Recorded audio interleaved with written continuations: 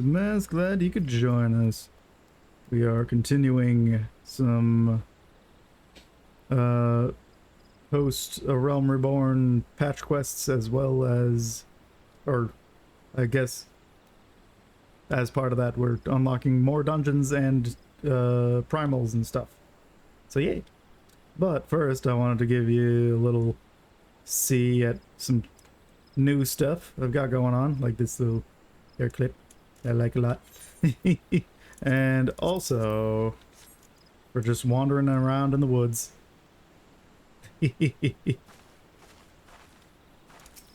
And the house has changed a little bit.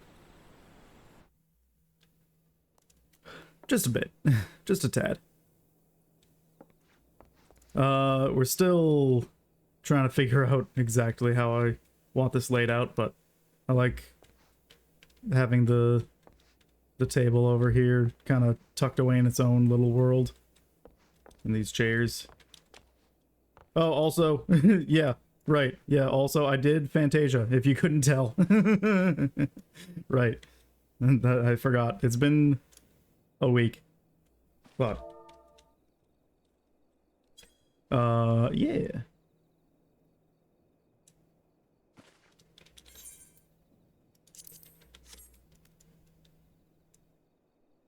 We are now Femviera. Yeah. Oh, you know what else? I forgot I turned the music off while I was doing some other stuff. There we go. Alright. Oh. At least I didn't forget it for the whole time.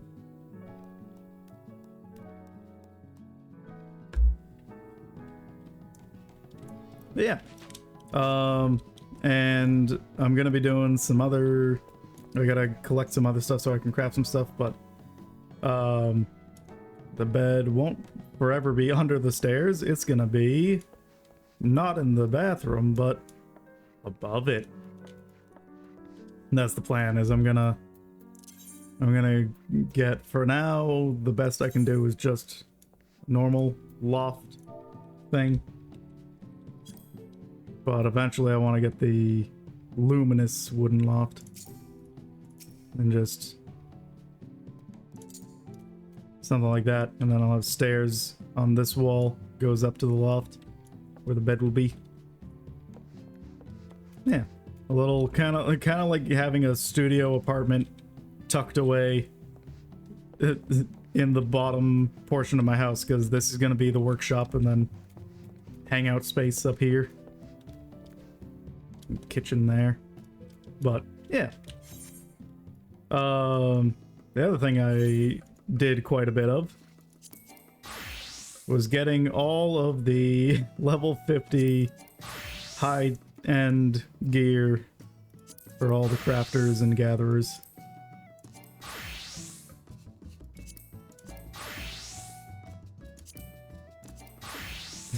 So yeah, been a little busy off stream. just a smidge, but again, didn't do any quests, so I haven't really missed anything outside of me just running around grabbing stuff so I can craft gear. So alright, now let's get to the quests. I think I want to focus, oh, excuse me, on the ones that unlock duties.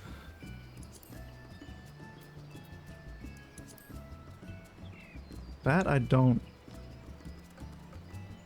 Is that for like anima weapon or something? Maybe. Yeah, we can do those, and then there's... I don't know if there's any that I still need to pick up elsewhere. Oh no, yeah, there's a bunch in Mordona that I gotta grab for different dungeons and such. But Yeah, so we've got South Shroud? South Shroud. Which, funny enough, fastest way there, outside of teleporting, is if I just leave the lavender beds. Oh. Still haven't done much with the exterior, so there was nothing new to see there. Alright.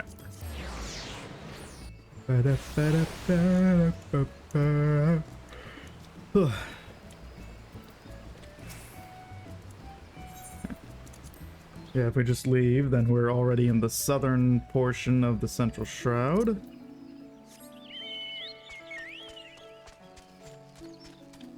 And we can just tuck on over here. Get to the South Shroud. And we can... Oh, we also just have Temtero Deepcroft Hard already unlocked. That we have to do for quest reasons. Alright, and we gotta return to Hob in the Sigoli Desert so we can get cactar cutting. Oh. Alright, first. Hello there, Rhea Osena.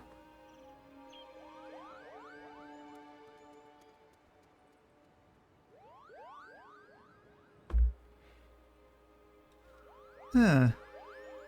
Hear about that cursed pile of rocks they call the Lost City of Amdapor, I assume? I am Rhea Osena, sister to the elder Seetsia. Brother Sumiyan hasn't told you much, has he? Discretion is the better part of his valor. Oh well, aside from Amdapor Keep, the city is all that remains of an advanced magical civilization from the 5th Astral Era. Ooh. No records survive of how the city met its end, but the elementals tell us all was undone by what the Great One calls an unclean presence. Unclean!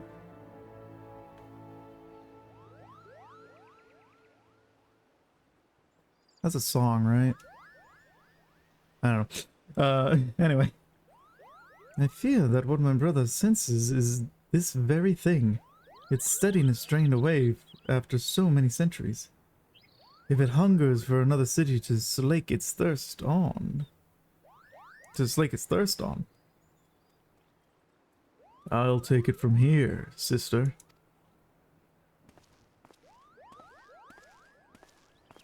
Oh. This is even younger. Sister. Or brother. Why did I say sister? Anyway. There you are, brother. Why must you dawdle so and leave the tedious explanations to me? Now, convey all you felt to this artful adventurer. My sister paints me as a bumbling rustic, but I assure you, I'm nothing of the sort. I'm simply attuned to something greater, which brings us to that darkness stirring in Amdapor behind the barrier. Something has kindled there, and daily it grows. And how distrait the elementals are. Distrait? Not distraught, distrait? I've not seen the like of it. They show me what feels like awakening and nightmares. I fear this calls for a more prosaic sensing than that of my rare gift. Some disaster slouches towards us. Might you discover the source of these dark visions and nip it in the bud? Sure.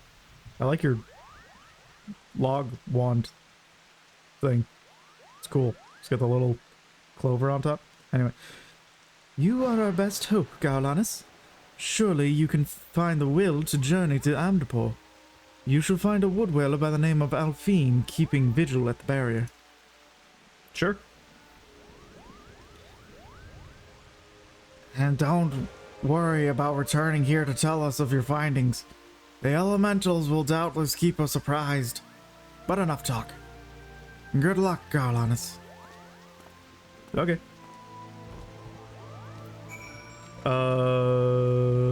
Okay, and then I go turn it in over here, which unlocks Lost City of Amdapor hard, or Amdapor Keep hard, whatever it's called. I was also misremembering the primals, and I don't get mounts until we hit extremes, so still gonna be a minute before I can do mount farming. The Seers have sent word of your coming. You are bold indeed to willingly glimpse into the darkness. The lost city festers more and more by the day, and they say you're to lance the boil, eh? No, I use a bow. Beyond this gate lies a land out of balance, its earth aspect sapped by the calamity. You had best be prepared for proceeding further. Before proceeding further. Rot and wrong. That's what you'll see. Creatures run mad, tormented by hooked burrs in their clutch and burrow. Well, good luck with that.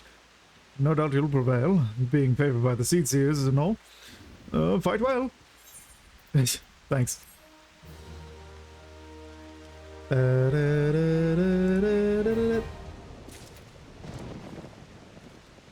Oh no, Lost City of Amdapor. Oh, did we not have Lost City of Amdapor? What's the one that we had? Didn't we have an Amdapor somewhere in here?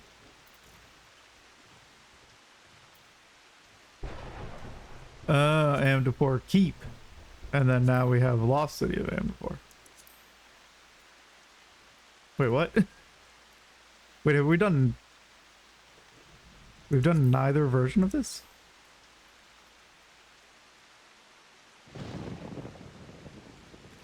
I guess I should do Amdapor Keep forward before doing Lost City of Amdapor. I could have sworn we did. Huh.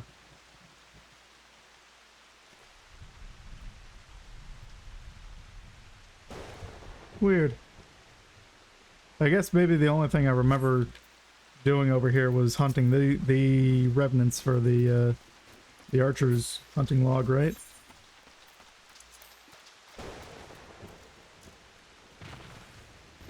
Maybe. If that's even correct. Or maybe it was the Order of the Twin Adder. No, those are all like dungeon and society things. Yeah, I don't know.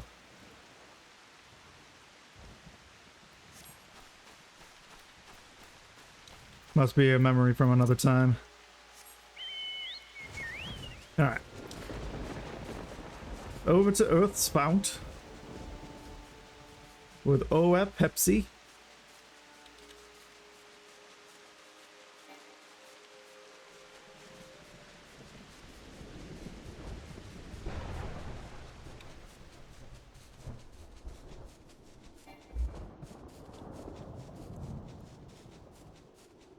We got our app Pepsi.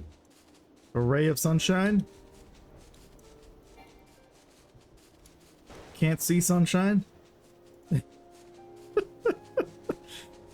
I don't know why I specifically went through the tunnel. Could have just flown over. Alright. Whoop! Dodge the branches. Alrighty, where are you? There you are.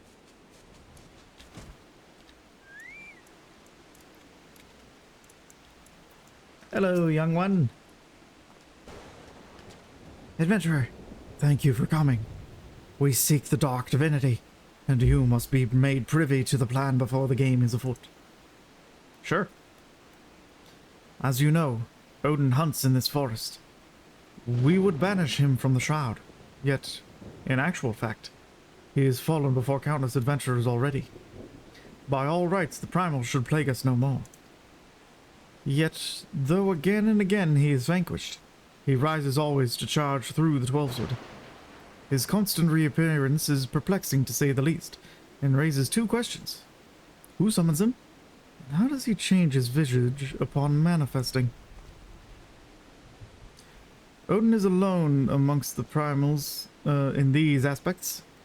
Indeed, I can find not a single sentence in the scriptures that sheds light on his devilish abilities. There is no answer in words writ of the pen. Now, the sword must serve. Our plan is to send a band of adventurers against the Dark Divinity. Brother Asumiyan, my master, and I will observe the battle from afar. We believe seeing the moment of Odin's defeat may give us a clue, one that will lead to uncovering the truth of the primal that has escaped us thus far. Naturally, this hinges upon the company's victory. No one but a warrior of light could hope to survive the battle. Hence, I have asked you here. Indeed, without you, our venture is doomed to failure. So I implore you, lend us your strength. If you acquiesce, I shall invoke the power of the elementals and draw the Dark Divinity to this spring. Earth's fount now accessible. Okay.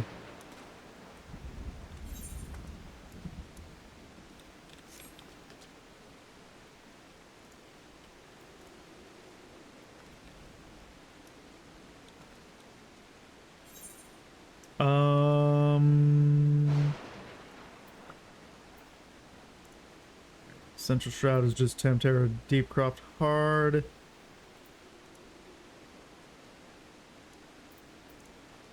Alright, and I gotta do Remembering the Past as well while I'm here. I think I might also pick up Lancer and Conjurer. Just so I have another thing to level off stream. Yeah, we'll start slowly picking up all the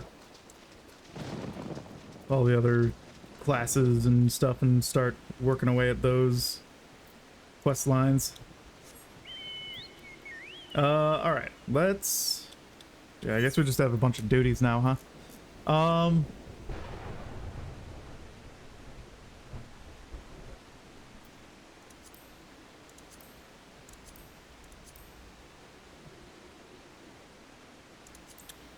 Let's start with Temterra Deepcroft Hard.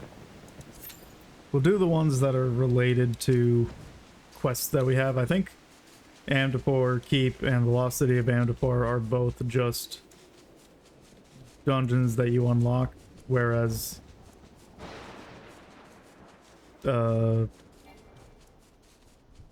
Earth's the confronting Odin and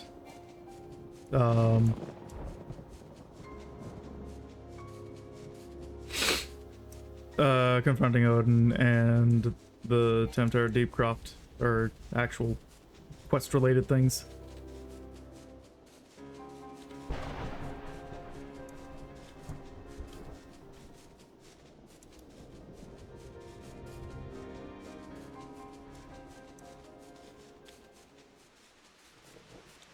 Alright. And in the meantime, we'll go fly by some other places and... Well...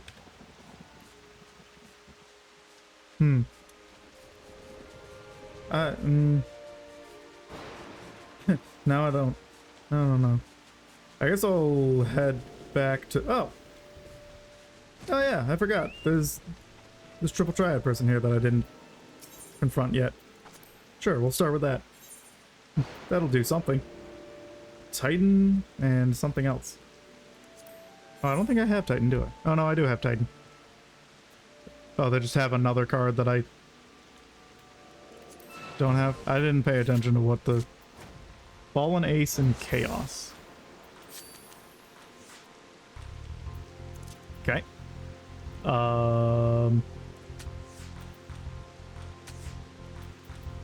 Cool. Cool. Ooh. Not great. But we can at least take that one. What is that? Oh, that's Odin. Ah, look at that. I'll take the 2 of these. There we go. Perfect. Haha. Give me the other card you have. Fallen Ace. A rank 1 side can flip an A. Oh, a rank 1 can flip an A.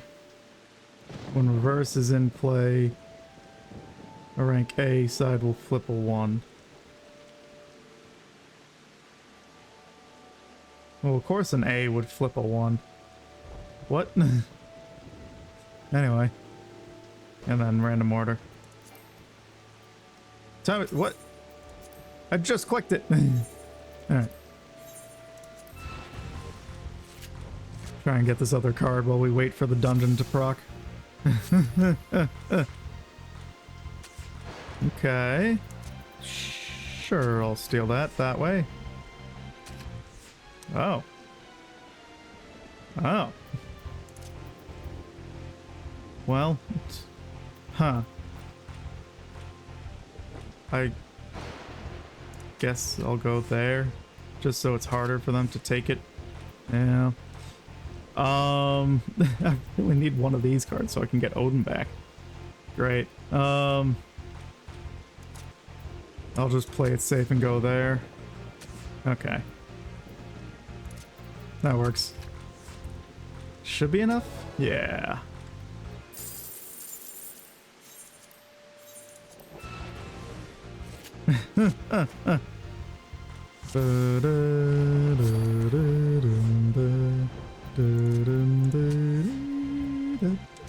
Ooh. Not great. Well, we can at least do that. Lock them back in.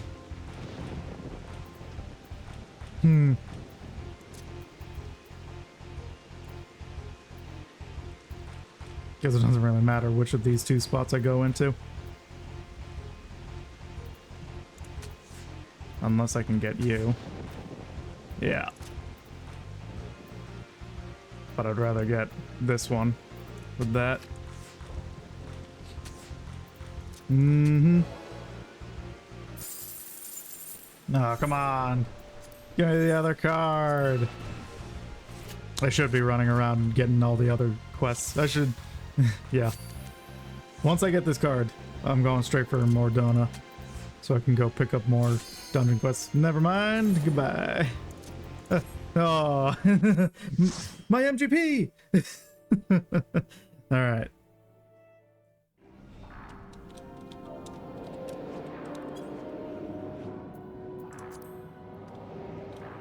Demons are abound.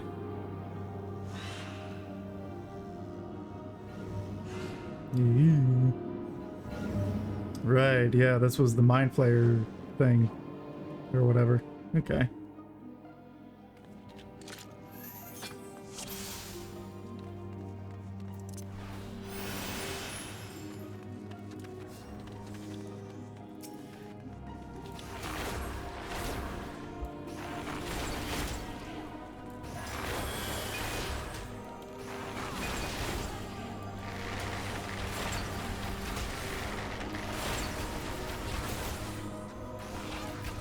Okay.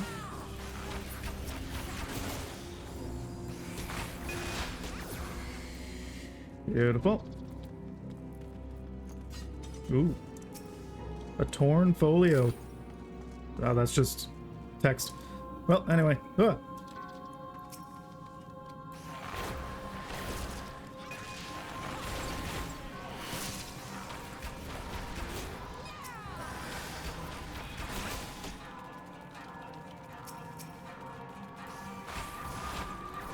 Whoop. It's a little high on the keyboard. Didn't mean to jump back.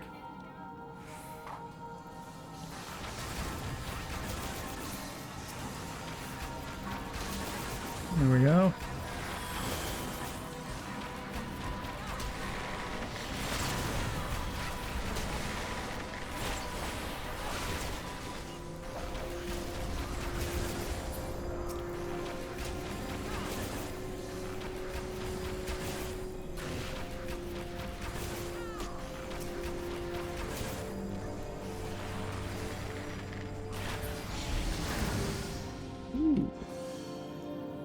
stuff and things. Oh, there's more people there.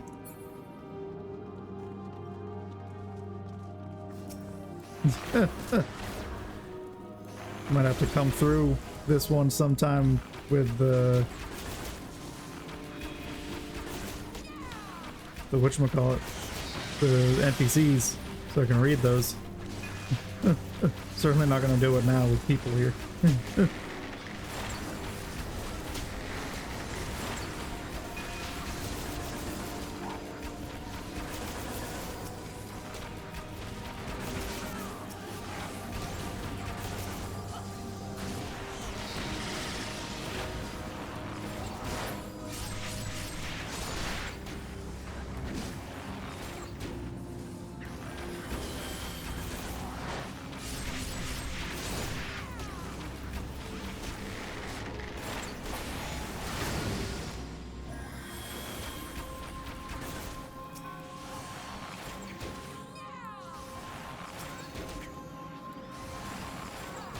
There we go.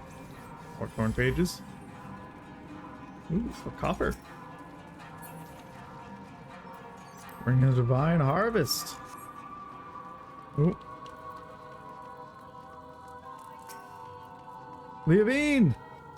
That person that got raised.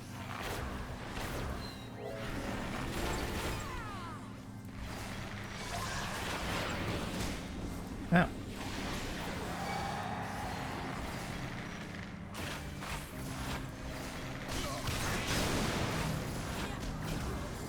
Whoop.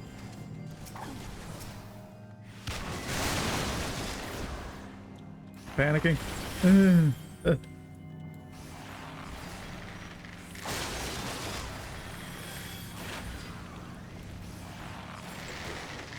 Oh, a fellow archer. I see. That's what Leavine is.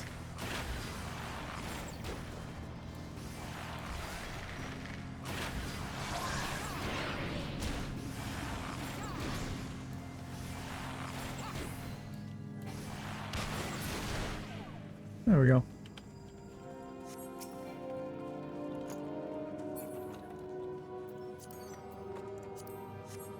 Bring the divine light.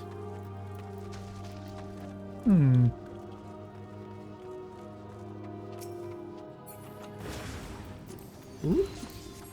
Oh my god. A dandelion.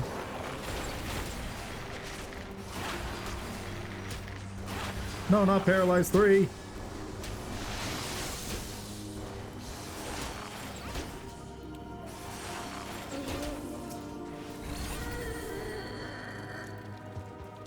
Damn.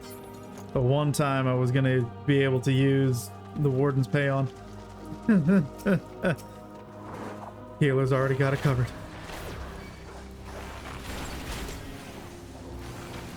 Ooh.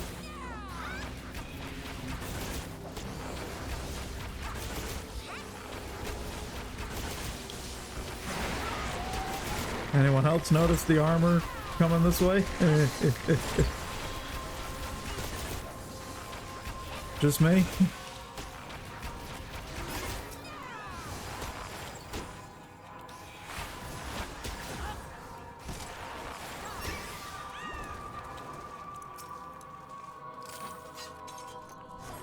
The defiled coffin. I've been stunned with terror.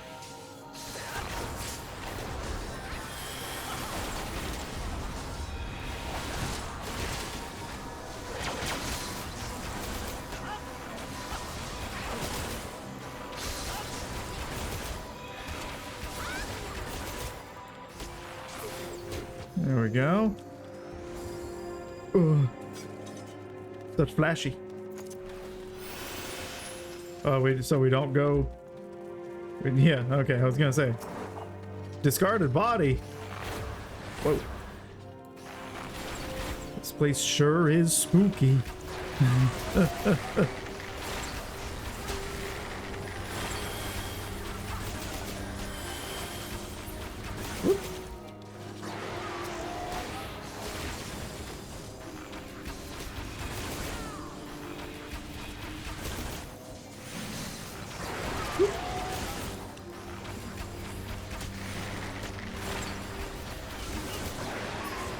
There we go. Already rolled for the loot. Hoot. Treasure.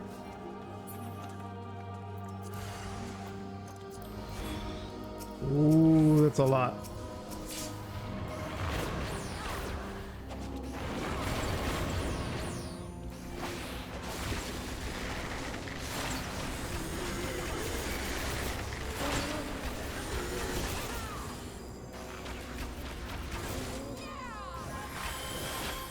There we go. Easy peasy. This is quite the wedding you've got planned out here, huh?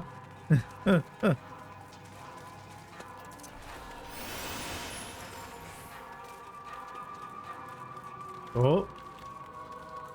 And there's the friend that we came to help out.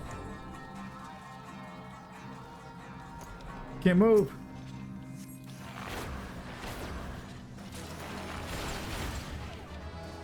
I got a ring.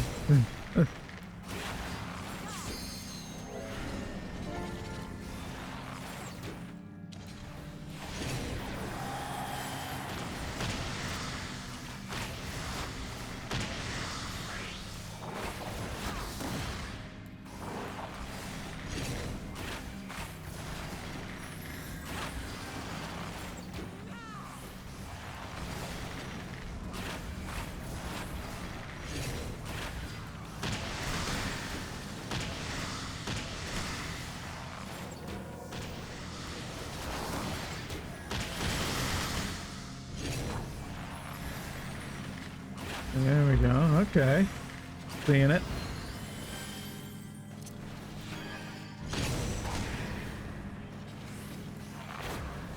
Whew. Whoop. I got it.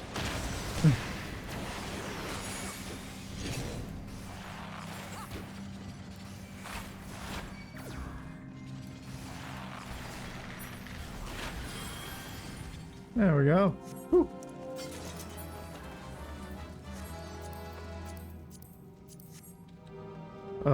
Do we not? Do we not follow this?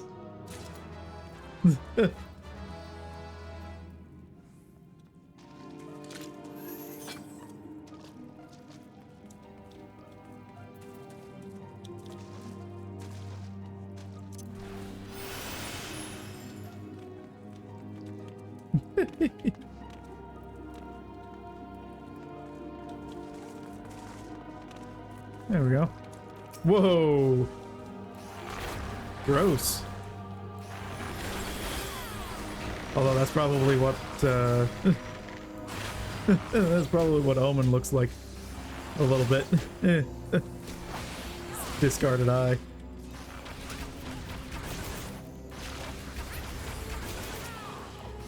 Just a tad, you know.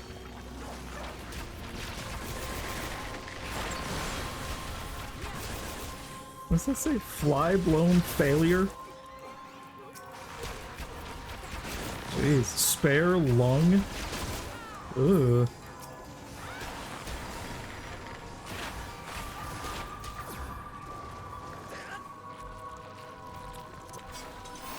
Oof.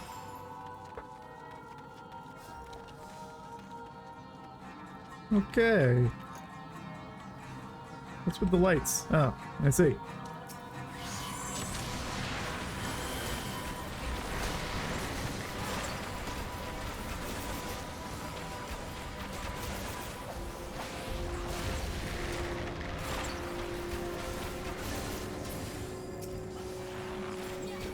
There we go.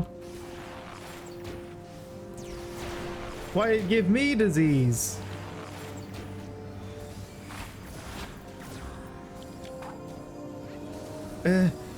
It's my time to do the thing. Hey, no more disease.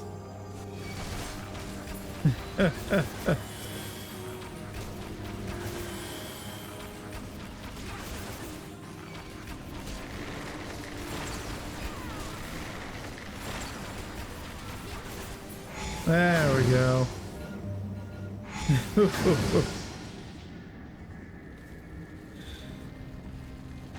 hello there, bride to be.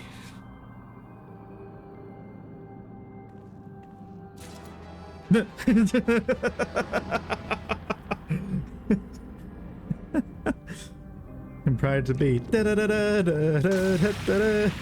Oh, I hate it. But also, when's that mount coming out? Look, Avia, all these people have come to make you a gift of their souls. Even Garlanus is here. Now your dream is becoming like her can come true. What? I see.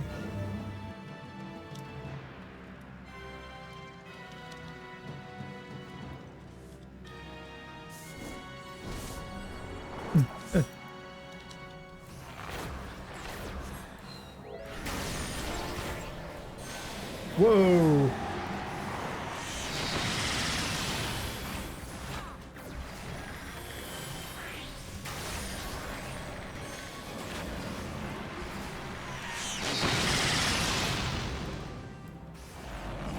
Okay, understood. Avoid where they're facing.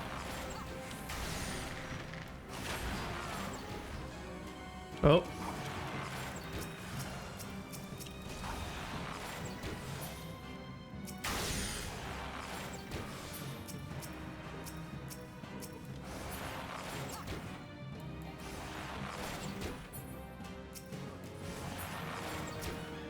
Okay.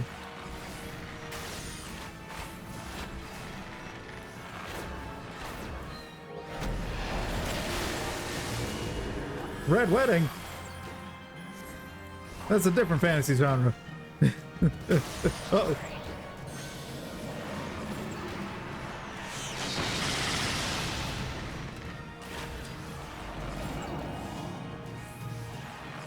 Try to make sure I'm not in anyone's crossover here.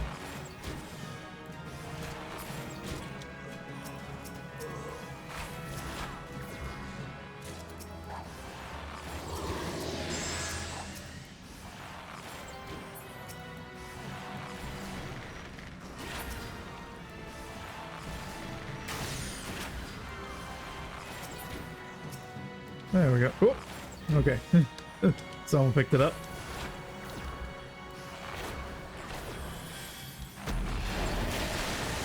Ow.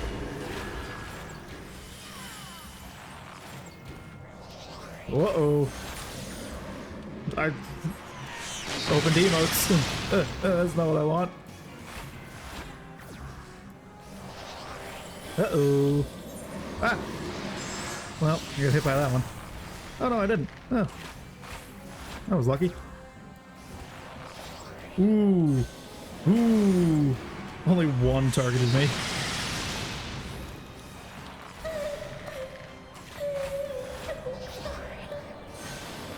Apparently the Dragoon didn't want to LB. Limit break. There we go. Sorry, Avir, but... What have you done, Avir? No! Yeah, wait, no, come back, no, stop, don't, stop.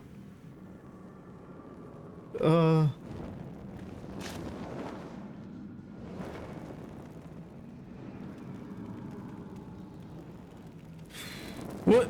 Don't, ew, what? Ew. Don't give me that look as you fall to your doom. Jeez. Oh. Oh, and everyone's gone. Guess I get the rewards. Robe of the Divine Harvest. What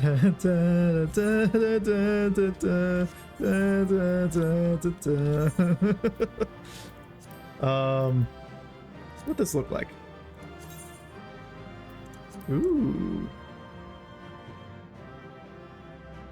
Okay. Too bad you can't dye it, but the green isn't bad. Alright. Let's get out of here.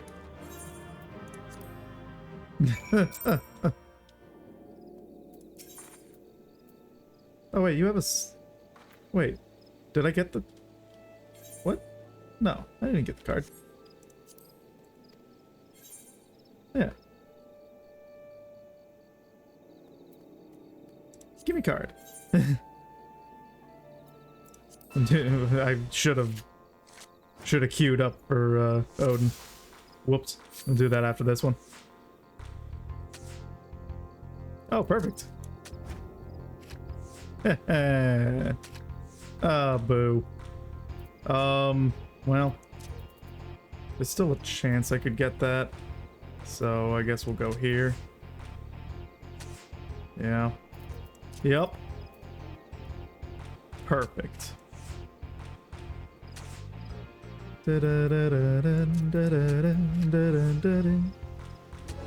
Hey. Quits. Let's go ahead and queue up for Earth's Fount.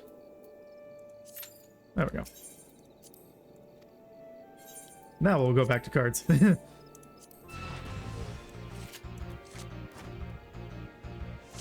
Why are my cards red when they're blue?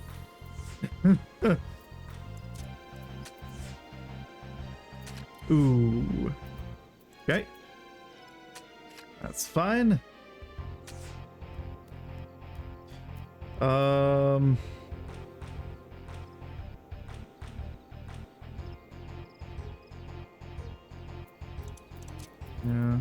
We'll go there, I guess. Oh, you bastard. Well. Great. Draw. Okay. No sudden death. I guess that is a game mode, huh? Is sudden death.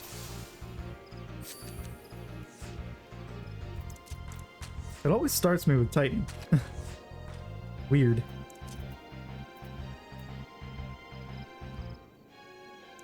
Sure, whatever. Yeah, I knew it was coming. Okay.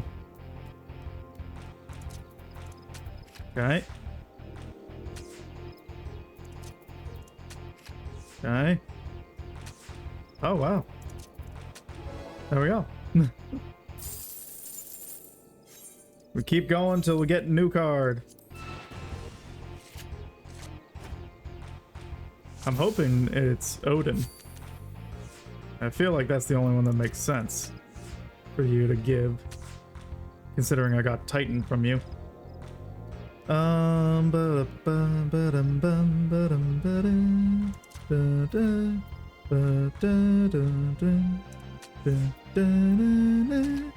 Yep.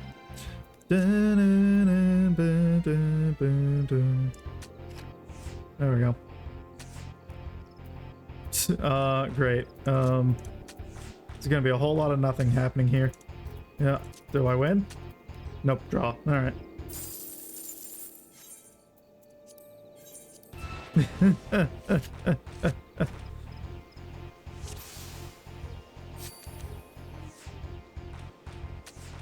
Okay. Still something I can potentially grab. Oh, now I can't. Great. You might win this one.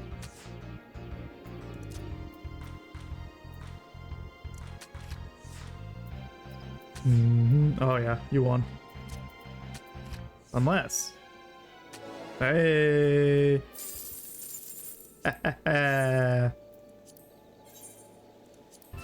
I just want to get the card.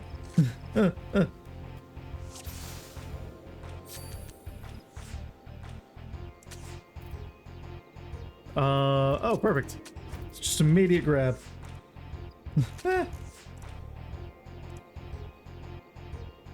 And then they took that from me, but I can take that from them. Yeah.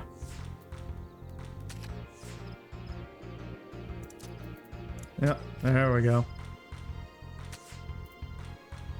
Well, not ideal, but still win.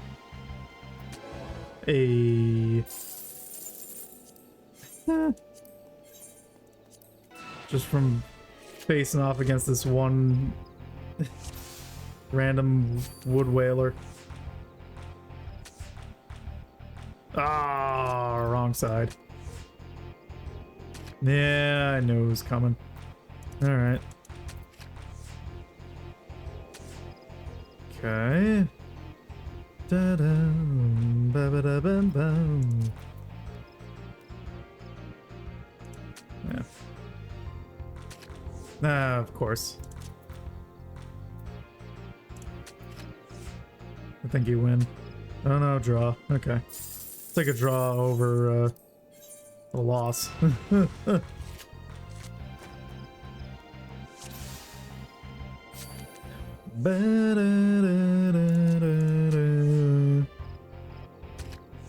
Dang it. Okay. Lock that in. Ba-dum, ba-da-dum. Ba-ba-da-ba-bow. Okay. Take that one. And I win.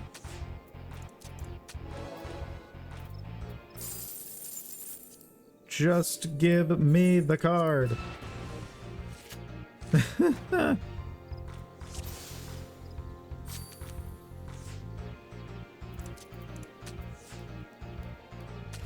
Mm-hmm. I'm just gonna take that back.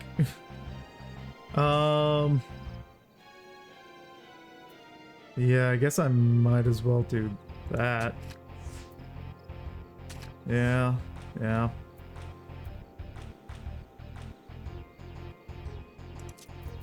And then you're gonna take this, but I'll have those three locked. Yeah, yeah. Oh. Oh, you and your stupid fallen ace. Ah, great. Alright, well. It's probably gonna be a loss. Well, no. Draw. Okay. Yeah, because I went first. Yeah. Alright, come on.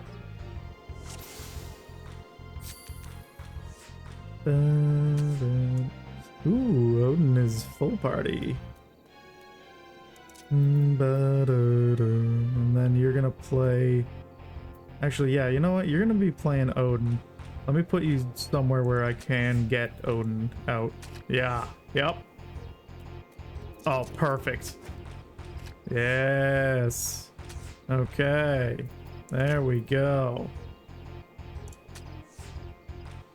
I don't think you have any 8 lows, so yeah.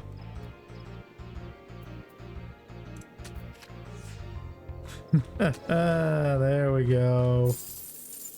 Oh, come on. I'm gonna get a winner is you before I get the card. Please at least be at the same time. Just be a winner is you and give me the card.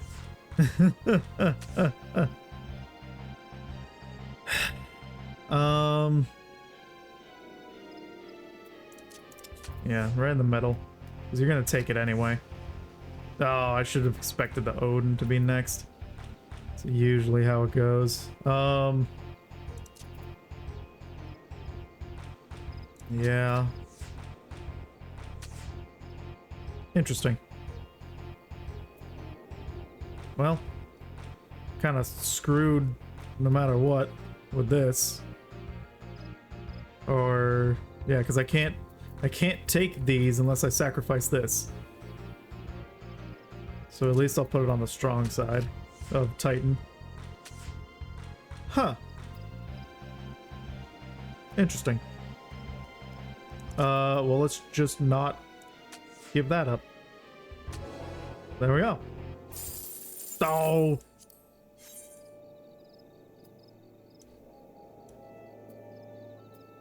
Up.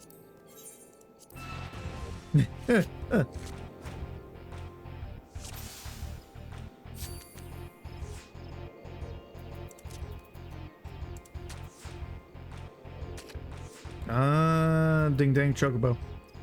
Alright.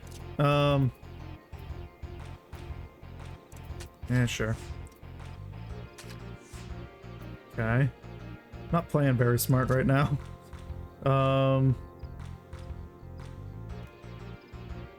Yeah. Got the entire left row for now. Yeah, that'll do. And then you're gonna take that back. Oh, no. You just didn't get to play Odin. Huh.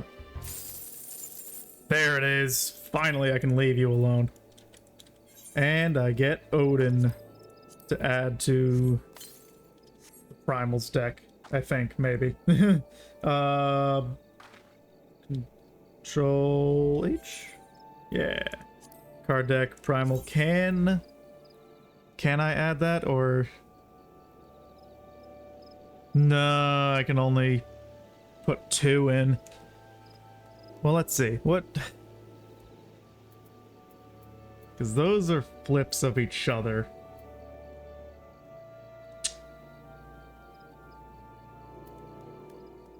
Yeah.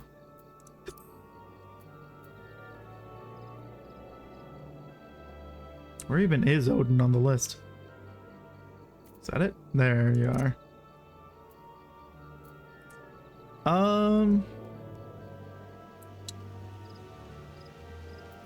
So I've got top left, bottom right. Oh, I do already have Garuda. Huh.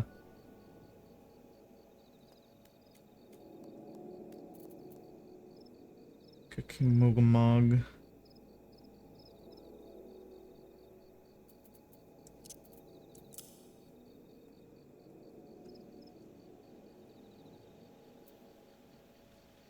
That's left and left, bottom, top, and right. I think that might be a slightly better spread than having Mugamog in there. Either that or I leave Mugamog, and then since I already have the right, I could then swap Odin in here. But meh.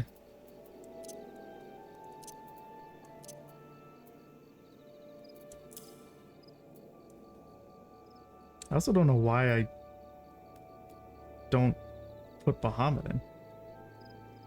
Yeah, why am I not putting Bahamut in? Huh. That feels dumb of me.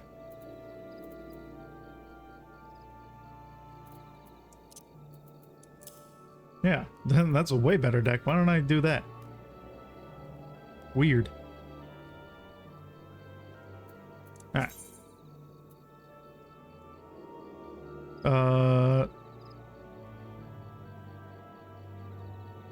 Too many rare cards? What do you mean?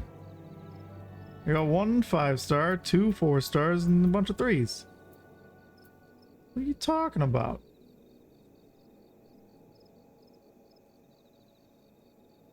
Oh, 4-star or more.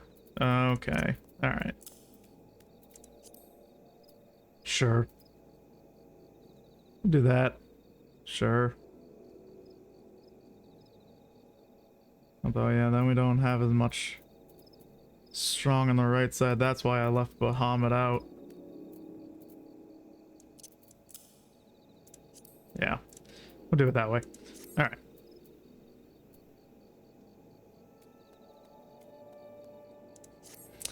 To Mordona! We fly.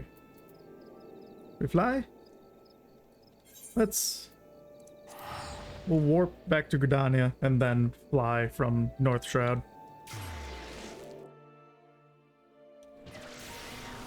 While we wait for this to pop off. There's like no one here. That's crazy. Just the blue group that's always here. Alright. To Yellow Serpent Gate.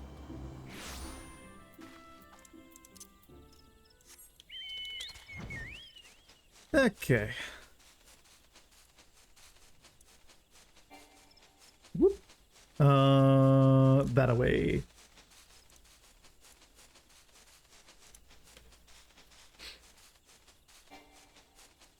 Yes, I know my mount can fly no higher.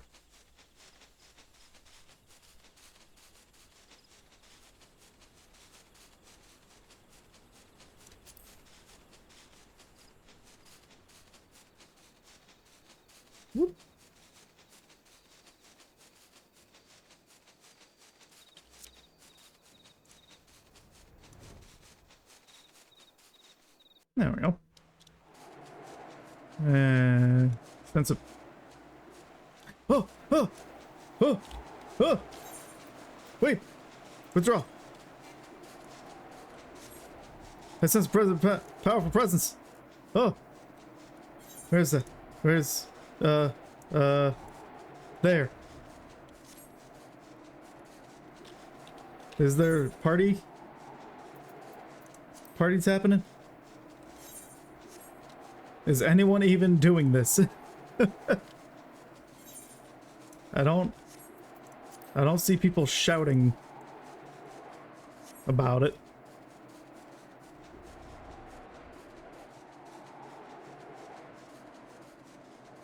Oh, is it here?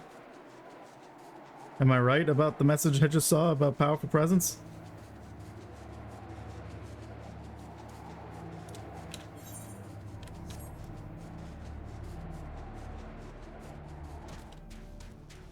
No.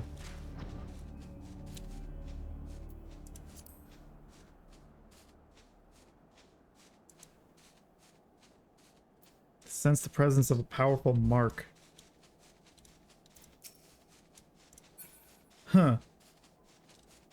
Then I don't know what it is if it's not Behemoth. Unless Behemoth can show up in multiple places, but I'm pretty sure it's only in Behemoth's dominion.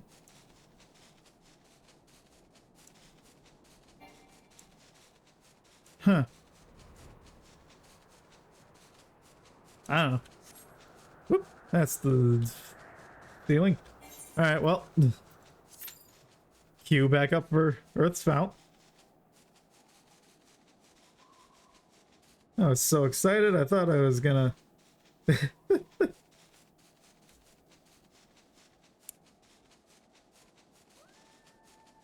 I was gonna come across Behemoth for the first time on this character.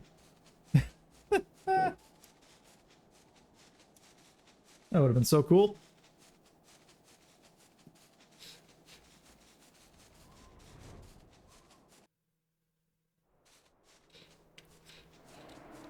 Alright, look at all these quests in Modona.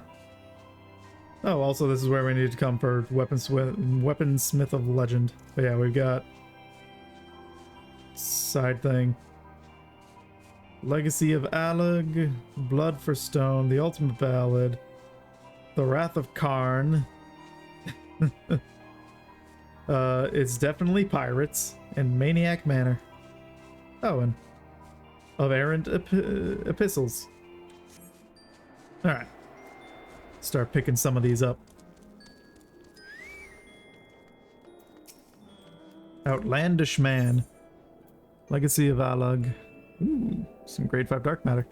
An oddly garbed man visiting Revenant's Toll has some information which might be of interest to an experienced adventurer. Sure. Do I know you? Ah, unless I am very much mistaken, you are the famed adventurer who bested the Garlean Empire's general, are you not? The great Garlana Zebrana herself? Amazing. More than a little serendipitous. One might even call it fate. I but recently received word of a truly unique opportunity, you see. An opportunity the like of which none but one of your proven worth could take advantage. The reward? Not less than the accumulated knowledge of a fallen civilization. The risk? A single misstep could cost you your life. But what is a little danger to a storied hero such as you? A woman with absolute confidence in her own abilities stands to profit handsomely from this venture. No, I crave no recompense for my part in bringing this opportunity to your attention. The historic discoveries you shall make will be reward enough, I assure you. If my words have fanned the flames of your curiosity, then I bid you seek a man by the name of Rambrose at St. Cornac's Find. It is he who stands at the doorway to untold marvels, awaiting the arrival of a champion bold enough to march across the threshold.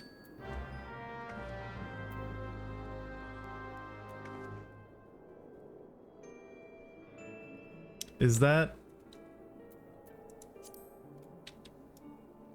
the coil? I don't know. Quest. Blue quest. start with you, Alice. The ultimate ballad. Alice would like to introduce you to someone. Your reputation precedes you, girl Alice. In fact, it's for that reason I'd like to introduce you to someone. That minstrel at the end of the bar wandered in here the other day and said he was seeking inspiration for a new ballad. The sort only an adventurer of distinction could provide. Who better than the woman who saved the world to give this minstrel the stories he seeks, eh? Humor the gentleman, I say.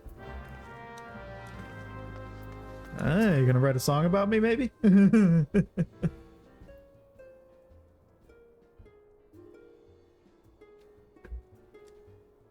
Dawn may banish even the darkest night, yet ever shall primal desires burn. Two swords shall vie to lay them low, a blade born of light and a blade forged of might. Alas, man may entrust his fate unto but one. Lest you wonder, these are the words of Archon Louisoix. While not written as poetry, I find poetry within them nonetheless. Years ago, when I arrived in this land, I was beset with peril day and night, forced to endure countless trials which tested my mind, my body, and my faith. And I am not ashamed to admit that I would have faltered had it not been for the help of a handful of nameless adventurers, honest men and women who proffered the hand of friendship to a weary soul and led him safe from the darkness. When I looked upon you, I am reminded of them. I can tell that you are well-traveled and possessed of both constancy and character. You are a person of the adventuring profession, yes? Yeah. I seek a valiant hero whose deeds might serve as inspiration, and I have reason to believe I have found them. After all, was it not you who faced Gaius van Balthazar and his Allagan weapon? You must tell me everything. Everything that happened. Omit nary a single detail, I beg of you. Oh, also, Legacy of Allag might be Ultima Weapon Hard. I just realized. Truly a tale worthy of legend, and so eerily it matches the writings of Archon Louisoix. Two swords shall vie to lay them low, a blade born of light and a blade forged of might. Alas, man may entrust his fate unto one but one. The Black Wolf was a conqueror who aspired to rule through might, and the weapon was key to his ambitions. Yet in the end, the people of Eorzea entrusted their fates to a brilliant blade, the Warrior of Light. A rather fitting moniker, in my humble opinion. Thank you. At last, I found the inspiration I sought. A battle to decide the fate of the realm. The words, the notes. I feel them coming together. Your tale, Garlana Sebranar. Your song. From an era long forgotten, a blade of midnight drawn, from a distant land uncharted, a warrior who bears the dawn. Ultima's Bane ballad composed. Ooh. So does that mean every time I do a big cool thing, I come here and get music?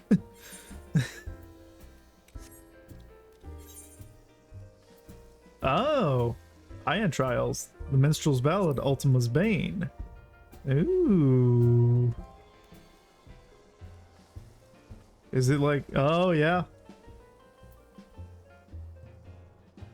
Interesting. Okay.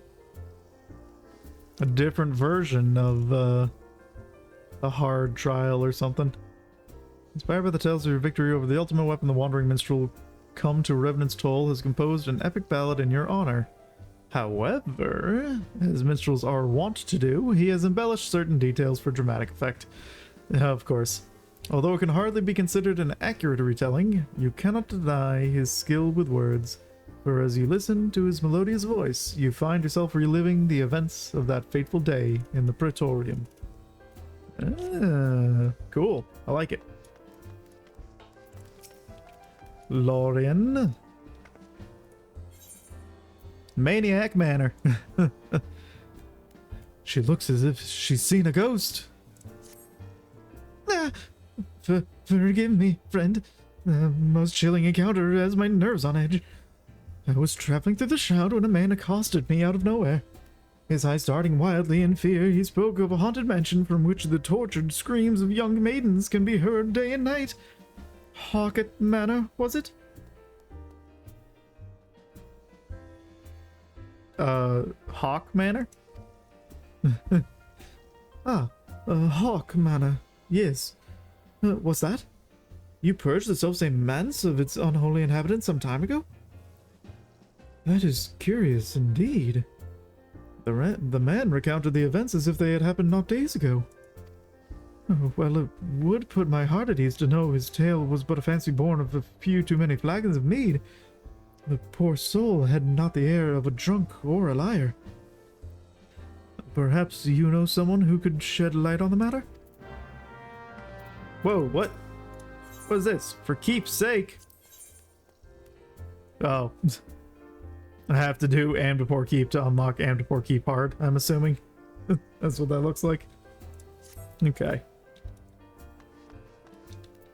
Hello, Blozong.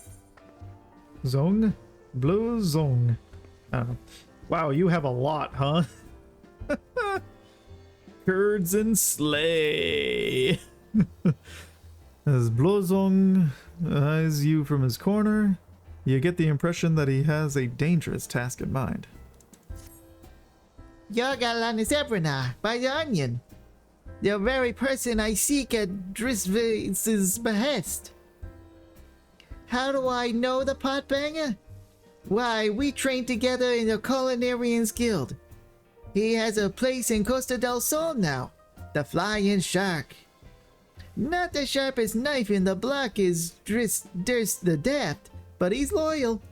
He's got a friend out there by the name of Vicegate, and he seems to be in need of your help. What say you go look him up, eh? Sure. I gotta go there for main story quest anyway. King of the Hull. Brave Flox's long stop hard. Blozong has the satisfied look of a man who has found that which he seeks.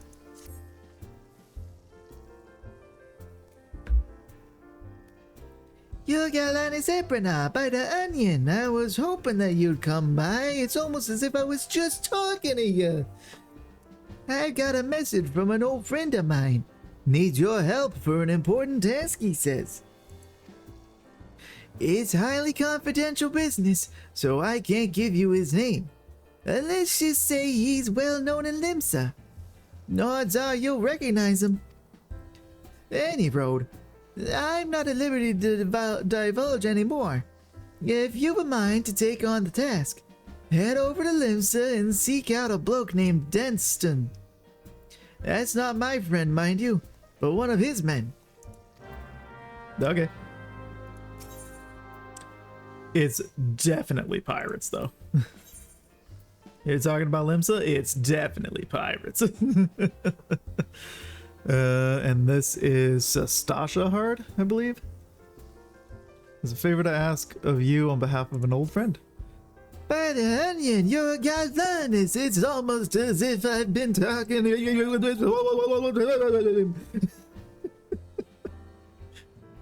couldn't have come at a better time. A friend of mine sent word that he needs a capable adventurer, you see, and I naturally thought of you. Who's this friend, you ask? Why, none other than Commodore Reiner of the Yellow Jackets. He and I met back when I first started out as a culinarian, and we've been friends ever since. Any road, I'd appreciate it if you'd pay him a visit and inquire as to what he needs doing. You'll find him in the core tower with his Yellow Jackets. Yeah, sure. Last but not least, not easy being green.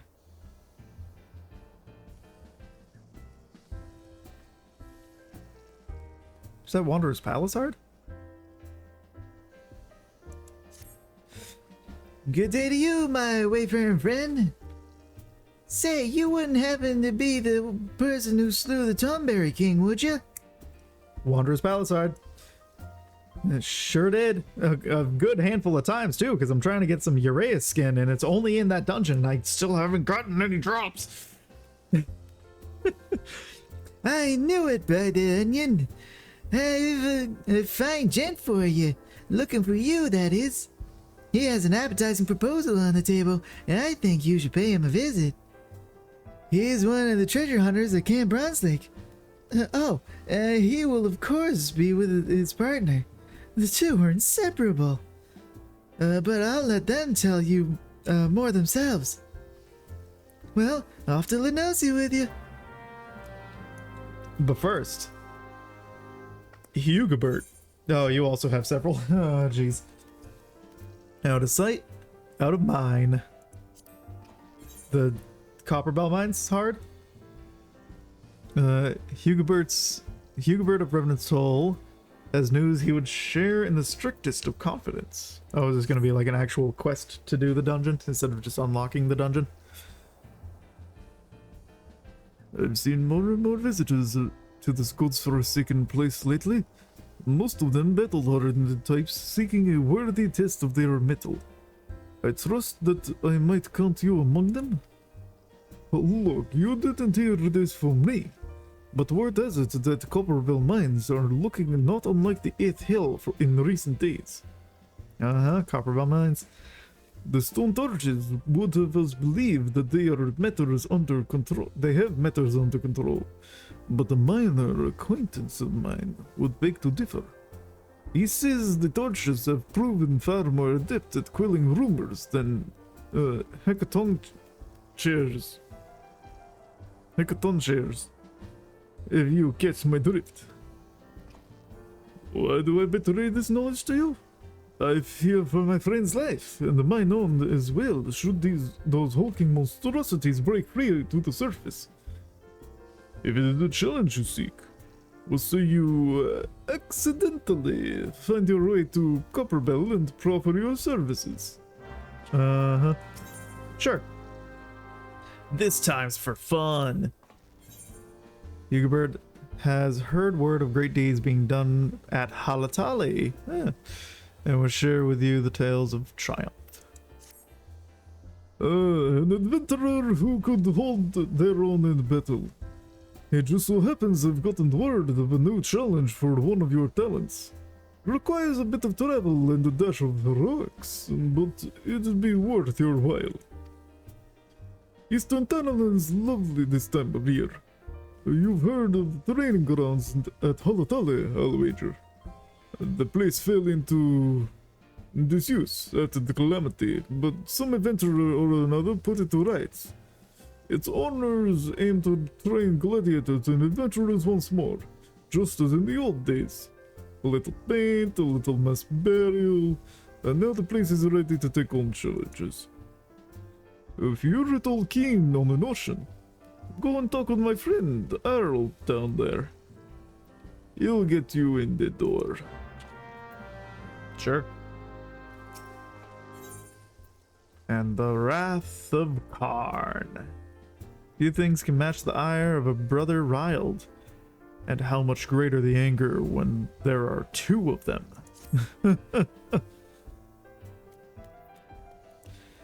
Oh, I can't wait to show up to find Kursk in there. Captain Kursk.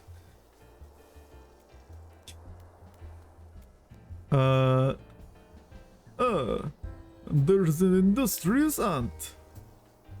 There's an industrious ant. There's a bee? An adventurer in need of a bit of business, if I'm not mistaken. The intel you want is Amajin and Son's mineral concern. Something's kicked it over good. They put out word for adventurers. Have skill, will move fast. That sort of thing. Perfect for you, I'll warrant. The client? A bit of a handful, might aggressive, but nothing you can't handle. The twins. You'll find them at the Miners Guild. Talk to Cesaruka. He's the milder of the two. Okay.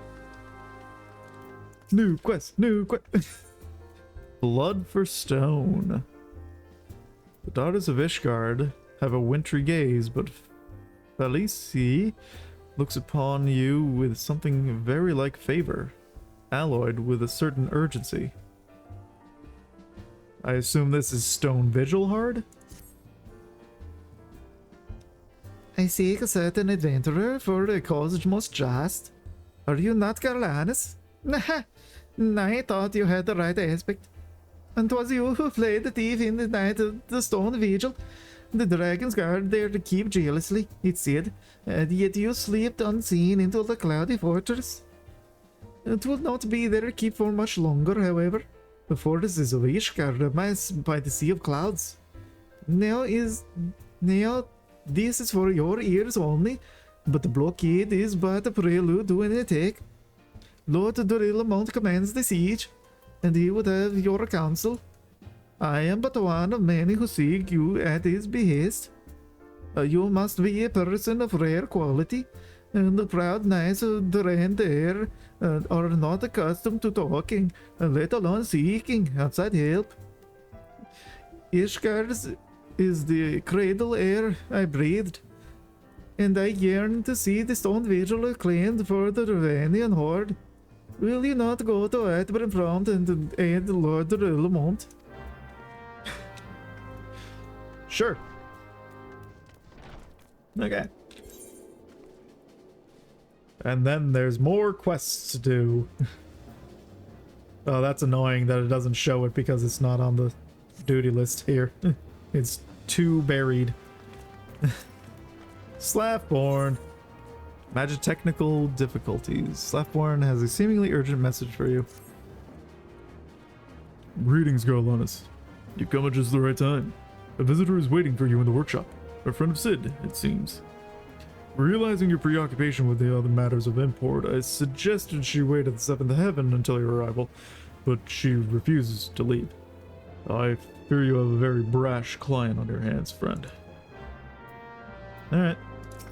Let me in. Are you ready to go inside? I fear waiting will only make her more irritable. Yeah, let's head in. Not like this Earth's fount is gonna proc anytime soon. Waiting for 20 minutes on it. Hello there, Jesse. Where's James and Meowth?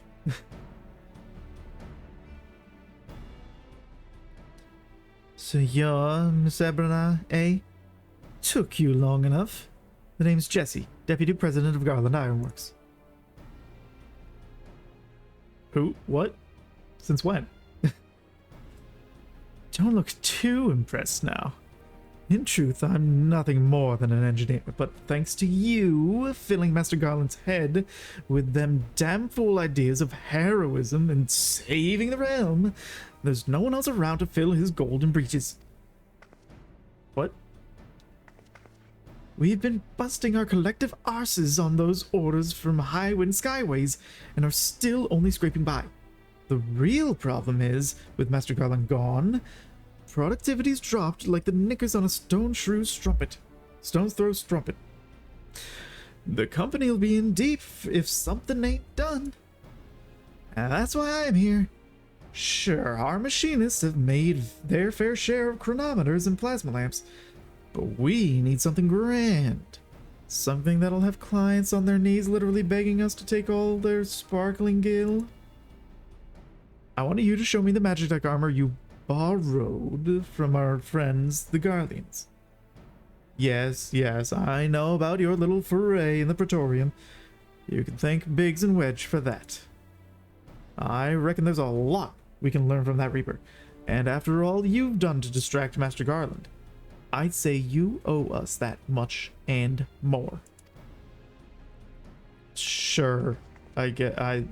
Also, Sid was gone for 5 years, and now all of a sudden you're here screaming at me about it. Cool, great. Anyway, This is amazing.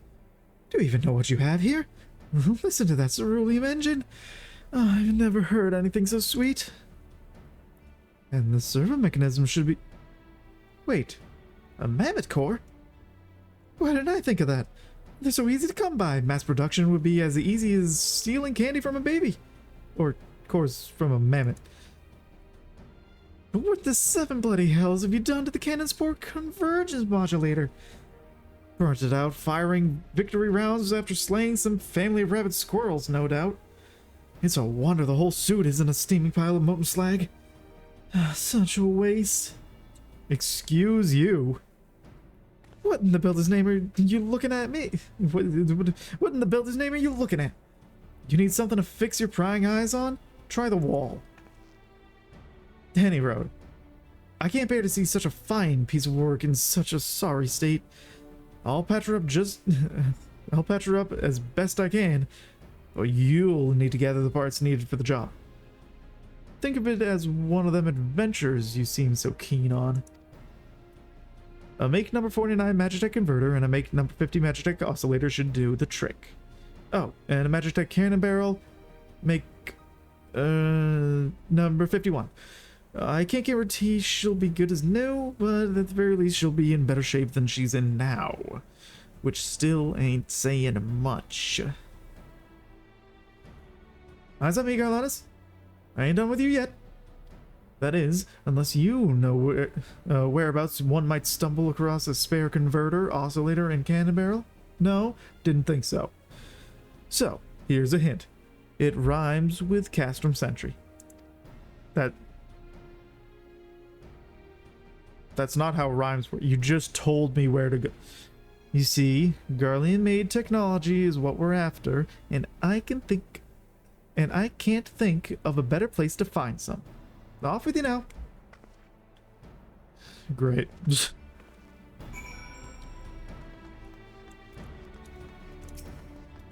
What a piece of work Jesse is. Maybe have some respect, because I don't know that you'd be in much work regardless if we hadn't dealt with Ultima and all that. Well, you know what? I needed to go farm some Garlean stuff anyway. For some different things, like the Magitech bit. Where is that? That's at the bottom on Armorcraft, right? No, blacksmithing. Ow. Yeah, model Magitech bit. I've already got the Garlean rubber and fiber. Glaze nut I'm gonna have to buy from someone, but... Oh, and I've got the steel plate. I just need the steel joint. And then Woot's ingot, I have no idea. Alright. You there. Give me your steel. It's a real good thing you did that damage up. Although, am I just supposed to search for it, or am I... Oh, from storage crates. Oh, yeah. Well, hey, I also need stuff from the individuals anyway. So... Dodge that paralyze.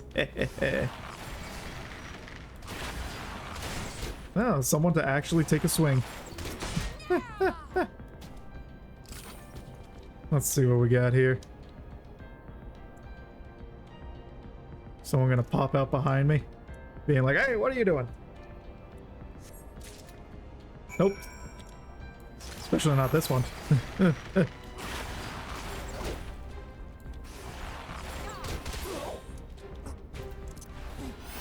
Okay, so we got that storage crate. Is there any storage crates over there? Doesn't look like it.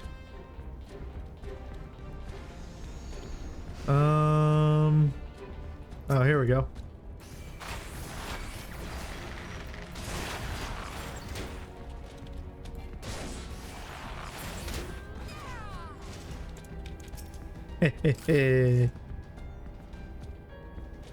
Just go stealing stuff.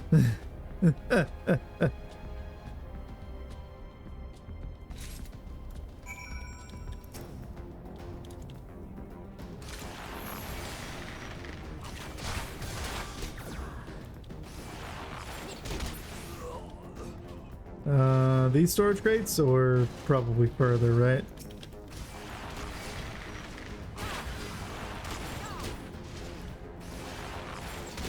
Pop. Ooh. Oh, legionary vibe. That's why I have so many of these stupid things. Get this out of my inventory. What good is this? Oh, I guess I can desynthesize it as a leather worker. Yeah.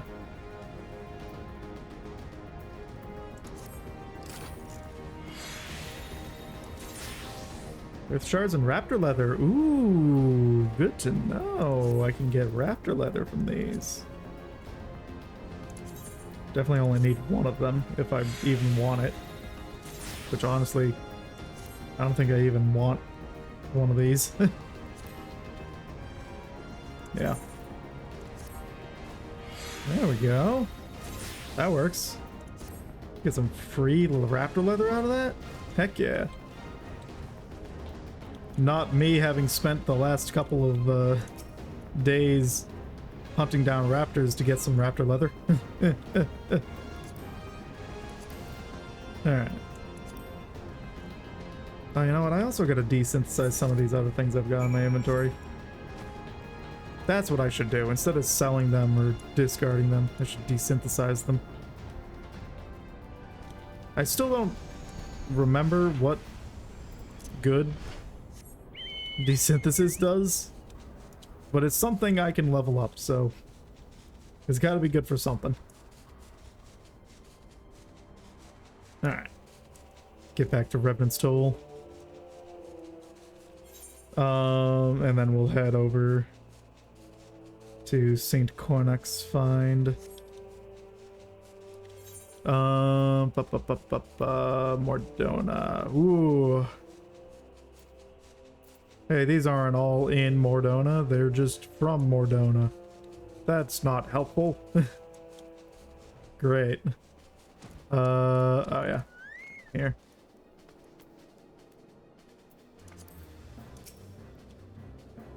Welcome back. Still attending to business in the workshop? Sure am. I'm just gonna shout at you from over here, is that alright? Alright.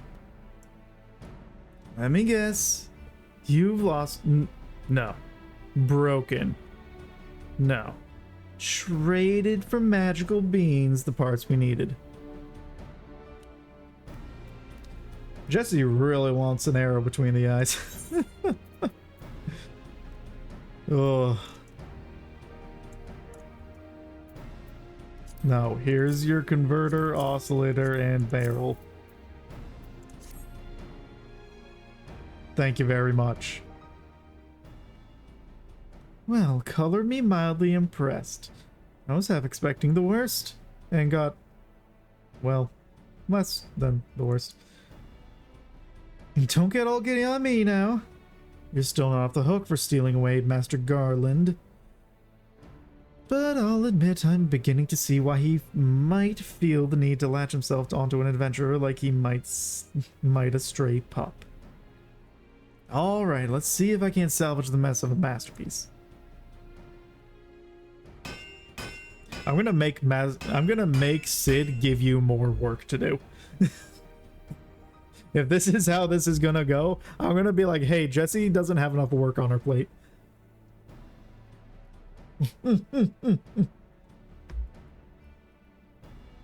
Phew. I think that's it. Both Magitech and photon cannons should be functional. I guess that's why I didn't get to just blast and whatever running around. It was a quest to repair them. Which makes sense. I mean, we did override the safety stuff or what, I don't know. Big blast in Meridianum. That said, I'm no Garlean. There's no third eye hidden up under these lovely locks, and there's a great deal I don't know about their machina or machina. I can't guarantee the cannons won't misfire, but then again, misfire is better than no fire, eh? Even so, I wouldn't recommend using the weaponry in actual battle. Okay. Speaking of fire, it's high time I got back to the ironworks. Patching up those cannons has given me a few ideas. Yeah, take good care of that armor. You take good care of that armor, or you'll have to answer to me, Garlanus. Yeah. I take damn good care of my stuff. Thank you very much. Your Magitech armor's Magitech and Photon cannons are now operational. They can be accessed via the pet hotbar when riding your mount. However, please note that these weapons do not employ lethal force and will have no effect in combat. They are just for the sake of animation.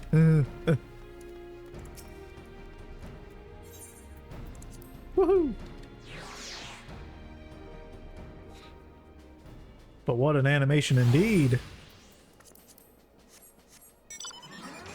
There we go.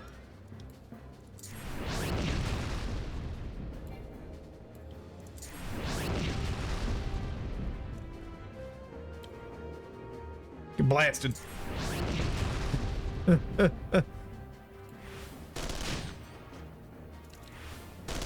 Yeah. Comes out of the legs, huh?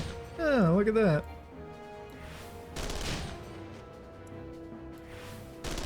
Could never really tell when we were running around in Meridianum. Yeah, and then the cannon is, of course, out of the mouth.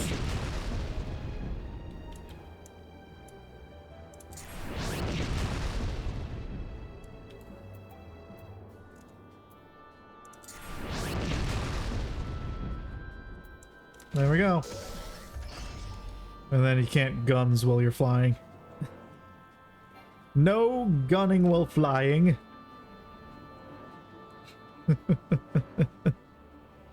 We leave that to the Red Baron. Alright.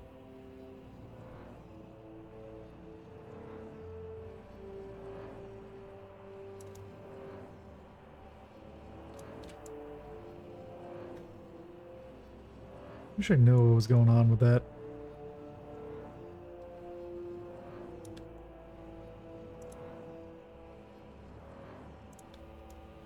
Alrighty. You there. So I've already got... Wait. No, wait. I had a different person for Legacy of Alog. Up. Yeah, where's that? That's up there. Okay. Bots are rampant today. Of errant epistles. Epistles? It's definitely not apostles. Clinthota tires of having the possessions of others foisted upon her.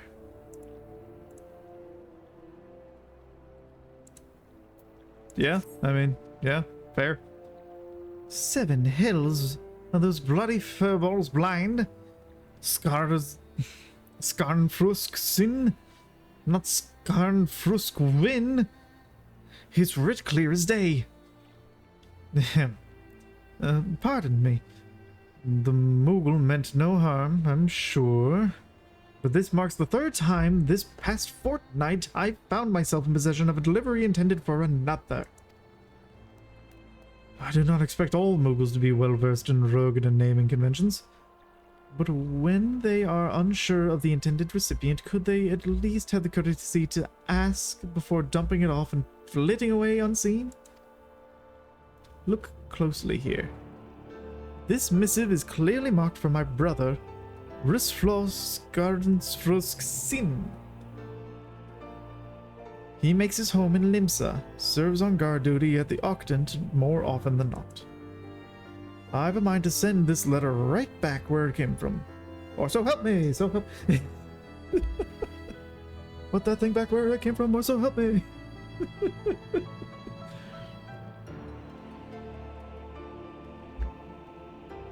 But my confidence in those furballs wears thin. I put my trust in them, and I'd not be surprised to see the letter end up in the hands of Hillfair himself. Perhaps you could deliver this letter to Risflo the next time your travels take you to Limsa? And tell him that though his sister would never think of reading his mail, she thinks he could do much better for himself than some vapid tavern wench. So you did read his mail. Understood.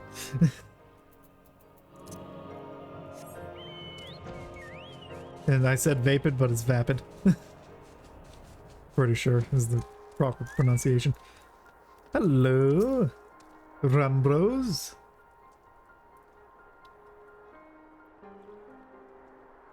I like those spectacles you got. Those are cool. Anyway.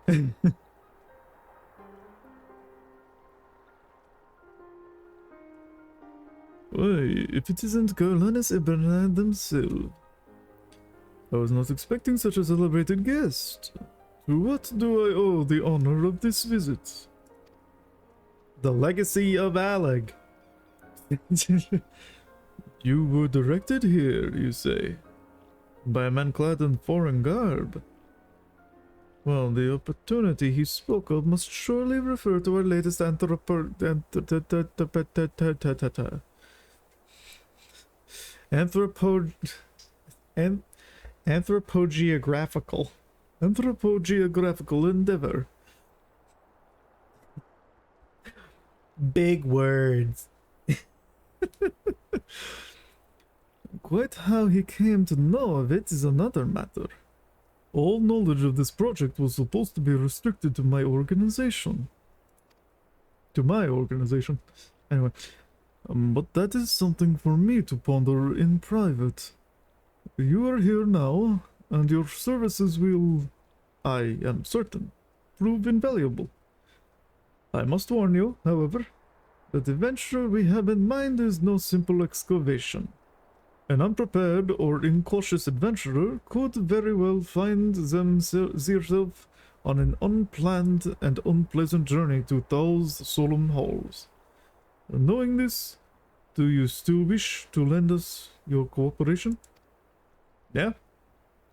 I rather thought you would say that. Your courage is scarcely a secret. Now, the first... Carolinas, I thought that was you. Who did I give this voice to? Oh god!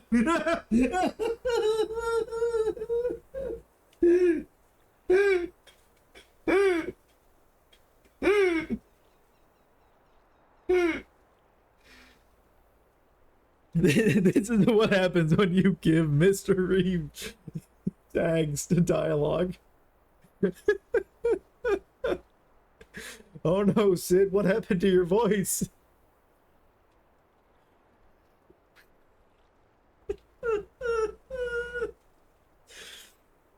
What brings you to St. Coin?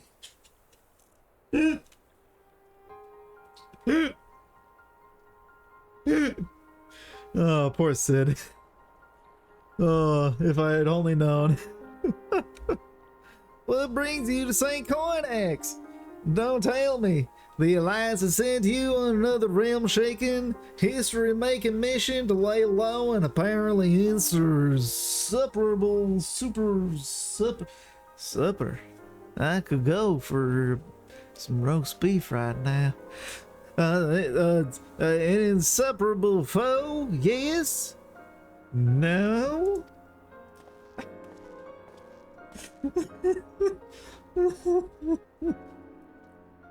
I feel like that voice is more apt for Sid from 15 than from 14. Ah, I see you two are already acquainted. That is well. Master Garland, our intrepid hero here caught wind of the forthcoming expedition and has kindly pledged to assist us. She has she? Glad to have you aboard, Carolinas. You don't have the faintest idea of what you're volunteered for, do you? Very well. Let us begin at the beginning. The sons of St. Cornac are tasked with unearthing the secrets of the long-fallen Allegan Empire, and this present endeavor aims to delve more deeply into the civilization's mysteries than ever before.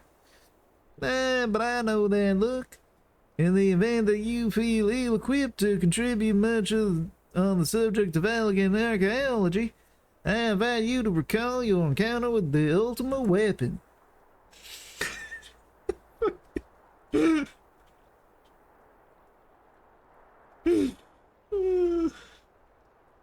Just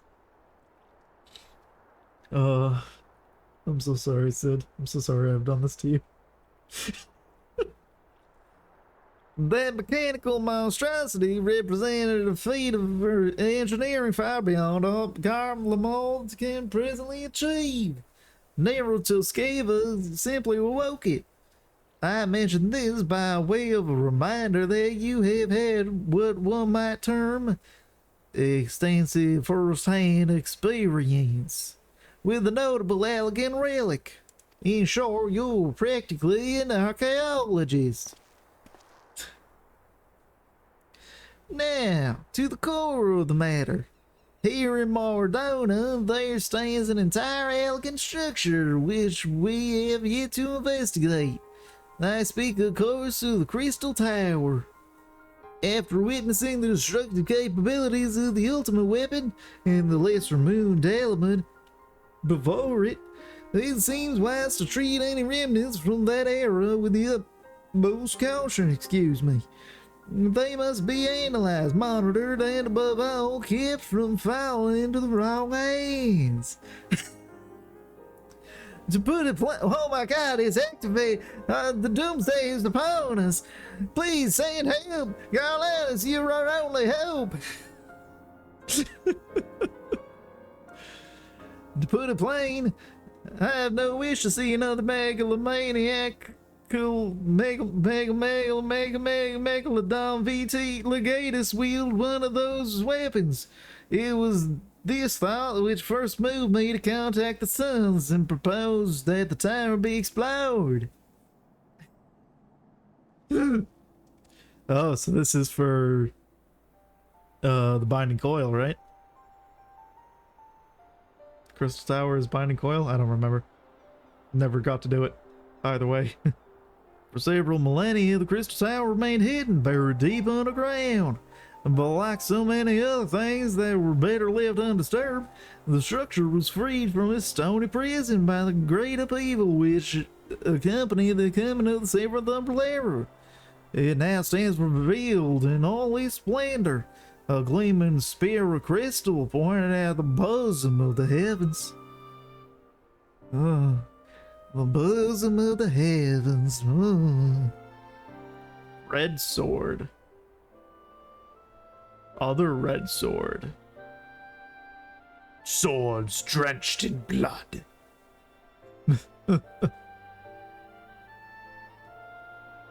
Ah. Red, blue, green, yellow. I see.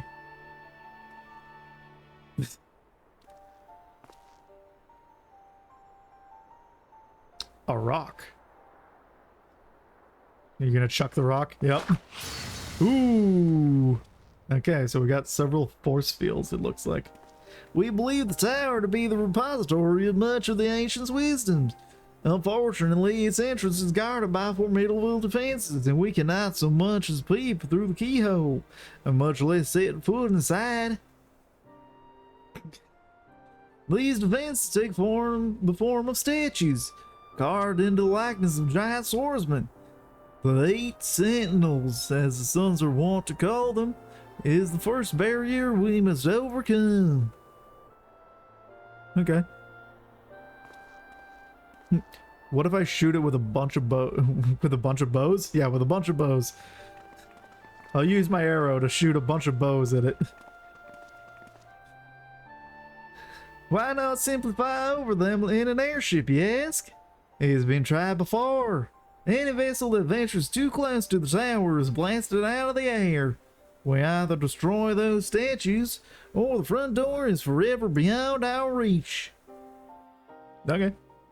Yeah, I can look at some statues. Sure.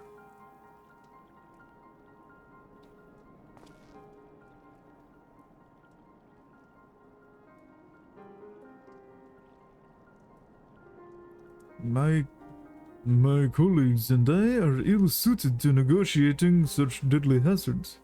Thus, if we are to gain access to the tower's secrets, we must needs employ the services of an experienced adventurer. It will be difficult and dangerous, Garlanus, but I can think of no finer person for the task. Yeah. I can quote-unquote give it a shot. If I didn't know any better, I'd say you had a taste for these deadly escapades. I look forward to working with you again. There is much and more to be done before we can begin the expedition proper. Take some time to prepare yourself, and I shall explain the challenges that lie ahead.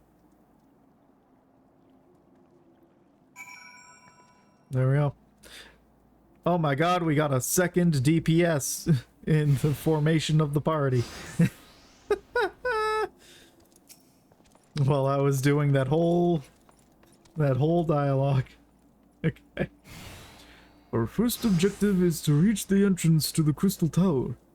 As I previously mentioned, however, that will prove no easy task. The entrance is guarded by powerful defense mechanisms, each utilizing one of the four elements of fire, water, wind, or earth.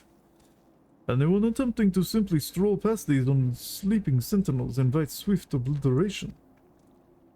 Based on Master Garland's analyses, however, we are reasonably certain that the attack on these lethal contraptions can be reflected using a crystal of the corresponding element. I got those in spades.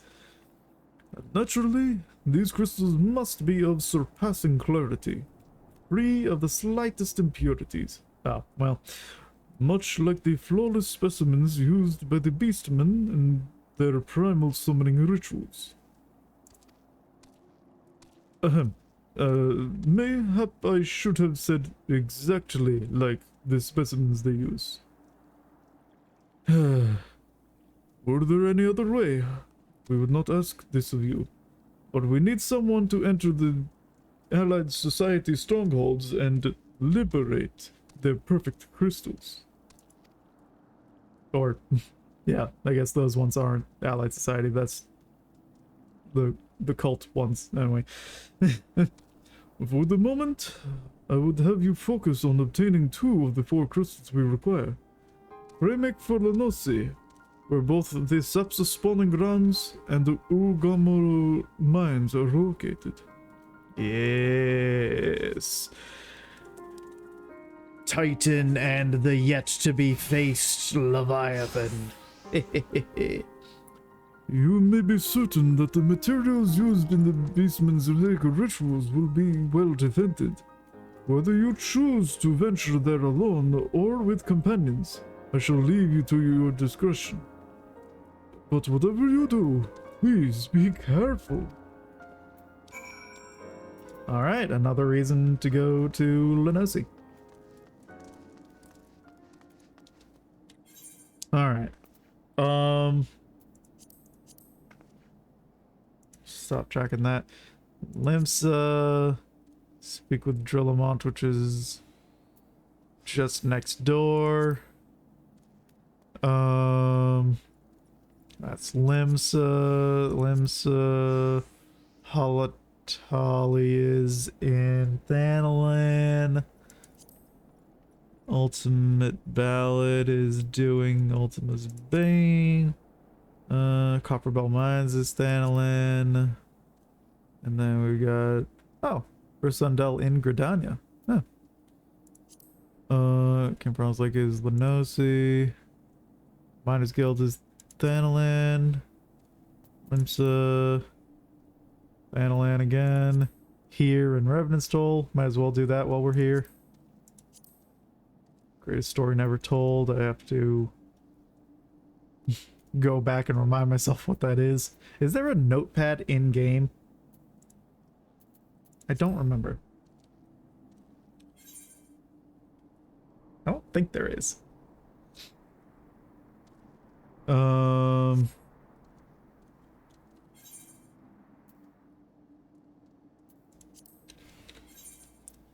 Let me see here.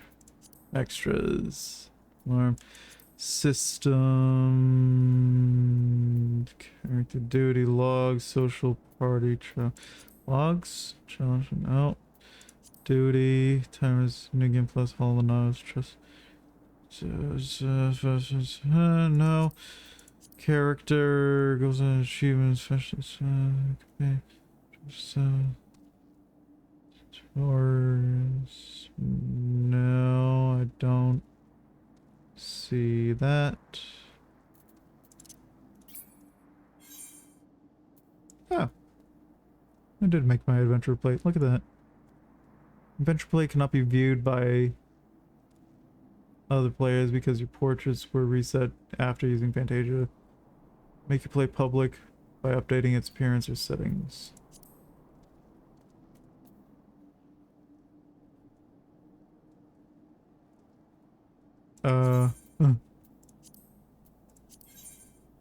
Whoa. We'll deal with that later.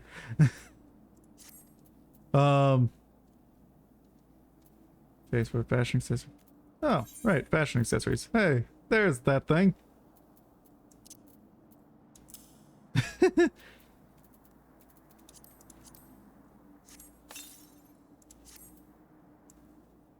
I have a backpack. Whoops. Let's take that off. So that's where that is. Okay.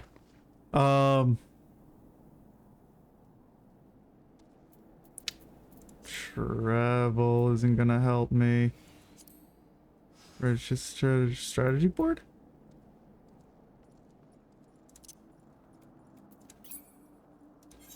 Whoa.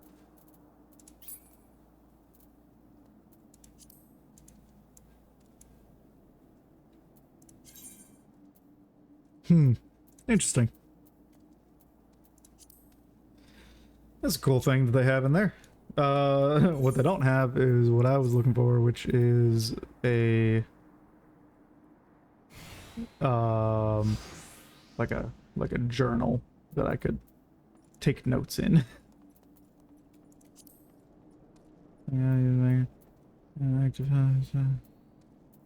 Yeah.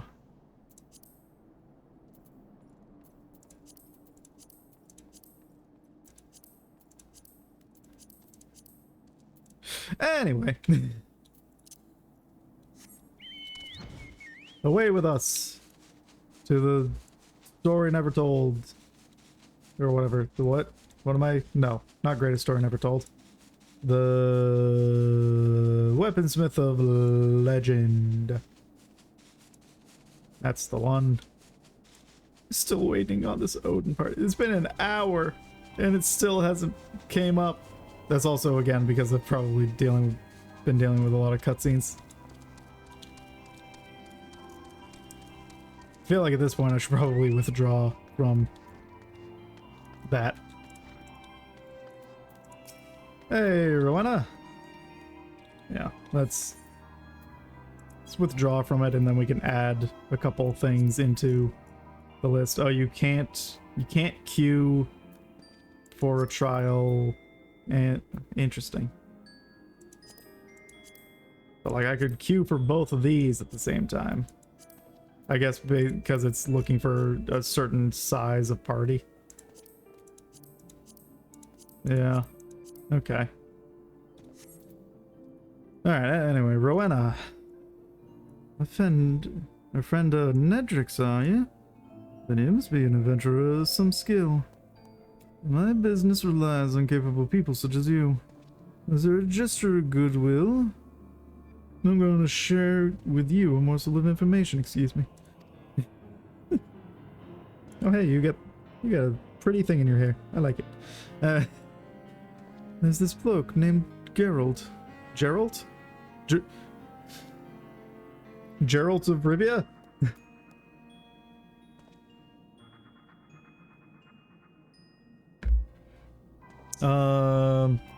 Makes his living in weapons and armor and whatnot. And they say his skill is the finest in all the realm. It might be as it's gone to his head, though. Folks don't take to the man, if you get my meaning. Oh, and he likes a drink and all. Bloody Byre got himself in the forge, though. He was a young lad who was cast out on his ear by his master for the crime of crafting finer wares. And that well-pissed drunk. Ever since, he's roamed here and there, earning his keep day to day. I've known Geralt ever since I landed in this business. Ain't seen him for a while, though. And the last time I did, the old fool had tears in his eyes and snot dripping from his nose. Fallen on hard times, he said. Asked for a bit of coin to tide him over. Never paid me back, neither. Couldn't say for sure where he is now. Seem to remember hearing he was in the Black Shroud, putting up at Hurstmill or some such place. You might do well to commission his work. He'll never reforge the relics of old if you make it worth... He will even... He'll even reforge the relics of old if you make it worth his while. And there ain't no other in Eorzea that can do that. But you mean like the person that's in that room over there? If it's relics you care to know about, I have a promise of payment what might catch your fancy. It don't look like much, but it'll get old Geralt to fire up his forge. That much I promise. Huh. Okay, so back to Gridania.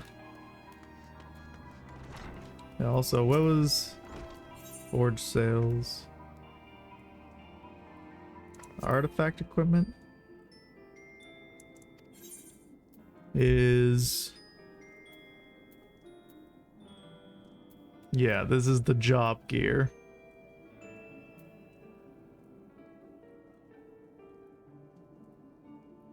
No.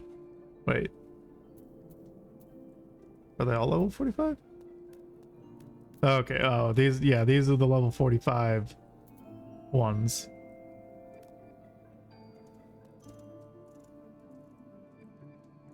Okay.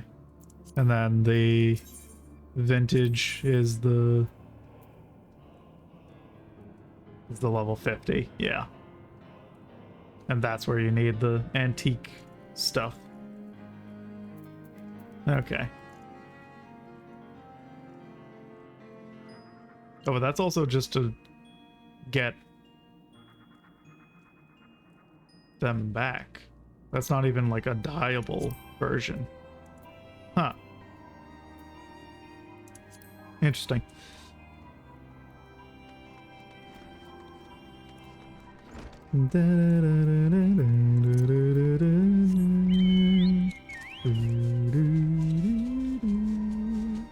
Alright.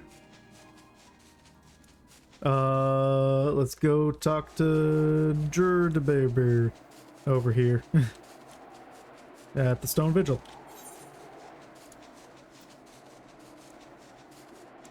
Snowpoke. Or, sorry, White Brim Front.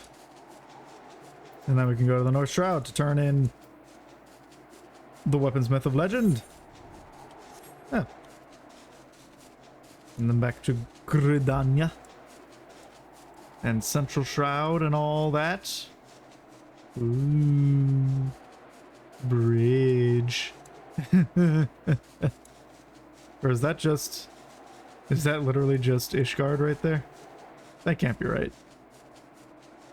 Is that right? Is that just Ishgard right there? Huh. Anyway. Where are you? Just inside right here? Ooh, you're slightly above.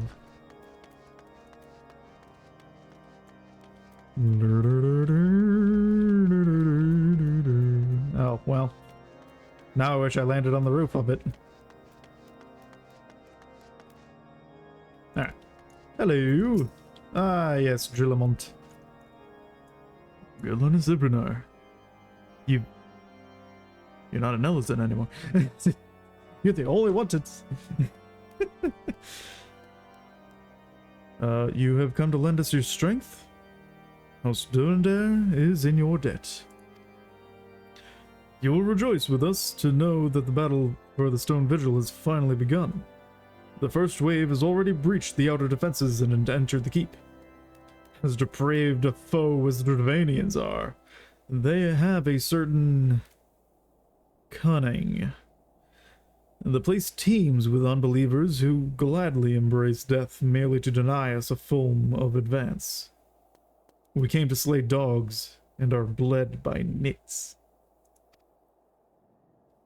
There are graver matters still. After our first wave stormed the keep, the enemy sealed the breach behind them.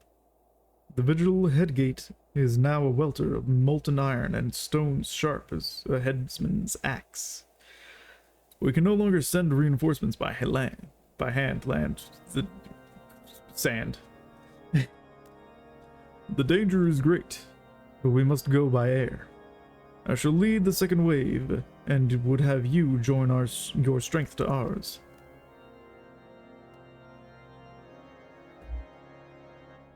Sir Nathalane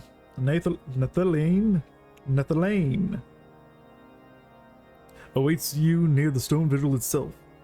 I shall join you as soon as I have seen to the airships. Okay. Okay. We chocobo up a flight of stairs. Yeah. If I had just landed there, it would have been a little bit faster. Alright. Whoop.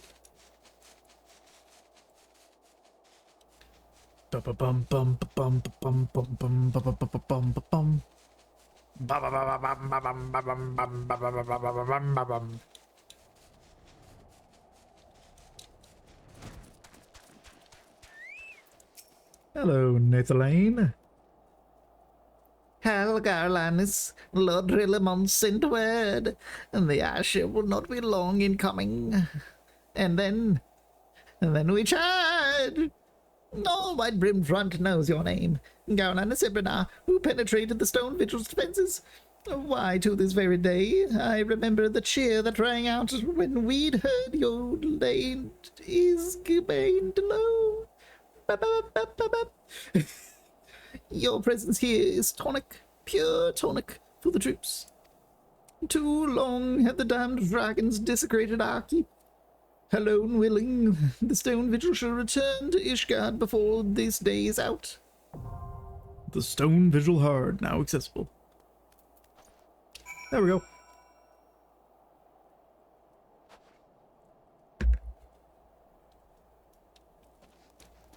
Okay. Now to the North Shroud with us.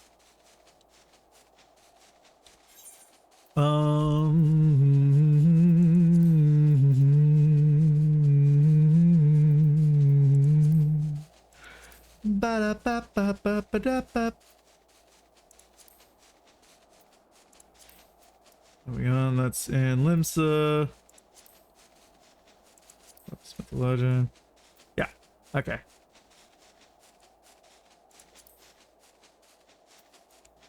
Catania.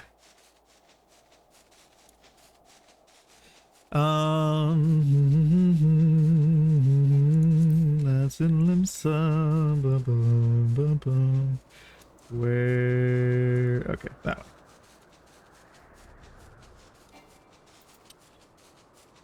Ultimate Ballot. Sense for fun. It's all tough. So, yeah. Stone.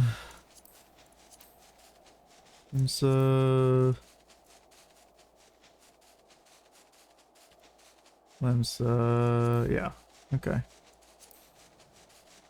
Cool. Oh, right. Yeah, I also...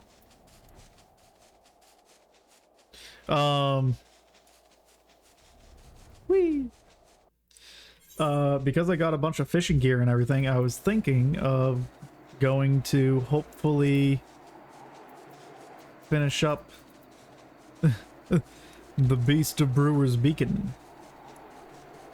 Because I should hopefully have a high enough set of stats at this point to actually be able to land it. But we're still focused on this for now. On getting all these unlocks and all that. Oh, right, and I've got all the Allied Society things prepped for picking up quests. Doi. Forgot about that.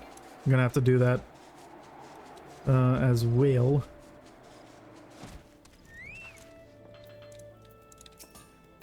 Hello, Geralt. Got business with me, have you? No, hold on. Hold on. No.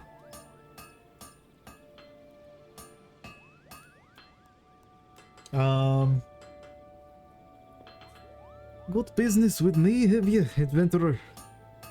Then there'd better be coin or drink in it. Elsewise, bugger off back to wherever it was you came from.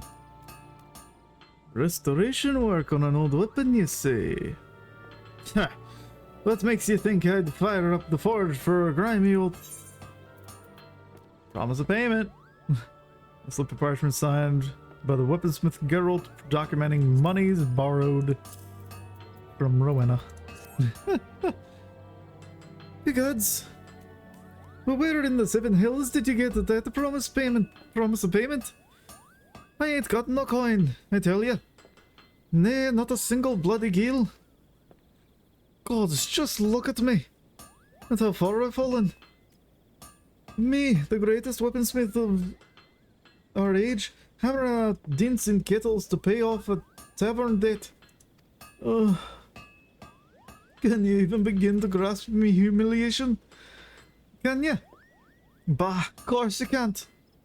Why did I even bother asking? Alright. Restore your bloody weapon. Just get the goddamn slip of paper out of my sight. Sure. The quest A Relic Reborn is now available from Geralt. This quest can only be undertaken when playing as one of the following jobs: Paladin, Warrior, Monk, Dragoon, Bard, Ninja, Black Mage, Summoner, White Mage, or Scholar. Basically all of A Realm Reborn jobs. Got it. In order to accept A Realm Reborn, you must first complete the level 50 quest for one of the previously mentioned jobs. I did. Each job has its own a Relic Reborn quest. Ooh. The completion of which will earn you the relic weapon for that job. Huh. Please note that you can only undertake a Relic Reborn quest, a Relic Reborn quest at any given time. Got it. If you wish to acquire a different relic weapon, you must either complete or abandon the current quest. Gotcha. Well, I do only have Bard at level 50, so let's have at it. Ooh. The first purple we've ever seen, and it's still worse than the bow that I currently have equipped. Of course it is. But what does it look like? But what's it look like though?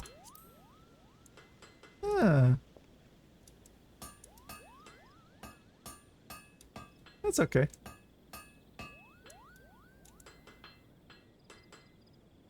It's slightly better looking than the Ironworks one, so there's that. Can't dye it though, unfortunately. Yeah, might as well do it just for the sake of the experience. A Relic Reborn Artemis bow. Geralt has the air of a man defeated. Just let me make one thing clear. It might be as I'm repairing kettles to pay for yesterday's mead, but I still got me pride as a master weaponsmith. You'll get no less than the finest out of me forge. And it might be as you've got the goddamn slip of paper, but it'll only get you so much. Restoring relics like these calls for some rare materials, and I ain't got none. So if you want the job done, you'll have to run along and fetch them for me. So, what is it you want restored? The Artemis bow. A bull-bending bard, are you? That's a rare sight in this day and age. Well, I happen to know just the weapon for you. But tell me, have you ever heard the word God's bow? It is an epithet what's given only to the virtuosos of the bow. The first archer to be called such was one Gilbert, a man who lived during Gridania's fledgling days. Legend goes he slew 7 exilic chieftains with a single arrow. And if that weren't impressive enough, they say the lucky soul was blessed with the voice of a bleeding angel to boot. On account of which, he had the bow specially crafted to be weapon and instrument both. This tool of musical murder was called the Artemis bow, and for long years it was locked away in one of the fastnesses of the Gold's Quiver for safekeeping. Alas, some while ago, said fastness was overrun by the Exile, who struck from above with their wind balloons. They gave the place a thorough ransacking and took the relic with them back to Natalan. If you can but retrieve the Artemis bow, even a part of it, we'd be well on our way to restoring your relic. Oh, absolutely.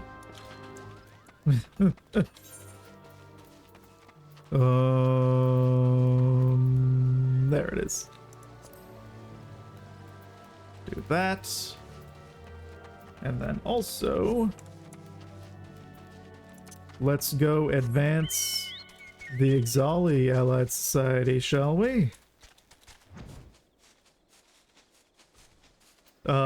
Which I think needs me to be a crafter. Yeah. Oh, I just remembered, yeah, that I'm still wearing old gear.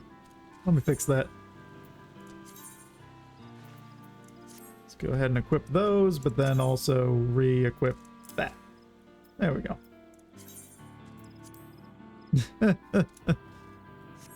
Alright. There you are. Hello there. A designer job. Huh. Cecil appears concerned for the well-being of one of his crew. The crafting portion of this quest is recommended for Disciples of the Hand level 3 and above. Well, I am well above that, so. Yes, a task for you, Sizzle has. In Sizzle's crew, mechanical engineer by name of Bozil Edouard there is. Left camp to acquire component materials for engine, Bozil did, but return he does not. Without a vital part of propulsion system, continue with construction we cannot square. Have guard on a search for the missing Bozil and drag him back here, Sizzle would. Went somewhere to south, engineer did. Yes, somewhere to south. Okay. Triple triad challenge. Mother Sizzle with games to you, Squack. The chief concentrate on new airship design idea, or use featherless one's hides for sale, Sizzle Hill. Oh. Well, why do you have the option? What? Okay, anyway.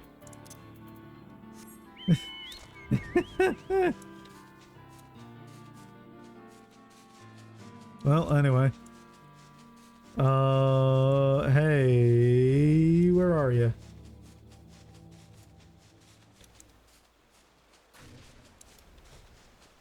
Hi there. You're not gonna enact some sort of combat, right? When I come talk to you? 'Cause that'd be mighty unfortunate. 'Cause I have a pan. Squack. Bozil's arm. I can cook it up better, I guess. Squack. Stay back. Come at Chief Totolok's orders, have you? You have? No. Away with you. And be caught by others, featherless of one wheel. Go.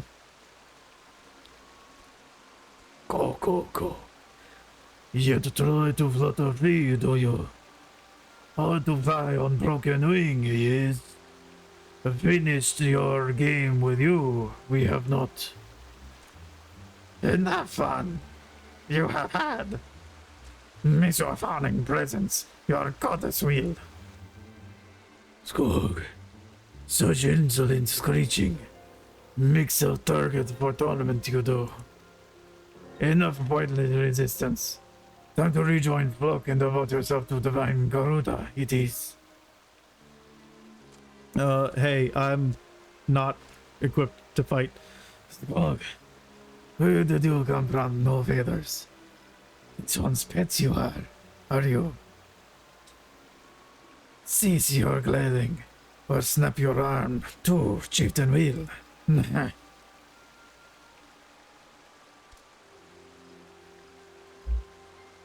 You know, I could go for some fried chicken right now. Go. Return to Sniveling Sizzle and give the message. You shall. Cease this skulking about in forest he must, or find himself and crew buried beneath boughs he will. Answer now to Goddess, all exile do.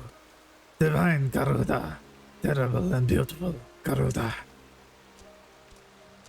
Okay, good. We're not fighting.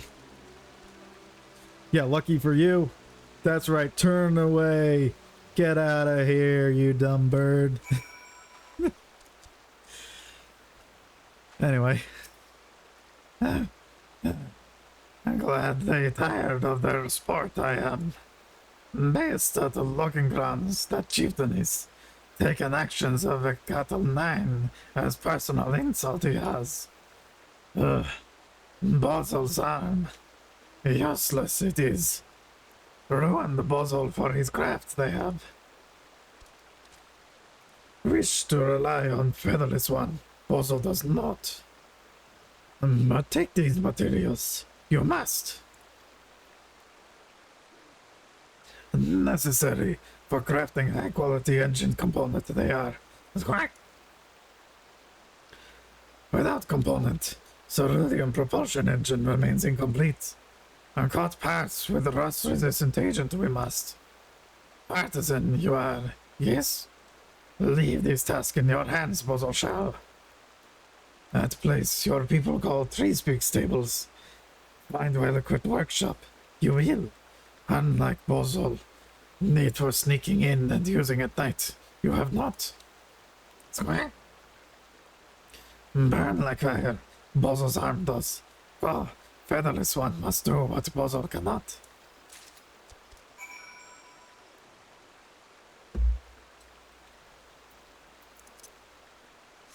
Of course. I'd be happy to cook up that part for you.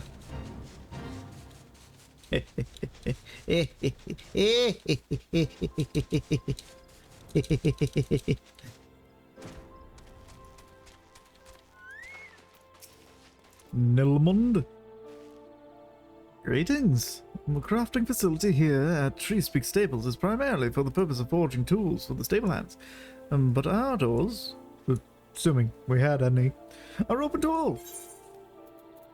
I would like to craft this propulsion engine component with this material. Huh. I see you have some quality materials you wish to process. Our workshop may not be located in the fanciest of establishments, but I will personally vouch for the integrity of each and every piece of equipment. Now, having inspected your materials, I believe I have calculated the optimum amount required to craft the component you have in mind. I shall hold on to the excess while you work your synthesizing magic. Okay. What make? Propulsion engine component of high quality. Got it.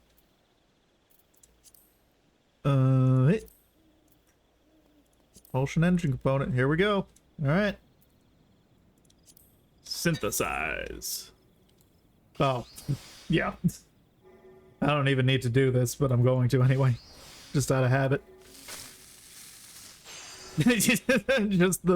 just basic touch. Already high quality. Perfect. There we go. Well, anyway, away with us.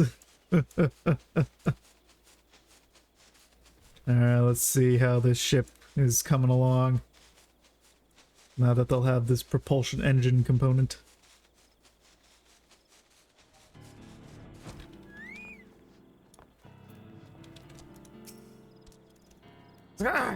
Word for Garlanus, Cecil was. Returned and explained all Bozal did. The snapping of bombs, nasty chieftain's threats, prevent Garlanus from crafting components, Cecil feared he would. You got nothing to worry about. The heat they brought was nothing compared to that of the kitchen.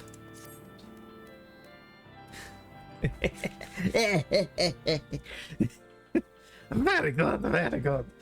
Oh, Garlanus, two big fuls of gratitude, Cecil does. First for finding Bozal, and second for crafting engine component. Being tended for injury, Bozal is.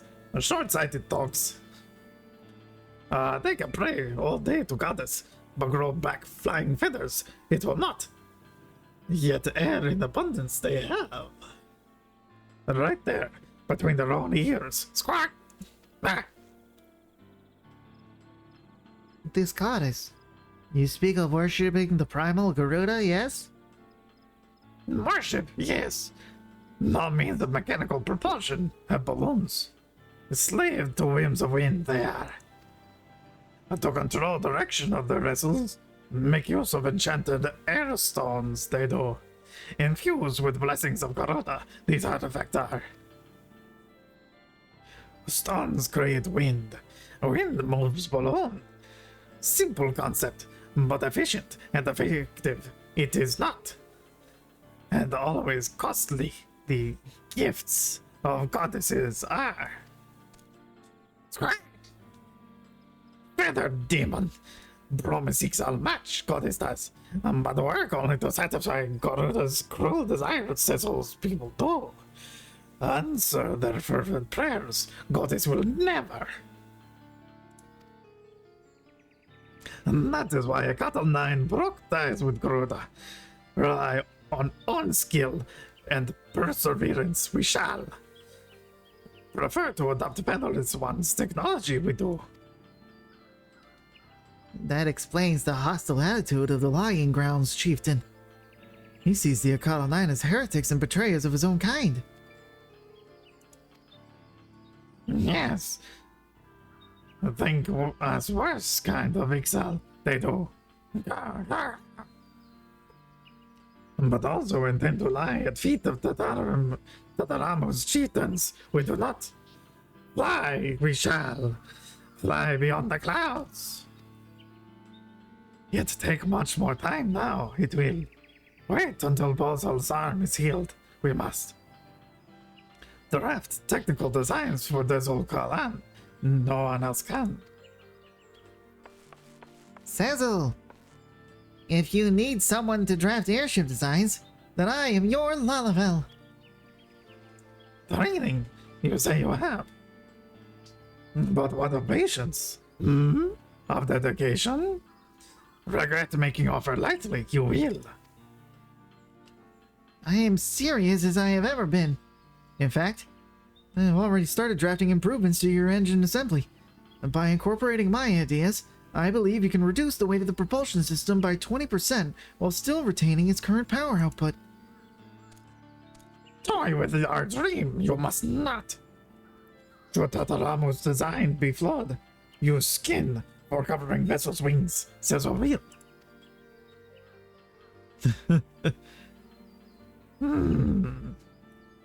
Tataramu draws designs, and Garlanus crafts components.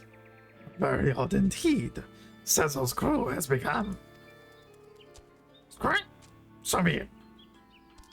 Now official members of Akata 9 you are. Continue reaching for sky, we shall. Woohoo!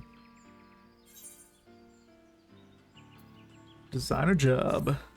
Alright, can I start earning their currency now? Society quest complete. Picado 9 reputation up. We are now recognized. New Excel Society daily quests are now available from Mithuli Catalan the Hard. Mithuli Catalan the Hard at a Cottle. I don't know that I want to accept. Ooh, nice.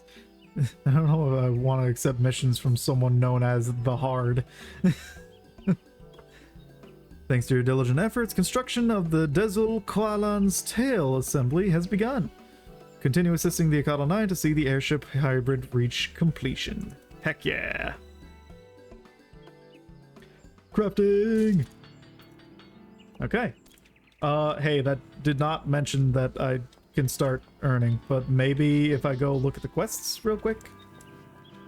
Ah, you weren't available before. It was only Yazal Ahwatan the Able. Let me take a look. No. I still don't get their currency. Ugh. Okay. Is that at least, that's more than, it's slightly more. It's 24 instead of 20. At least there's still this one that gives 70. Yeah. That's a big one. You know what? I might as well grab it while I'm here. Well, hold on. Let me... So was it reputation there? Yeah. Ooh, gotta hit 360 now. Ugh. Okay, well, if I take all 7 that they have available right now, 24 times 3 is 72, plus the 70 here is 142, plus another 60, so 202 in one day. Okay. Yeah, and then these ones we can just do all at once this one's done or something. Yeah, I won't do these on stream, but I'll grab them. Deliverance. It's quack! Our supplies dwindling in the air. A featherless one we seek. A featherless one to fill our houses and wares. Master Rosal demands swiftness he does. Ever prudent he is. This quest differs from normal story quests in that to complete it, you must deliver a bevy of requested items. Sure. Delivering requested items will earn you points, which will bring you closer to meeting the specified quota. The quest is complete only when you have met that quota. The Akatl 9 require many different types of items to maintain their daily operations. You may choose which items to deliver based on your ability to procure them. Oh, okay. Further questions regarding delivery quests should be directed to the Akatl 9 Manciple. The current list of items required by the faction can be viewed by speaking with the Akatl 9 foreman or by selecting timers under the duty in the main menu. Oh, so this works like the Grand Company expert deliveries of just random garbage that you get in your day-to-day. Is that right? Society quest accepted. Akatl 9 delivery quest. Earn quota points, only by earning points, meet the thing, any of the items, blah blah blah. Any of the items on the list can be submitted towards your quota. The icon on to the left of the item name indicates which disciple of the hand class you need. Yep. Unlike other society quests, you will not be allowed to re-accept a delivery quest in the event you abandon it. They must wait a day before being issued another allowance. Moreover, the list of currently sought items will be updated each day at 11 a.m. Earth time. And items previously sought may no longer be accepted. Got it. So yeah. So then now I just... If I talk to you... about items in demand. Here we go. When viewing the list of items sought by the Akatl 9, you may notice entries with a gold star to the left. This indicates that demand for the items is high and they will earn you an experience bonus when delivered. Huh. You will also earn experience points from delivering high quality items regardless of whether or not they are in demand. Yep, makes sense. Oh, Yeah, you just tell me about it. You don't tell me what I'm looking for. Let's see. Cuddle 9 delivery quests. Okay. And you just do it this way. Oh. I could just give... I have... I think 2 of these.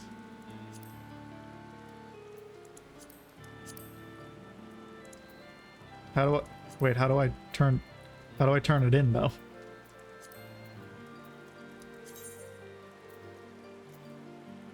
Who do I talk to turn it in?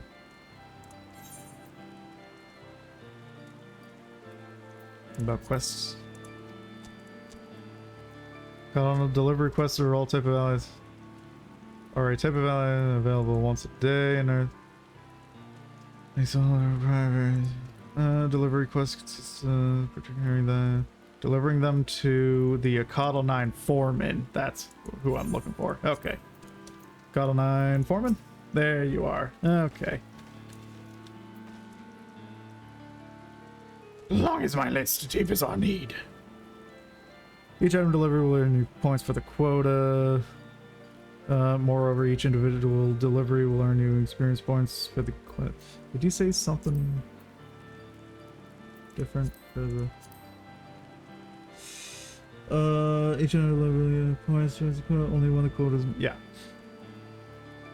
Moreover, each individual delivery will earn you experience points for the class indicated. Right, yep, makes sense.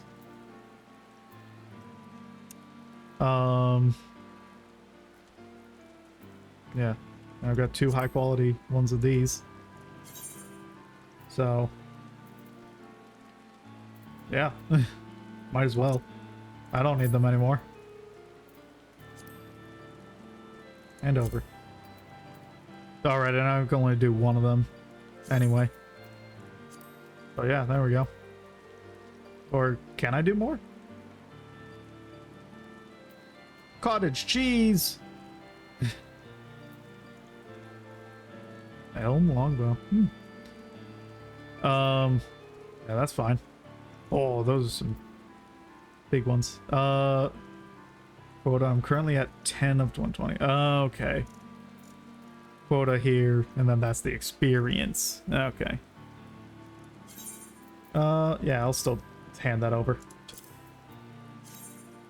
It's better use than sitting in my, my thing. Fish glue. Do I need that for anything right now?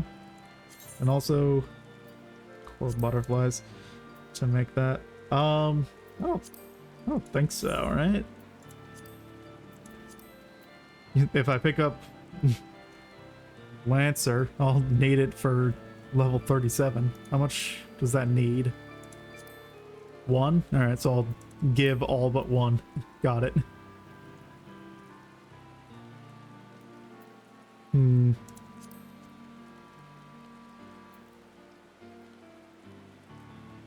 Sure, yeah, alright. That works. So yeah, this is another thing that I can... Well, they're asking for 3 as well. Oh, well that works out. Because that's all I was going to give anyway. There we go. Yeah, and then I'll have to come back and I can do some of this. Alright. Alright, and then while I'm here, I will also spend a couple more allowances just grabbing these for later.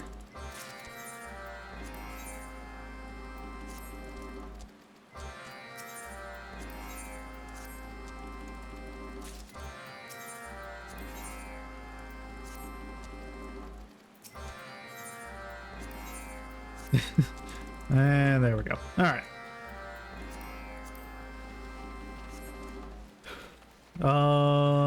Okay, now to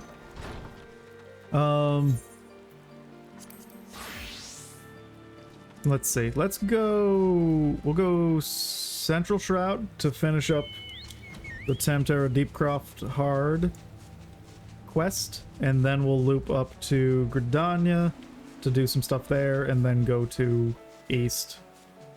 Yeah? So I guess I could, well, no, we'll go to Gridania. We'll do the stuff in Gridania first, then we can either go to east or central. Doesn't really matter at that point. They're all adjacent. It's fine. I do know that we have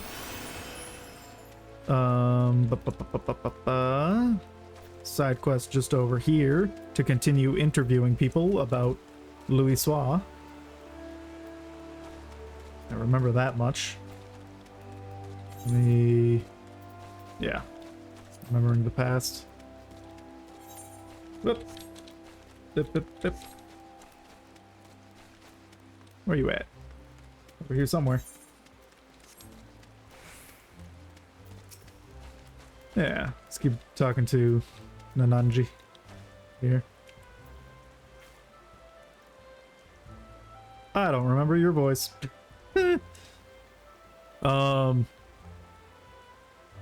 So this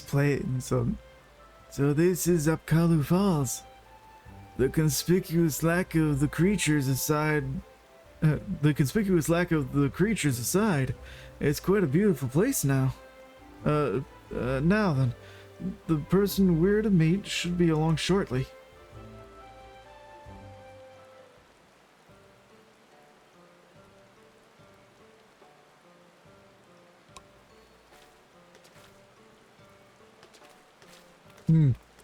More here.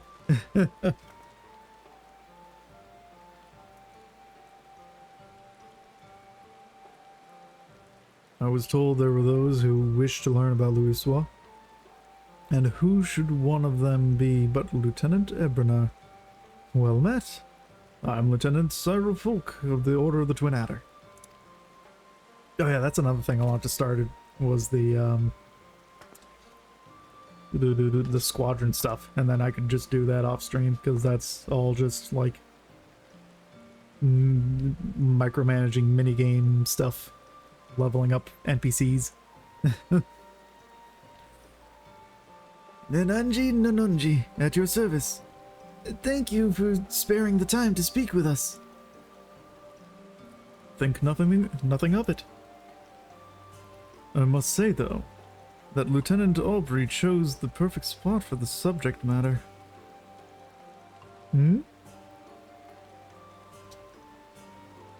Louis Soir spent much time in rumination here in the days before the calamity. We Gridanians being somewhat reserved by nature, at first the citizens kept their distance.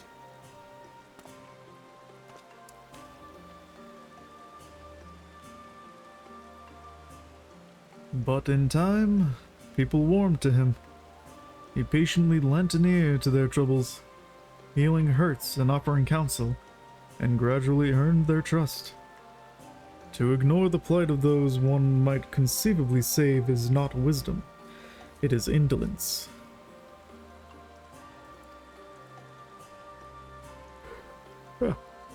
Louis Soir spoke those words, and lived up to them. He was the epitome of a Charlayan sage, and I recall myself being moved.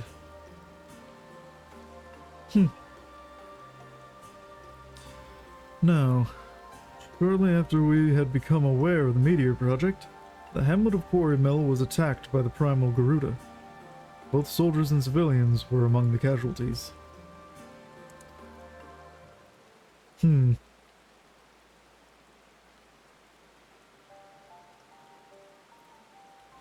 Order of the Twin Adder moved to vanquish the primal, but we were not alone. Through Louis Soir's mediation of meditation, we had the support of not only our sister grand companies, but capable adventurers the realm over besides. Using an artifact known as the Vortex Feather, the Archon opened the way for a band of adventurers to sally forth into Garuda's turbulent domain, where they felled the fearsome being. You didn't need to fly in an airship up and over, like I did. Upon her defeat, however, the primal's dispersed aether did not return to the land. Instead, it was absorbed into the red moon, Dalamud. And when the Empire constructed a new base in Ordona, the Elder Seedseer saw the need for decisive action and put forth a proposal. The formal reformation of the Eorzean Alliance, which had for so long lain dormant. The initial response from the other nations was lukewarm at best. They felt that the burden to be borne by each party was excessive, and they were loath to do aught that would place them at a disadvantage against their rivals. Yeah. Of course. But the revelation that a lunar transmitter had been erected in the Imperial base prompted a change of heart. The tower controlled Delamad's descent. If it could be destroyed, then the Meteor project would be forestalled.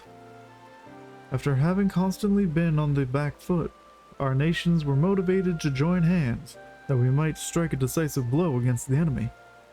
Thus was the Eorzean Alliance reformed, as the Circle of Knowing had hoped.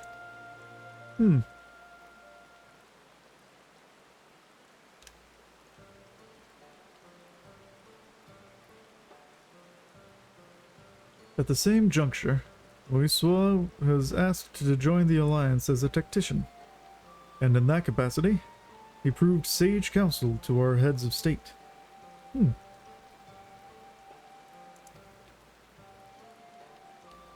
So although he was at first treated with wariness, Louisoix earned our trust through his actions, and paved the way to enduring cooperation between our nations. Indeed, were it not for him, we all would have perished divided. We owe Louisoix a great debt. Now then, I expect you might be interested in hearing about the operation to destroy the lunar transmitter.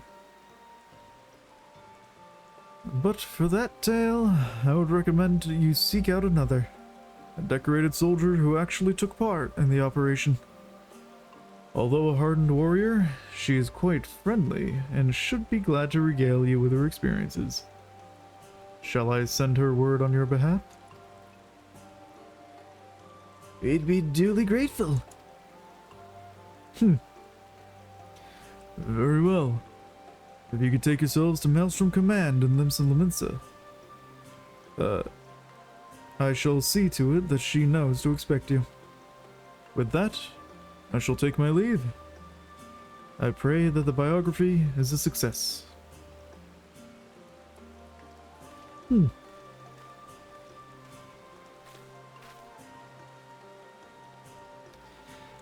Everyone has been more helpful than I had dared to hope.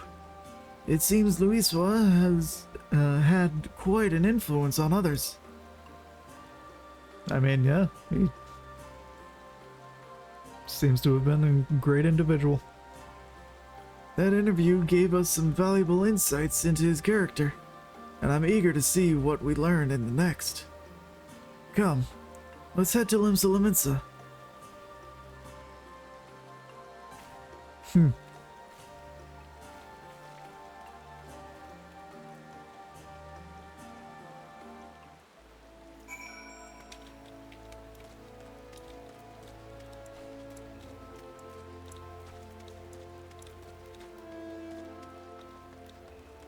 Alright, and over here...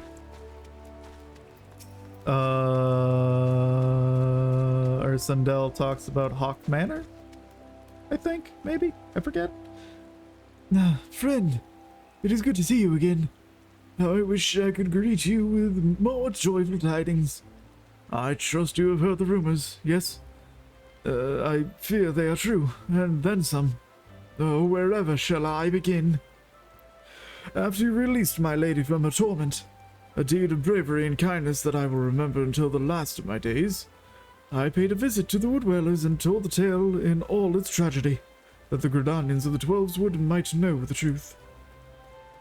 Though the Whalers did not doubt my words, they insisted on a thorough investigation of the manor. Without witnessing my lady's remains for themselves, I was told they could hardly vouch for the citizenry of safety.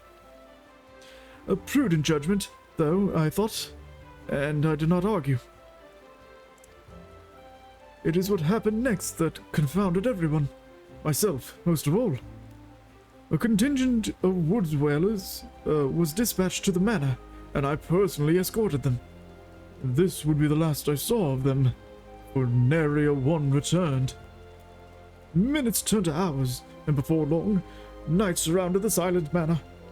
'Twas then the screams began again. Ungodly, heart-rending screams. That shall be burned in my memory forevermore, quoth the raven. Against my better reasoning, I mustered the courage to peer inside. Oh, how I wished I had not, for what peered back, friend, was someone, nay, something, that which I saw surely possessed no soul like you or I, that has no right to exist in our world. Hey, zombies are people too. The whalers have dispatched another contingent to investigate the manor. The fools! Do they not see they have writ their own death sentence? I cannot save them, but you, friend, you may succeed where I so miserably failed. I implore you, pray come to our aid once more. Okay. Seek entry to Hawk Manor. Alright. Yeah, that was a good call to come to Gridania first, because now I got two things to do in Central Shroud.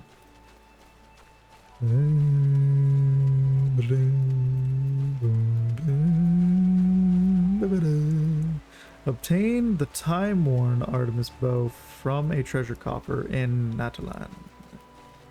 That is somewhere far away.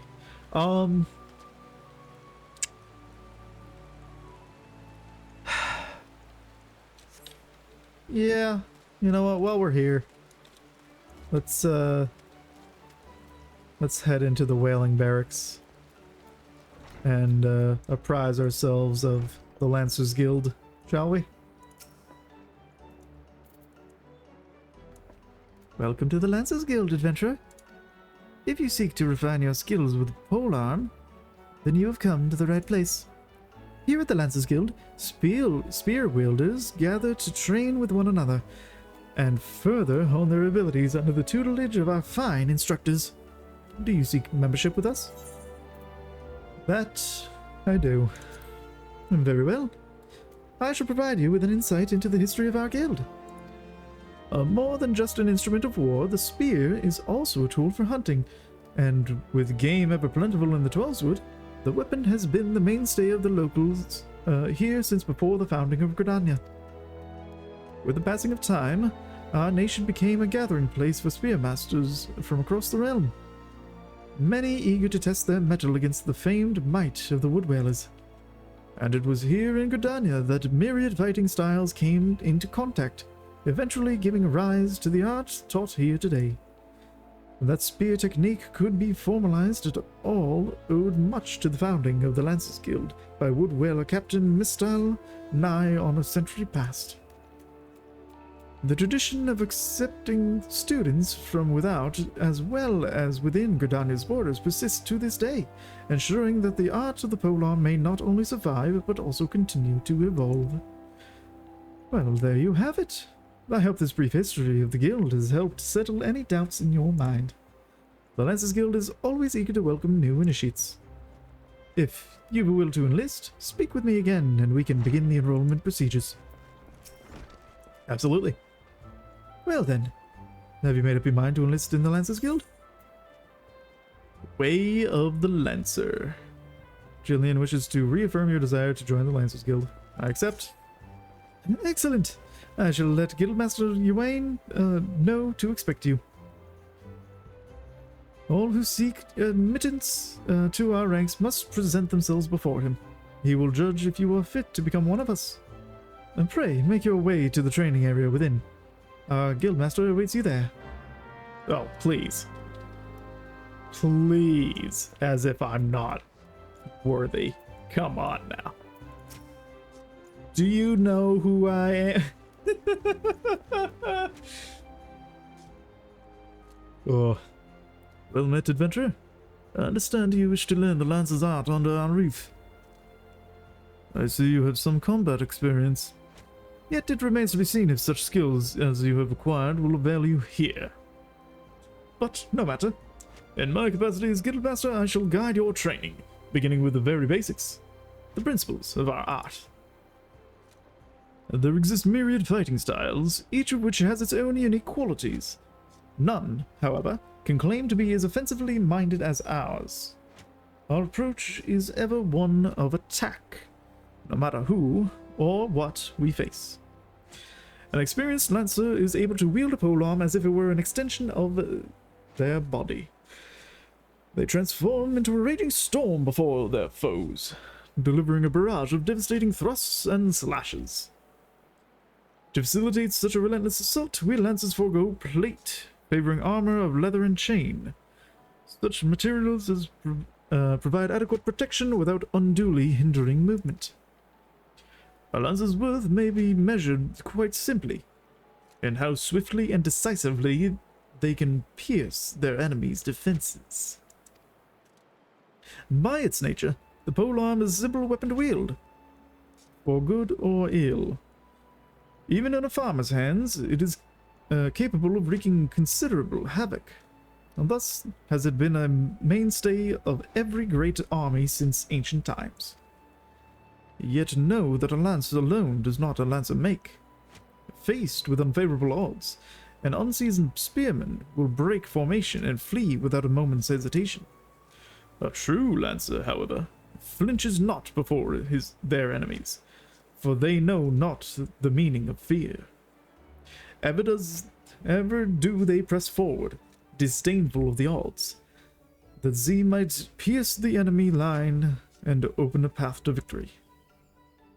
Needless to say, doing so requires no small amount of courage, and that is why our guild has striven from the first to instill this essential quality in every soul who passes through our halls. Arduous trials await you should you join our ranks. Knowing this, have you the resolve to wield the lance? But of course. Well said, adventurer. I see no reason to deny you a place within our ranks. Ah, but I neglected to introduce myself. I am Yuane, master of this guild. Pleasantries duly exchanged, I shall add to your hunting log the names of the creatures against which a lancer might hone their skills. In celebration of the occasion, I hereby present you with your very own spear. Arm yourself with it, and speak to me once more. I would have you undertake your first task. A trial, to be precise. And that I will do after crafting myself some level 1 gear. Because I definitely don't want to just hop that on and end up naked.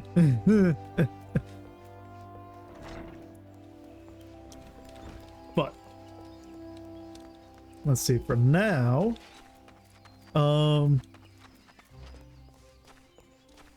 here, let's see. Let's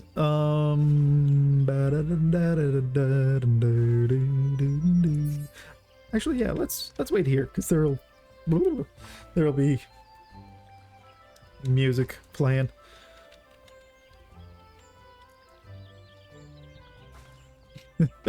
Let's, yeah, I'll just hang out here for a hot minute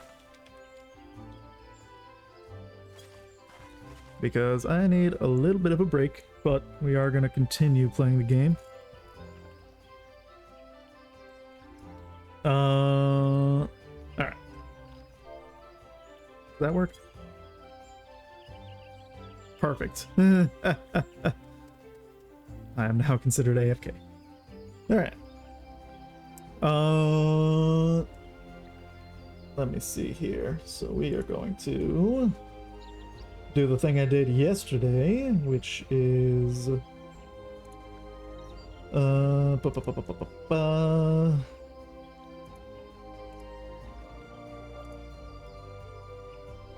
right.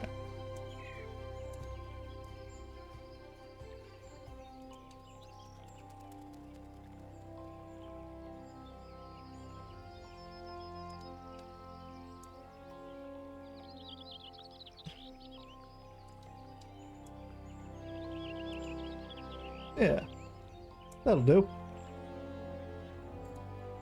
Is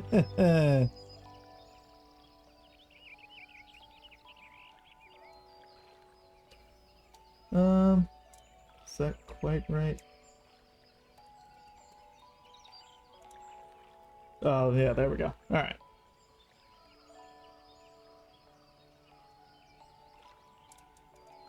I have to. Oh, whoops. Wrong one. Oop. Wrong one again.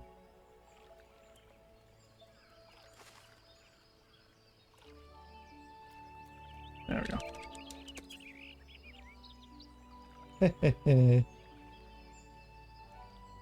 Yeah, alright, we're gonna take a little bit of a break here, but I'll leave you in game to listen to the Gridania music. Yeah, just gotta get up, stretch the legs, and all that. So, we'll be back shortly.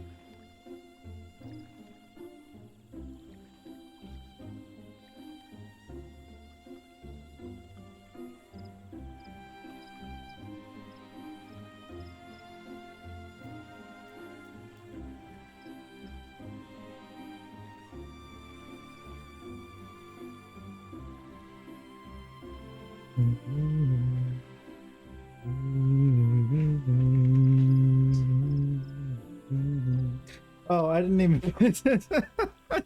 I put that work in and then I didn't even switch it over. Whoops. Hey, guess what? Hey, woohoo! And then there we go. Whoops. Well, it's saved for another time now to be available. Whoops. I mean, clearly I wasn't gone for long enough for it to be that important because it didn't even trigger the idling camera.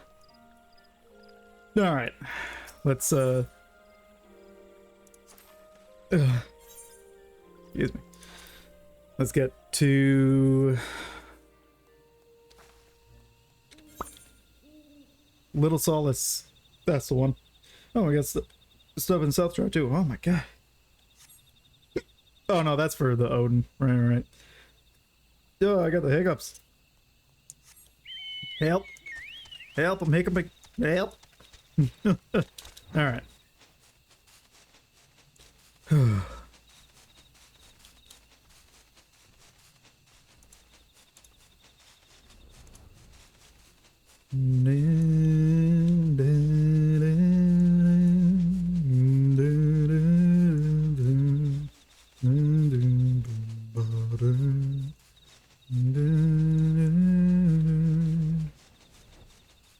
Alright, let's advance our reputation with the allied sylphs. Hello, voice. Pilfered podlings. The voice has made a monumental discovery. Friend, you must listen. I was just perusing my tomes before, when I came across a most fascinating passage. Are you perchance familiar with how baby sylphs are born? Perhaps I can put it in layman's terms. You see, sylphs come into this world in the form of a bulb, not unlike certain types of flora. But these bulbs will not sprout into sylphs on their own volition. No, they must first be incubated with a special pod, forming what is known as a podling, and given sufficient warmth and nutrition. Then, and only then, will a newborn sylph emerge. This got me to thinking. Those frightful sylphs who accosted me said something about a podling, yes? I didn't put it together then, but yes, surely the chosen one slumbers in a podling even as we speak. A podling which they assumed I had come to steal. This must be why they acted so threatened by my presence. We should continue our search in the Sylphland straight away. That is to say, you should continue it. I mean, I'd go with you, of course. It's just, I still feel so weak. I'm sure Omxio would agree. You should go see what he thinks. Uh-huh. Right. Anyway. Whoop, whoop, whoop, whoop. Babbling one said, "Oh, what?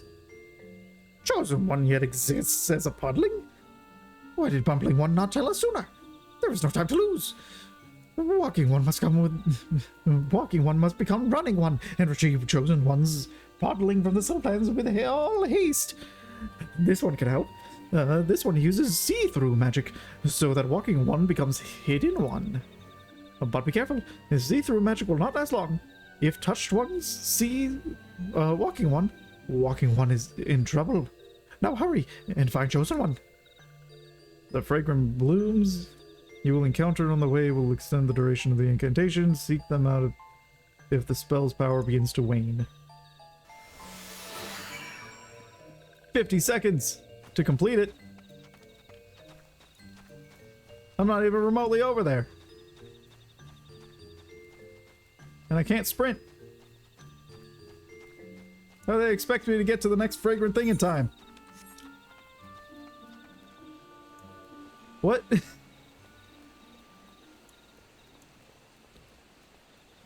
Can't even mount up. Okay. Just barely in reach. Oh. Why did that barely give me any time?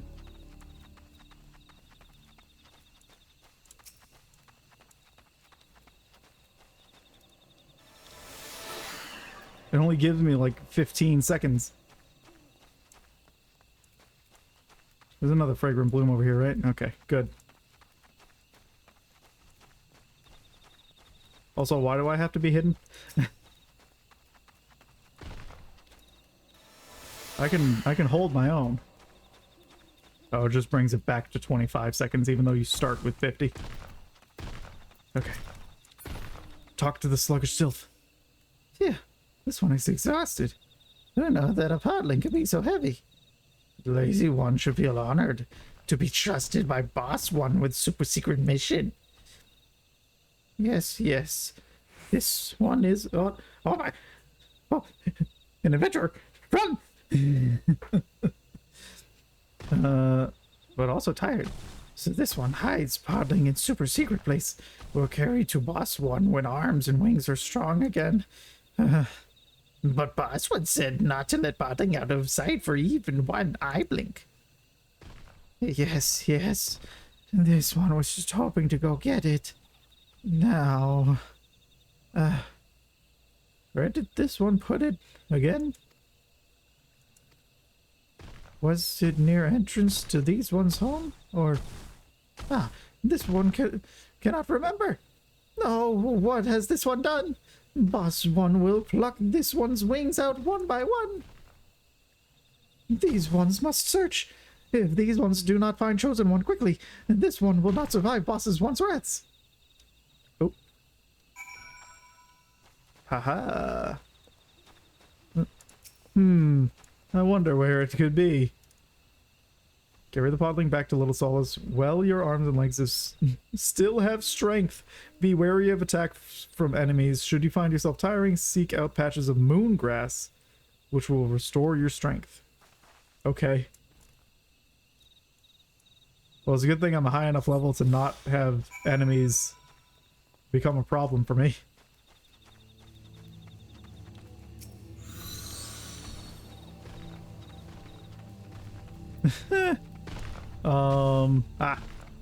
Here's another one. Yeah, let's just not skip any of them.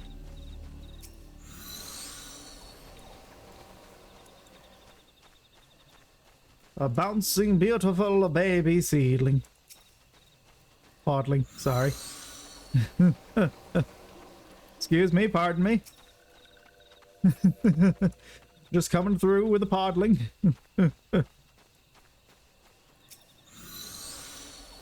I'm sure this is a lot more daunting when the enemies can still consider attacking you.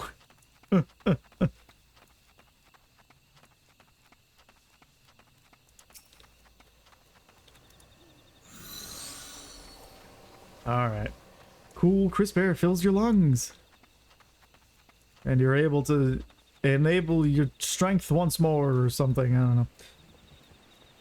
Do I have to just make it now? Is that... Oh no, okay, there's another one here. Good. I was gonna say, that's gonna be real tight. Okay, there we go. That's plenty of time.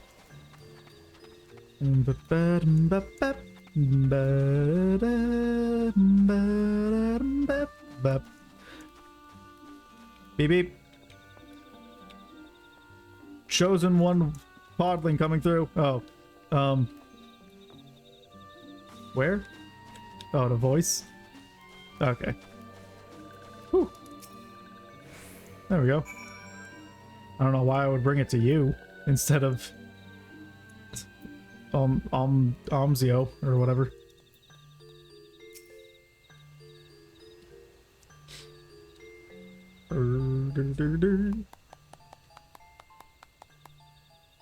Got a bite? The chosen one's podling? Get show, friend. Why? It is every bit as beautiful as I would have expected from the tales, and thrice the size. Brave One has done it. These ones cannot thank Brave One enough. By keeping Chosen One out of the hands of touched ones, Brave One has saved these ones.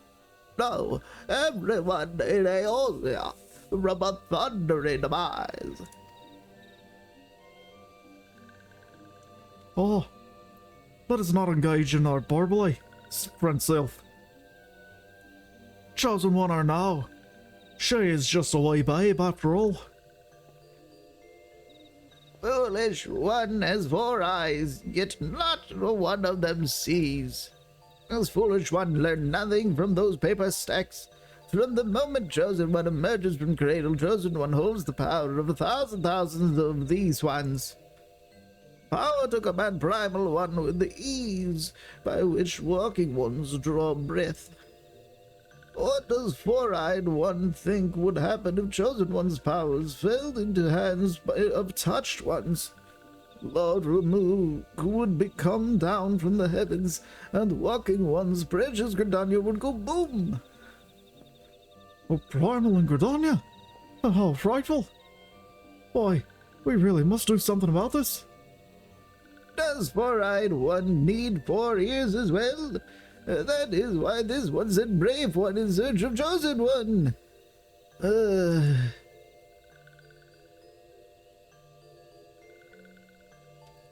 What matters is that Chosen One is safe now.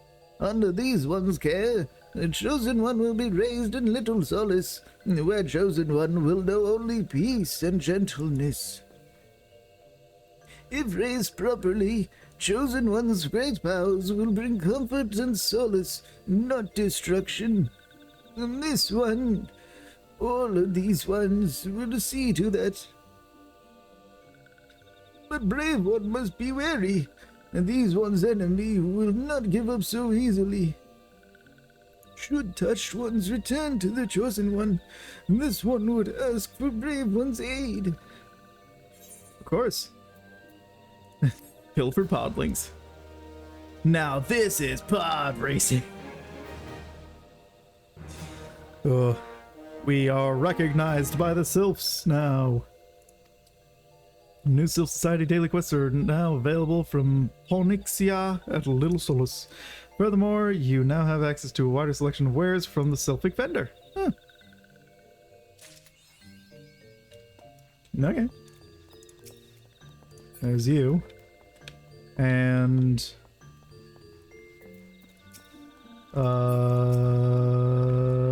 Sylphic vendor. Sylphic gold thief exchange? No.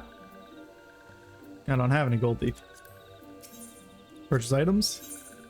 Standard spectrum die. Well, bunch of feather struck. Worthless things. Currency exchange. Oh, well. Societal currency? Promissory notes in exchange. Promissory notes can be exchanged for currency by speaking with their respective vendors or a calamity salvager.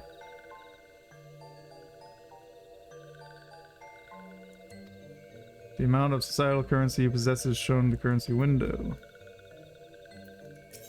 Huh?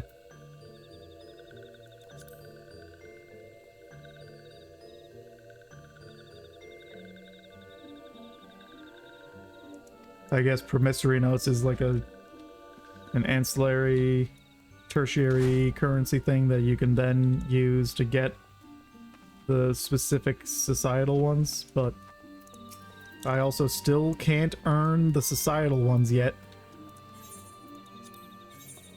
Yeah. Still just giving me tomestones of poetics. Great. Alright. Onward to the Central Shroud. Which... Wait. Yeah, you can... Yeah, okay. Yeah. It's on the far end.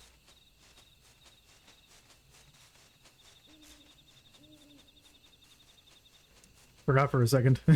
You could even get to Central Shroud from here. But yeah, of course you can.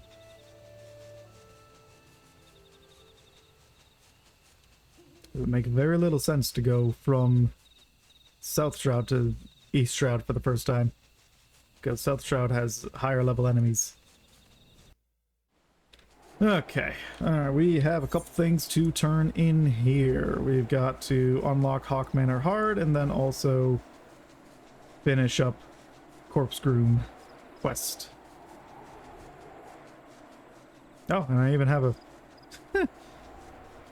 quest over here to do for the but that's for the daily stuff. That's off-stream quest. Okay. Should we try queuing up for another thing yet? Meh. Whoop. It's flying right over it. Ooh. Whee. Hey there, Fire Rail. Sorry about your friend that lost their mind. But also they were summoning demons, so... It's finally over. Would that it could have been different, but what choice did we have?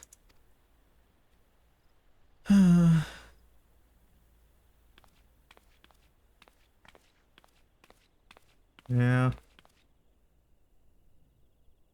Let this be my last act as an adventurer. I've done quite enough harm as it is. I mean to go home and live out my days in... Huh? What? Oh! Oh! No! No! It can't be! Whoa. Creepy.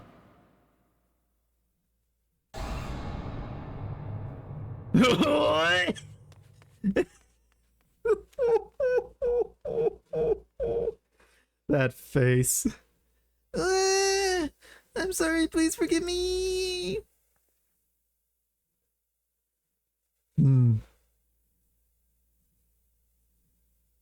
Terrifying. Oh, it looks like they dropped some gil. I guess I'll just take that for myself. What? Huh.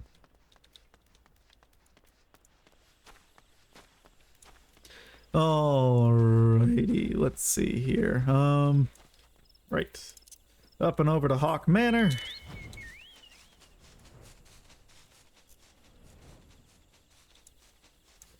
And then we got a couple things in Ul'dah.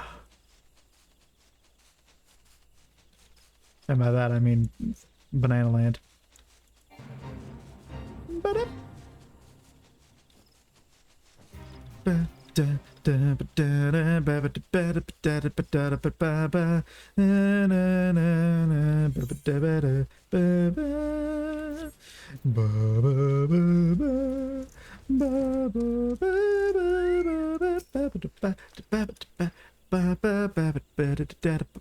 Touch the door.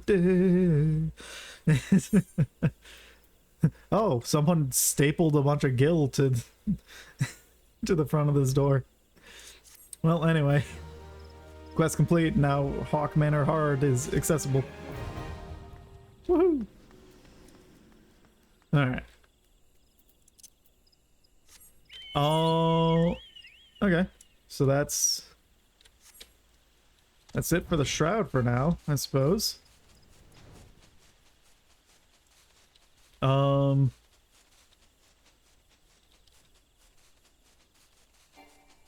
Let's go. I don't think in my off-stream time I've seen any other quests through Thanalan, although now, yeah, I still gotta go get my cactar cutting, and there's Malja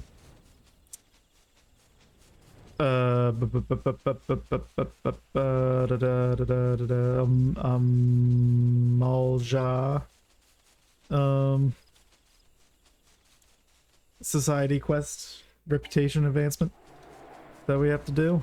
Let's see. Nothing else here, right? Yeah. Okay.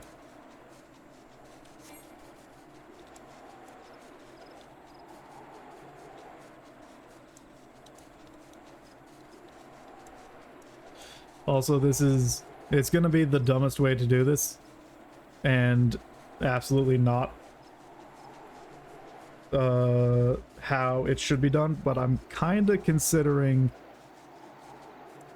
leaving all of the other class and job quests until I hit level 50 in each of them as I pick them up. Which will be not great for if I'm using dungeons to level up. So I guess I'll have to only do fates and like leave quests to level up my stuff, just not be in a party, because that'll ruin stuff. And also, that's probably not the best way, because then I'm not going to learn the class as well as I should, since I won't get abilities until way later. Oh, hey, the science of deduction. Well then, there is one over here. Look at that. Okay. All right, and there's Halatali over there. So yeah, we'll... Yeah. Huh. I don't know how I'm gonna do that then, because I don't want to like level up 5 times and then not be able to touch the class until the next stream. We'll figure something out. Oh, right. Sorry. Yeah, that's Hildebrand. Right. Leaving that alone. Leaving that alone for now. Right. We will circle back to that.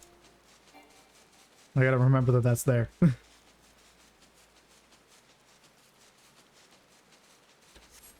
Alright.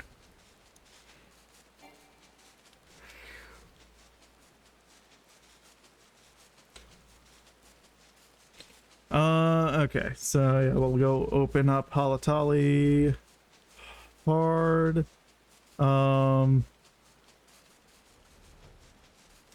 And then we also have Karn hard and other ones.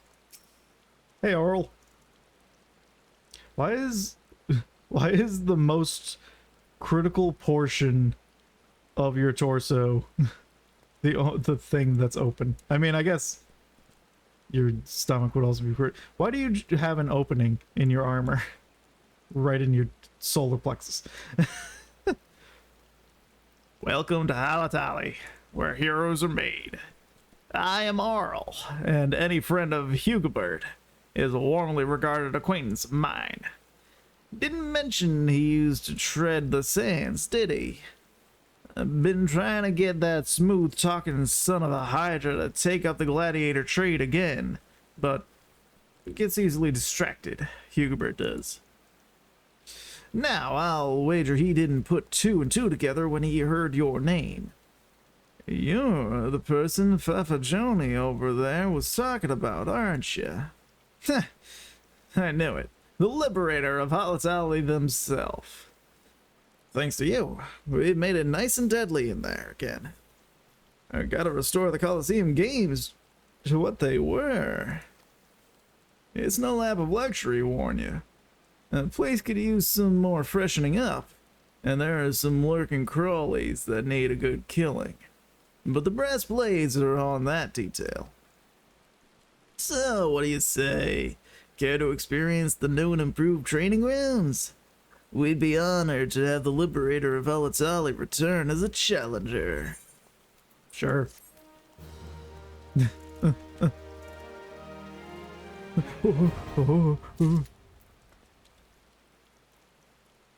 Okay.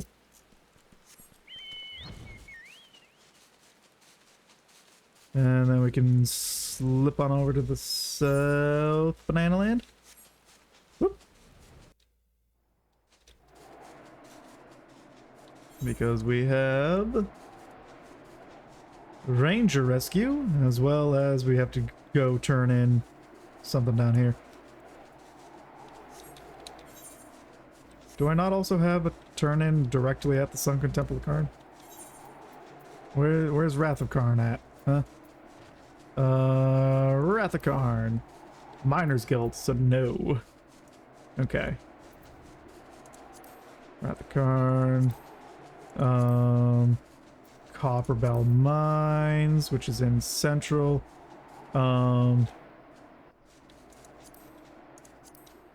This thing. Limsa's.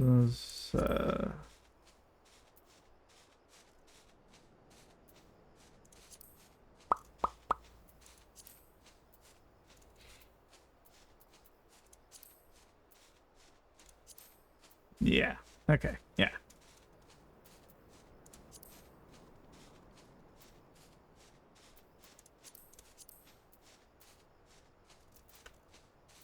That'll do. Alright. I passed right over you. Start with the Amalja. The Amalja. Hello there, Amujga. Ranger Rescue.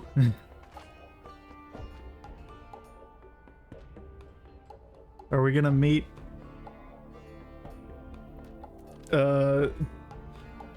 two chipmunks, one in a Hawaiian shirt and the other in a leather jacket and fedora? Hamujga wishes to hurl you into the heart of enemy territory, as you would a spear. Do you know of Forgotten Springs, the Makote settlement found to the south of Sokole Desert? That I do. We have just received urgent word from Lunga. She reports that a hunting party from the U tribe village was ambushed by a sizable Amalja force. Those that were not massacred outright were dragged away by the raiders. They have likely already been tempered. Lunga mentions, however, that one of the Makote was nimble enough to evade capture and flee into hiding. We have no alliance with the U tribespeople, but we cannot close our eyes to an act perpetuated by the very foe we so greatly despise. For the chance to strike a blow at our enemy, we will go to war for Forgotten Springs. Be my spear, honored ally, and I shall hurl you into the midst of Zarak. Lunga await reinforcements to the southeast. Join your strength to hers, and do what must be done to rescue this lone, courageous Mikote ranger. But of course.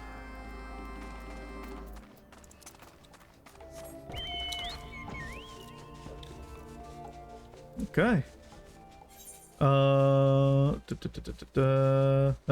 it's even closer. I can never remember. Yeah, Xanarok is the center bit. Zaharak is the outer bit. Okay. Well, hello there. Oh.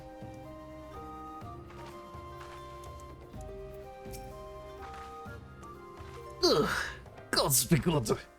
When I requested reinforcements, I did not expect the were leader to send you. And just as before, you are too slow to respond.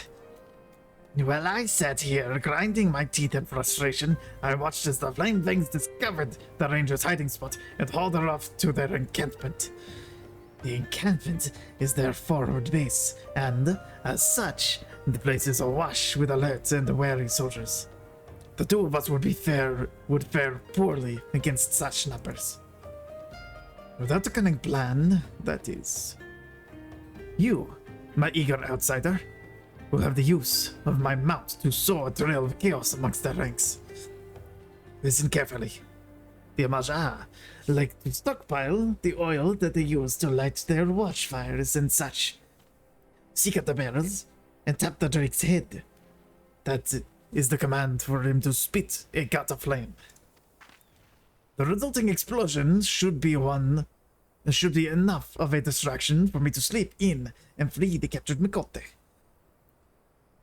Once you have freed yourself of angry Amaja, meet us beyond the edge of the camp where the desert begins.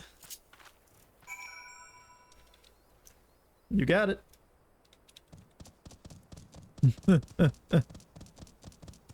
Whee!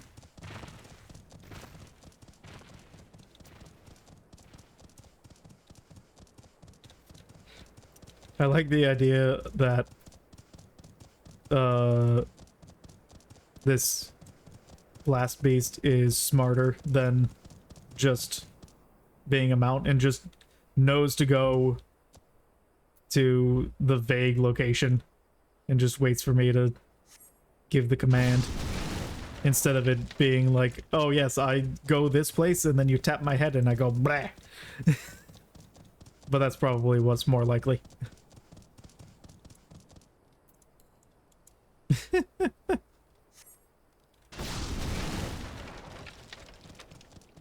All right. Hey. They aren't paying me any attention. Can you guess why? Oh,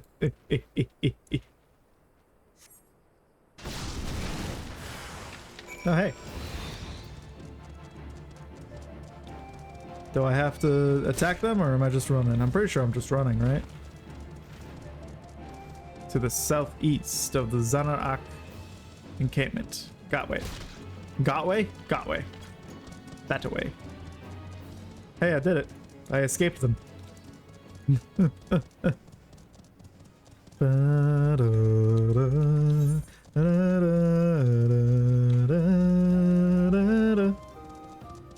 Ah, headed this away. Oh, there they are. Uonapa and the Lunga. Oh, hi. Just bucked me off. Even riding a trick, you still somehow managed to arrive last. Ha. I thought perhaps you had been caught in an explosion and burned to a crisp. A pleasant thought, but apparently not the case. Alone? Could that really be you? We had thought you long perished. No, I am sure of it. Your voice is unmistakable. Recall the many days we spent laughing and chatting in the springs. I do not know you or your damnable springs. I am Lunka, a warrior of the Brotherhood of Ash. And my people are the Amaj Ah. Proud and strong, prong and stroud. You have the wrong Mikote. I am heading back to camp. See this hunter safely home before you return to the Ring of Ash. Oh, sure. Yeah. No escort will be necessary. I am a hunter of the U tribe. If I cannot cross the sands alone, I do not deserve to return at all.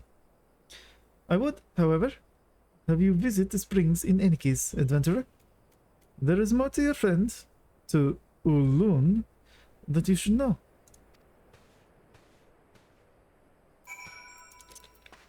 But of course.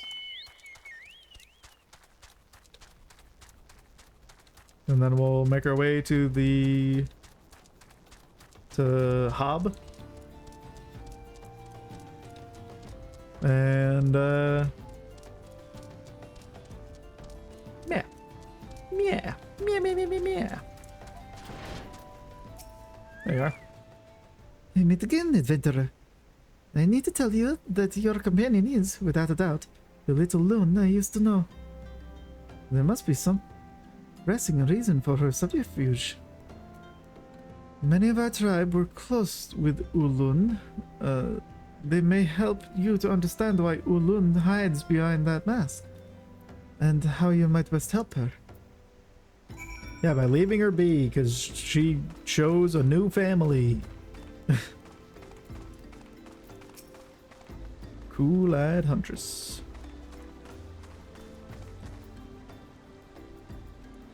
Ulun? Of course I knew her. She was my blood sister. We were both daughters of the former Nun, though our mothers were not the same. You find my choice of tense confusing? She is dead, stranger. Slain alongside her mother more than 5 years ago. I did not witness the incident myself, but I will never forget the sudden pain of the loss.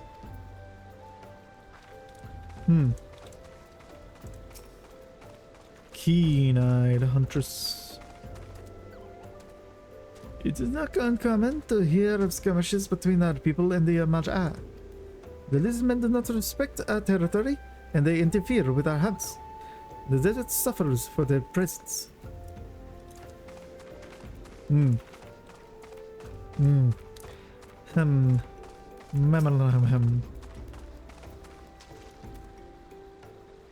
Ulun? Yes, I remember the name.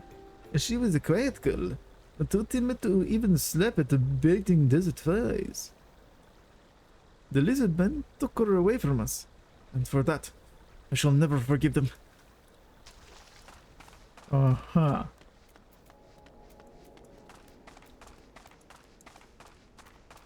Ba-da-da-da. Ba-da-da-da-da. It is said that a hunting party was set upon by the Amaja. Many of my kin have not returned from the sands. Must the tragedies of the past be so faithfully repeated? Whoops. Keep missing. Alright. Out across the sands. The hub.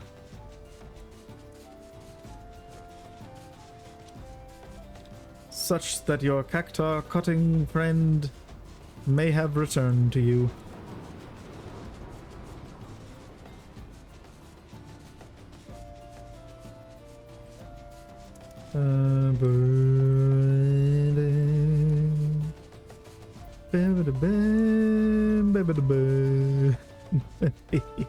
Alright.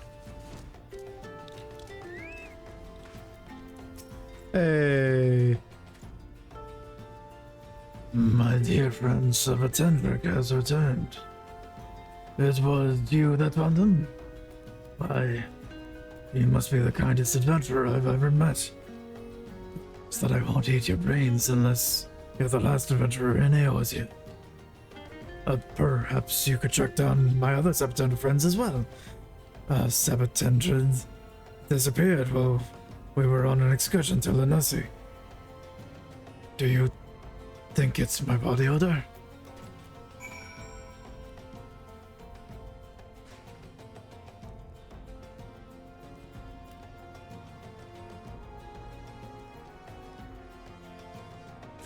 I don't know why I thought we were finishing the quest, because it wasn't the green check mark of success. Of course I need to go find them in Limsa, in the Nasi. Okay. In Outer Lenosi. Yep, and then there's gonna be another one here in Thanalan for some reason. Or maybe in Kurthus. Poor Hawk! Hawk! Or Cactar in the freezing cold. Alright. Yeah, nothing else here.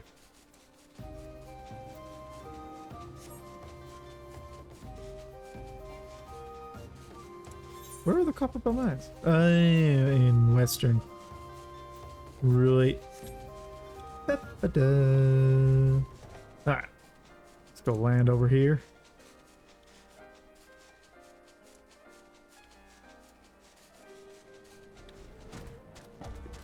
There you are. How's it going? You are late. I might have thought you delayed by a Welwick worm, but the cloying pity in your eyes tells me the tale. Do they mourn for me in Forgotten Springs? Look at me, adventurer. This is an homage battle mask given to me by the war leader himself.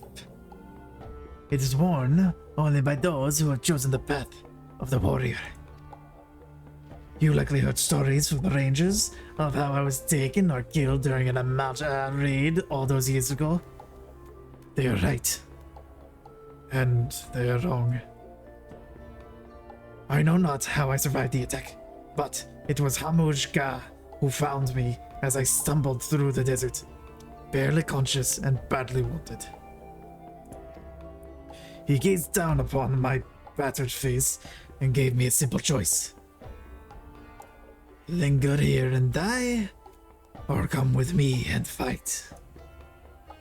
It was then that I made the decision to discard my past, my family, my tribe, my very identity. I was reborn into the Brotherhood of Ash, existing for no other purpose but to feed the fires of my vengeance. This mask is a symbol of my resolve. It represents my transformation into an homage soldier, strong and proud.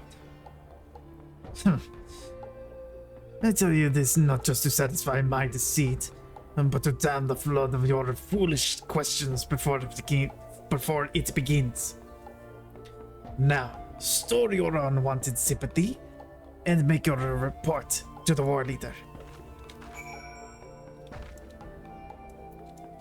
But of course.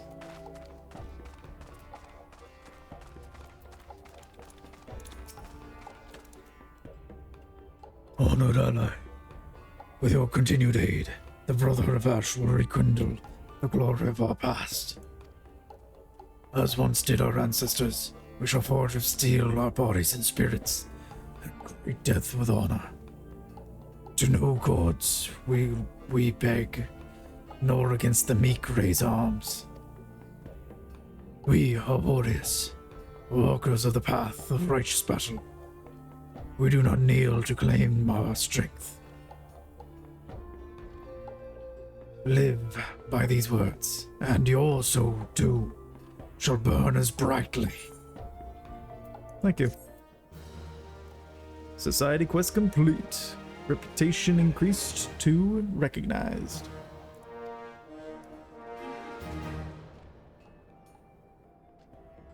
New quests from Naruj Bo at the Ring of Ash. Furthermore, wider selection of wares from the Brotherhood of Ash vendor.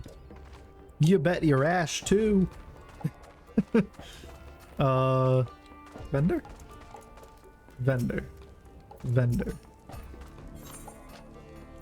Just take a peek at what you got.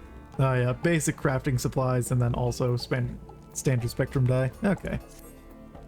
Yeah, that's fine. Okay.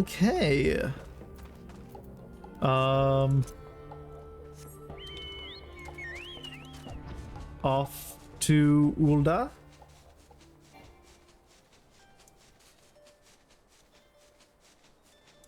Yeah. Yeah, Miners Guild, Ulda.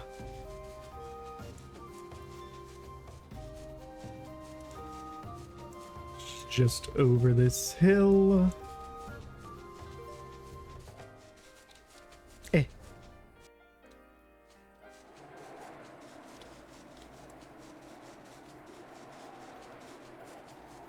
Alrighty.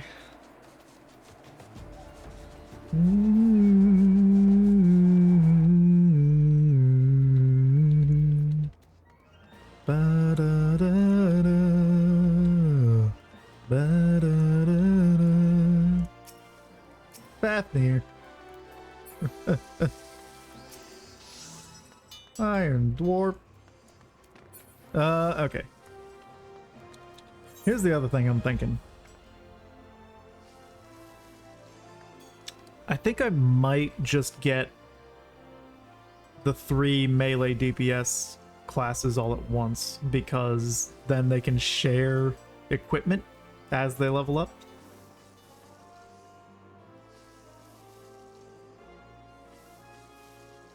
So I might go get Pugilist while I'm here in Ulda as well. Yeah.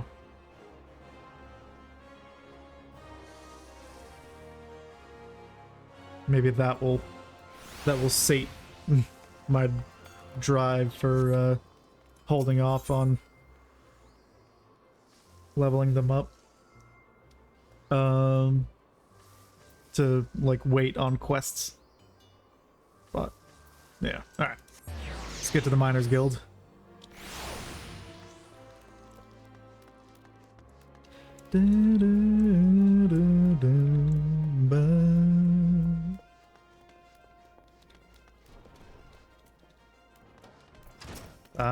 Sisaruka and Popokuli. Alright. Let's talk about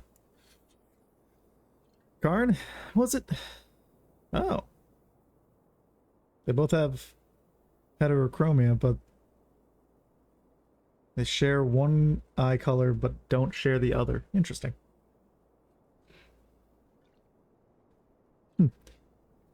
Hey, are any of that miner who was embroiled in the Deep Canyon scandal?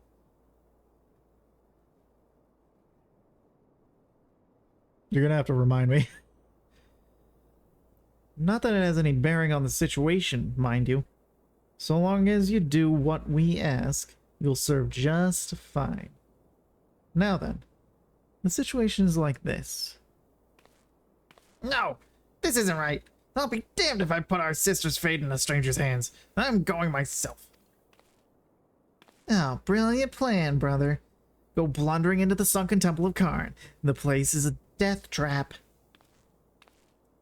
What guarantees do we have that this adventurer can beat those traps? None, that's what. But you know better than any that these muscles are... what? But you know better than any what these muscles are capable of. Actually, I've gone through the Sunken Temple of Karn already. What the hell do you mean you've beaten those traps already? Wait. You're the reason Neneko's in this trouble? I'm gonna end you, I swear it. Calm yourself, brother. This adventurer is not to blame for what happened. Besides, Zir's perfect for the task. Z's. Let's start again, shall we? I am Sisaruka, and this is my twin brother, Popokuli. And as you may have gathered, we need you to mount a rescue mission in the Sunken Temple of Karn. After you defeat the temple's snares and traps, the place was officially open for business. Research. The concern partnered with the Order of Nalthal to fund an expedition.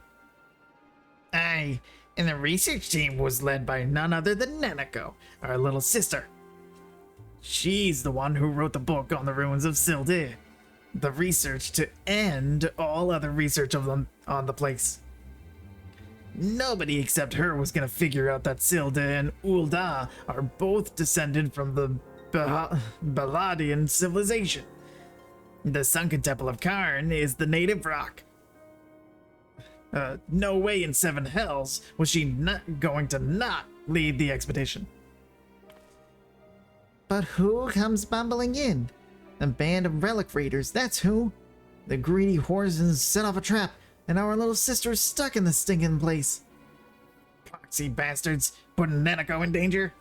If they aren't Tonberry mints already, you can be sure that I'll end up myself. And that's the situation as it stands. Talk to Bibimu at the entrance to the temple, and she'll let you in. You go and get Neneko out of there in one piece, you hear? I can certainly try.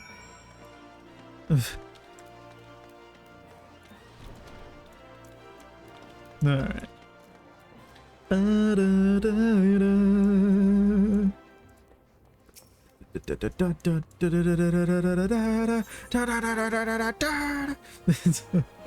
I think Thaumaturge's Guild is the closest. No, the 8th, right? This is right across from The what is it called? The Flames. The Flames headquarters. Hall of Flames. That's what it is. All right. Yeah. Because that's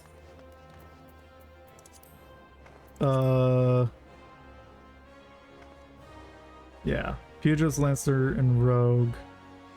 Ooh, hello. There's a new. They got a new in here. I didn't realize that Beastmaster just became a thing. Huh. Is that... Okay, yeah, it's like Blue Mage, where you can only use it on pre-Dawn Trail stuff. Interesting. Yeah, because Blue Mage allows you to turn into things. I assume Beastmaster allows you to call upon the beasts and whatnot. I don't know. But yeah, alright, yeah, so I can grab Pugilist, Lancer, and Rogue. And then I can level each of those up 5 levels at a time off stream, and then we'll continue each of their quest lines as we go. So at least that way they're sharing gear. Like the basic equipment. Greetings and welcome to the Pugilist Guild. We pugilists are specialists in hand-to-hand combat. Through rigorous training, we forge devastating weapons of our fists and feet, which we employ to great effect in battle. There is no better place in all the realm to train in our discipline than here.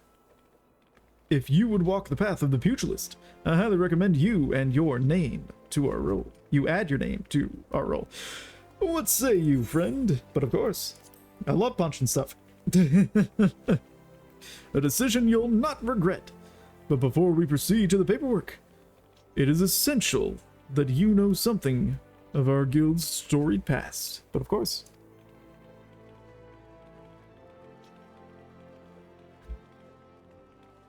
since time immemorial, man has used whatever has been at his disposal to settle disputes. In the beginning, that meant fighting with his fists.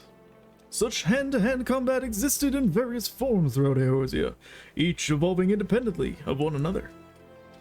The origins of pugilism as we know it, however, it can be traced back to the staging of bare-handed bouts at the Colosseum.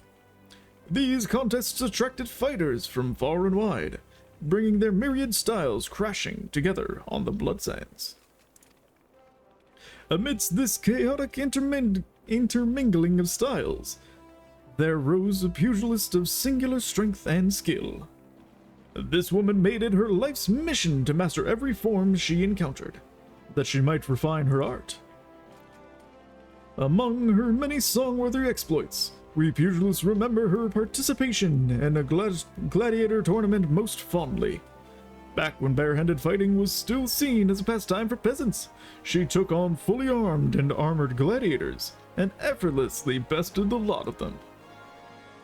Word of her feat spread across the realm like wildfire, of course, and Ul'dah swiftly transformed into a center of pugilism, with people flocking from all over to train under this master among masters. The woman's name was Cornelia. The Lilat system? Oh! Oh no, that's Corneria. Sorry. Excuse me, sorry. And it is to her that the Pugilist Guild owes its existence. The art practiced here is based on her all-encompassing style, and this training hall is modeled upon the one which she once built. And there it is, a brief history of our guild. I've told this tale 1,000 times, but gods, it never fails to fan the flames of my fighting spirit. Now then, before we can proceed with your enrollment, you must first obtain the Guildmaster's approval. Let me know when you are ready to meet him. I am prepared. So, are you ready to present yourself to the for the Guildmaster's inspection? Absolutely. Gagaruna wishes you to reaffirm your desire to join the Pugilist Guild. Absolutely. Master Hammond is among the greatest pugilists of our time. For long years, the man ruled the Bloodsands as the Holy Fist, though he has since retired in favor of training aspiring fighters. You will find him overseeing his charges yonder. Go now, and show to him the fighting spirit that burns within you. Yeah. Hi. Hello, Hammond. Our return adventures are complete. Past time you got your arse back here. Well, what did the dancer have to say about my proposition? Perverted old man, what are you talking about? You're not my errand boy. There's no dancer. There never was. I'm not doing anything indecent. I swear to the gods. Uh-huh, sure, right. Hey, I want to join the Pugilist Guild. What? You're here to enroll? No, well, wouldn't you say so sooner? In my capacity as Guildmaster, I would be glad to give you a primer in the art of hand-to-hand combat. And doubtless you already know this, but we pugilists fight with our fists and feet. While these don't deal as much damage as a blade, it hardly matters when you can land several blows for each swing of the sword. What we lack in destructive force, we more than make up for in speed and cunning. Under my guidance, not only will you master striking techniques, you'll also learn to string them together and deliver an endless flurry of blows. Only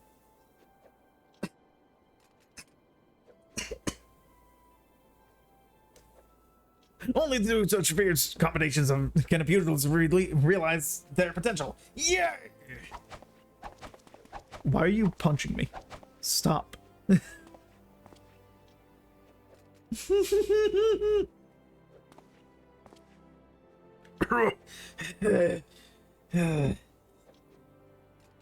Greggy, I was spent from all this talking. You ought to speak more. It didn't give me a chance to catch my breath. But, where was I? Right, joining the guild. Before you do so, I must warn you that the path of the pugilist is long and arduous. Do you believe you've got what it takes to go the distance? I'll find my way. I can go the distance. I don't care how far. If I can be strong.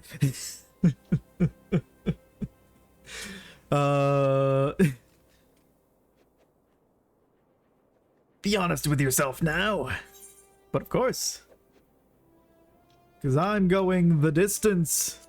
I'm going for speed. The masters all alone in their time of need.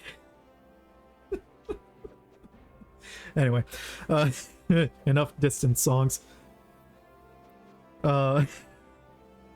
Yes, you have a fighting spirit. I can see it in your eyes. I can see no reason to deny you a place in these halls. Welcome to the guild. To help you on your way, I'll add some names to your hunting log, opponents that you might hone your skills against. And so as to make a budding pugilist of you, here's your very own pair of aura. They're a tad old and rusted, but that'll serve to make you look meaner, I reckon. Yeah, I just picked them up and they just crumbled to dust in my hands. Yeah, I'll totally use these. Now I have a mind to assign you to your first lesson. Arm yourself with your weapons and let me know when you're ready to begin. All right. I wonder if I do specifically need to equip those, or if it is just equip any. Also, can I even make level 1 weapons or whatever? No, that level 5 is the high. Okay. Is the lowest. Level 5 is the lowest level weapon that I can craft. Got it. So yeah, I guess I do have to use that to start with. Where I see bronze daggers. Are aura in here? Hey? Don't tell me it's goldsmith. Or is it leather? It might be leather. Oh no, there it is. Bone aura. Huh. Okay. So yeah, goldsmith, blacksmith, and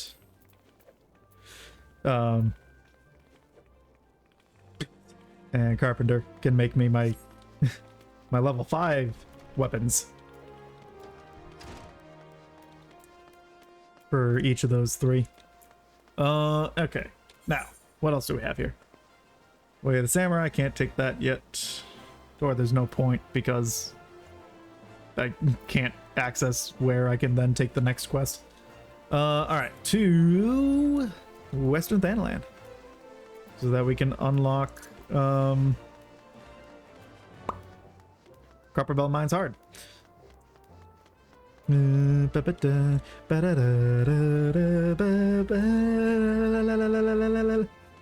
Alright.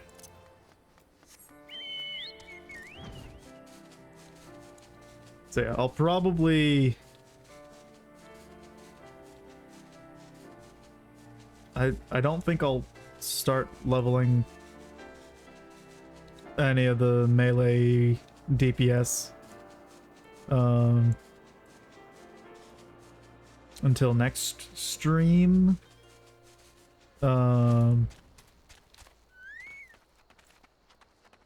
Just because I want to make the gear and I don't know that I want to make the gear this stream. It depends. Depends on how hard it's gonna be and if I have all the stuff. Is there even... That's level 5.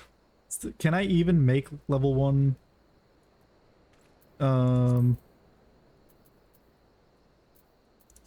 like armor? I guess that's Weaver makes level 1 armor, right? Oh good, I can make some underpants. I just noticed those there. Huh. I'd have to come back and look at some of these. Anyway, I mean, I guess I could... I guess I can make non-combat specific gear for level 1s. I suppose. Because that seems to be as good as it's gonna get.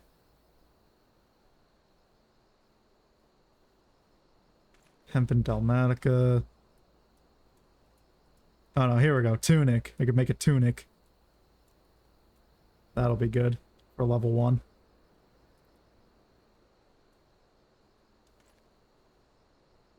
I really can't make any, like, combat pants or anything for level 1? Really? Interesting. Okay, sure, yeah. So I'll make some basic stuff or whatever, but yeah, we'll probably not worry about that today. Or at least on stream. Alright. An adventurer?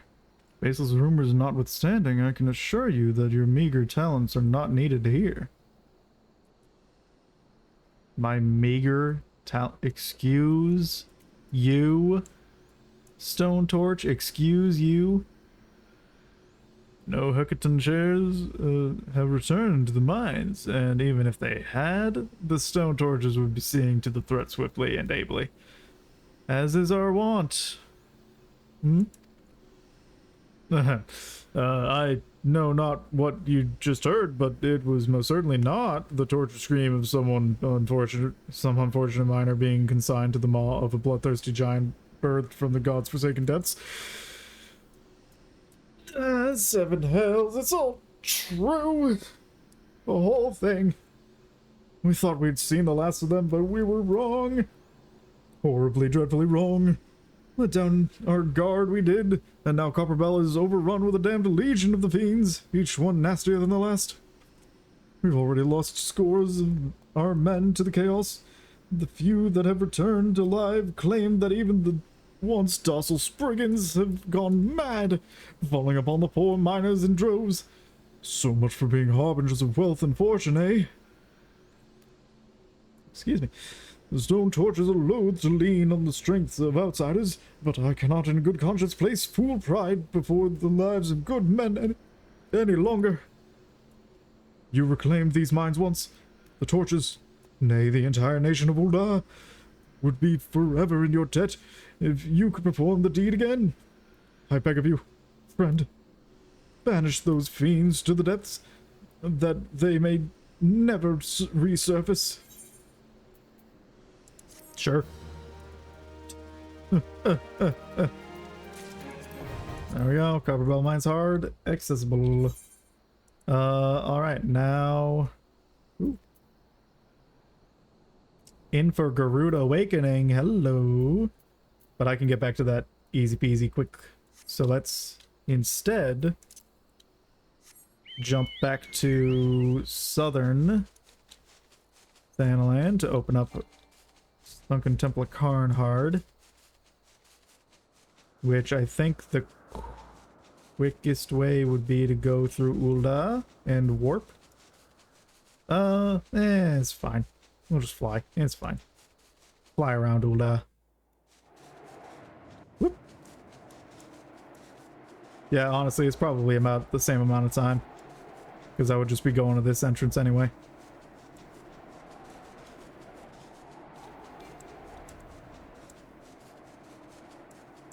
Alright.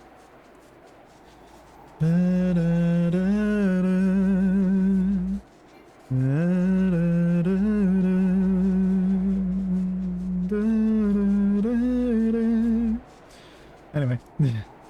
Look at that big tree. That's a thick one. Uh-huh.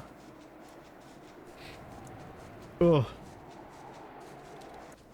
I have been playing for too long, I think.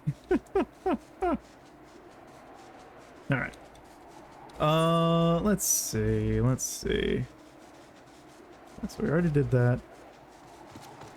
So we got Amdapor Keep down except for Tantera. And then Earth's Fount, and then I can also... Oh, and the Minstrel's Ballad, Ultima's Bane. And then I'm about to go unlock Garuda, it looks like.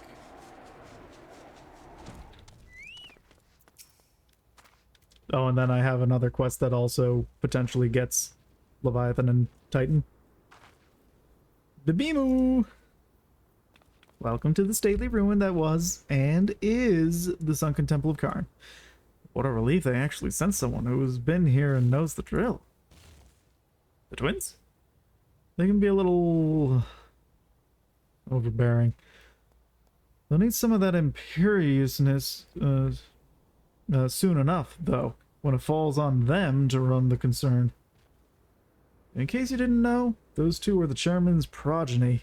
Them and Miss Neneko. You'll find it much changed within, thanks to those fool robbers. Take care, but not so much that you cannot make haste. But of course. Alright. And then we can very swiftly... Alright, I was gonna do maps, because of some sort of material I needed that is only from maps. Alright. Vesper Bay? Vesper Bay. Let's get back over to the Waking Sands. And then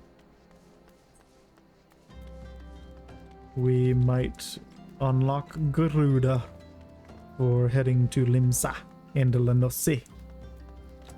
Or Lenosha. Oh, sorry. Right. Yep. Oh, sorry. Didn't mean to sprint past you.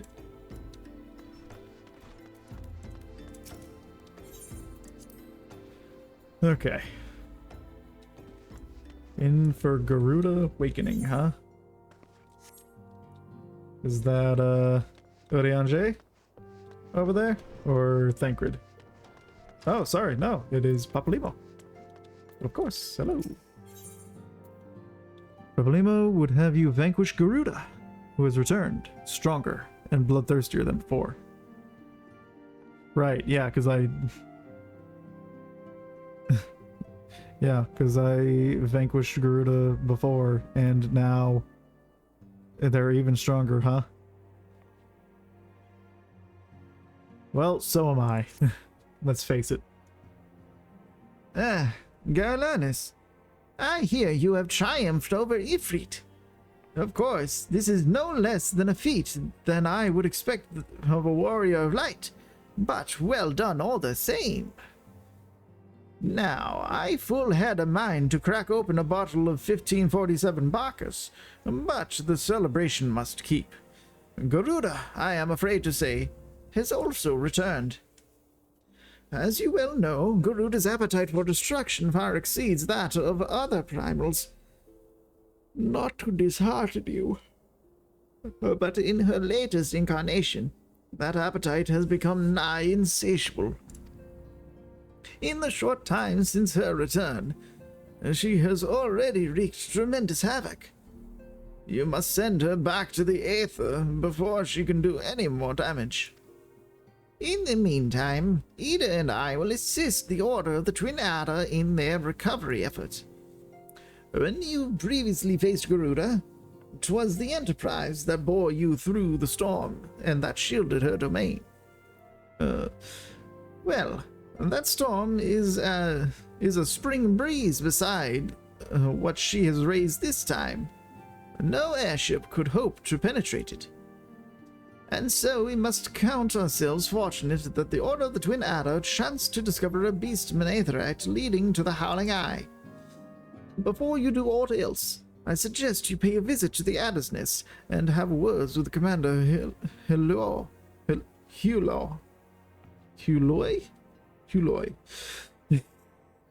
He will be able to tell you about the said aetherite, among other things. Make no mistake, the Lady of the Vortex will prove a formidable opponent, but I believe that you can weather the storm. May the 12 keep you safe. All right.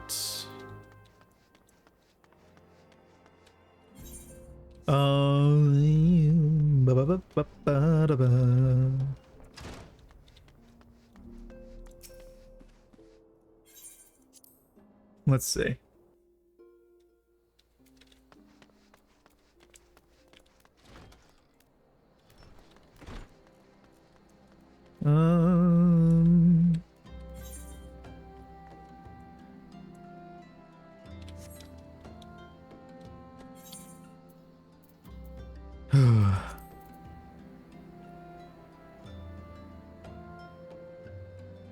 Cape Westwind, you say, huh? Why don't we give it a shot? Do I have a lugworm? Is the real question.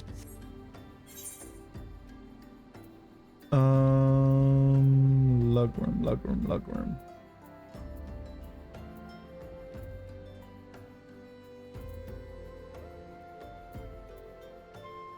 Yes, I do. 4 of them. Cool. It's a level 1 fishing tackle. And I only have 4 of them. Okay.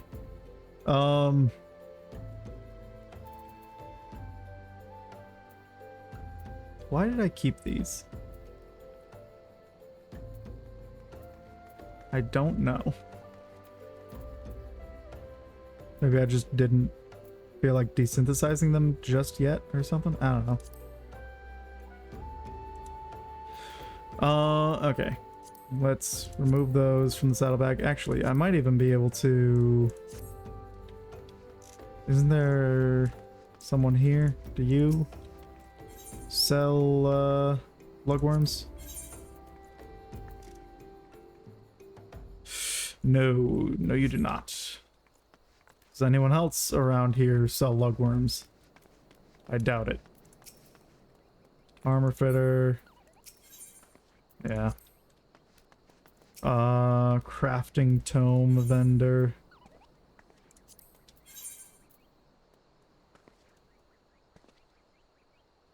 No.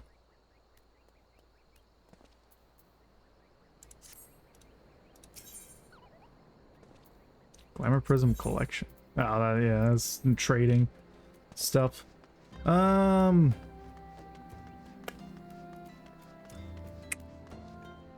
Yeah. We'll deal with fishing later.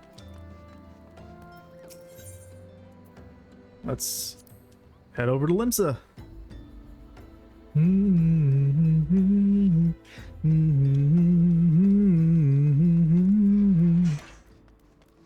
And we can pick up Rogue while we're here. Alright. Variant Epistles is over there. And we can also grab some bait while we're here. Let's go close out this quest. There it is. And then we can go pick up Rogue. Rizflow. If you're lost, you'd best get found, and quickly. The streets of Limsa are known to be kind to lovers and loiterers. Yeah, I got a letter specifically for you. And your sister totally didn't read it and totally thinks you deserve better than a vapid something or other.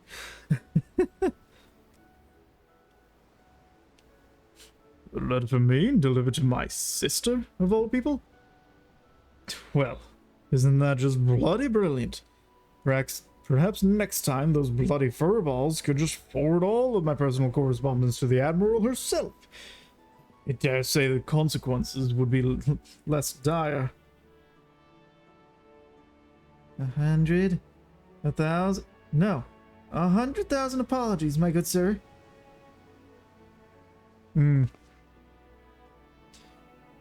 am most profusely, profoundly sorry for the terrible inconvenience I have caused. You may rest assured that the offending Moogle has been flogged several times with a large harbor herring as due punishment for his negligence. Kupo, ow. You have my word that we delivery Moogles shall triple even, our efforts to ensure that no precious parcel or missive ever again goes astray. Behold, for I shall now perform for you the Moogle dance of inimitable integrity. Settle your wings, my Moogle friend. I don't believe that will be necessary. And by that I mean, for the love of gods, just don't. Damn. Wait a bleeding minute. Am I to believe I'm talking to a Moogle? In the flesh? Well, if this isn't a rare occasion, Handle and lay and take me if you aren't a cute little bugger. Just moments ago, I'd half a mind to wring an incompetent courier's neck. But I'm not so petty a man as to vent my frustrations on a defenseless ball of fur. Besides, how can I hold it against you? With the population of the realm burgeoning of late, I'd be lying if I said I myself didn't have trouble keeping names and faces straight. Anyway, What's-a-face here was kind enough to deliver my letter, and I... Is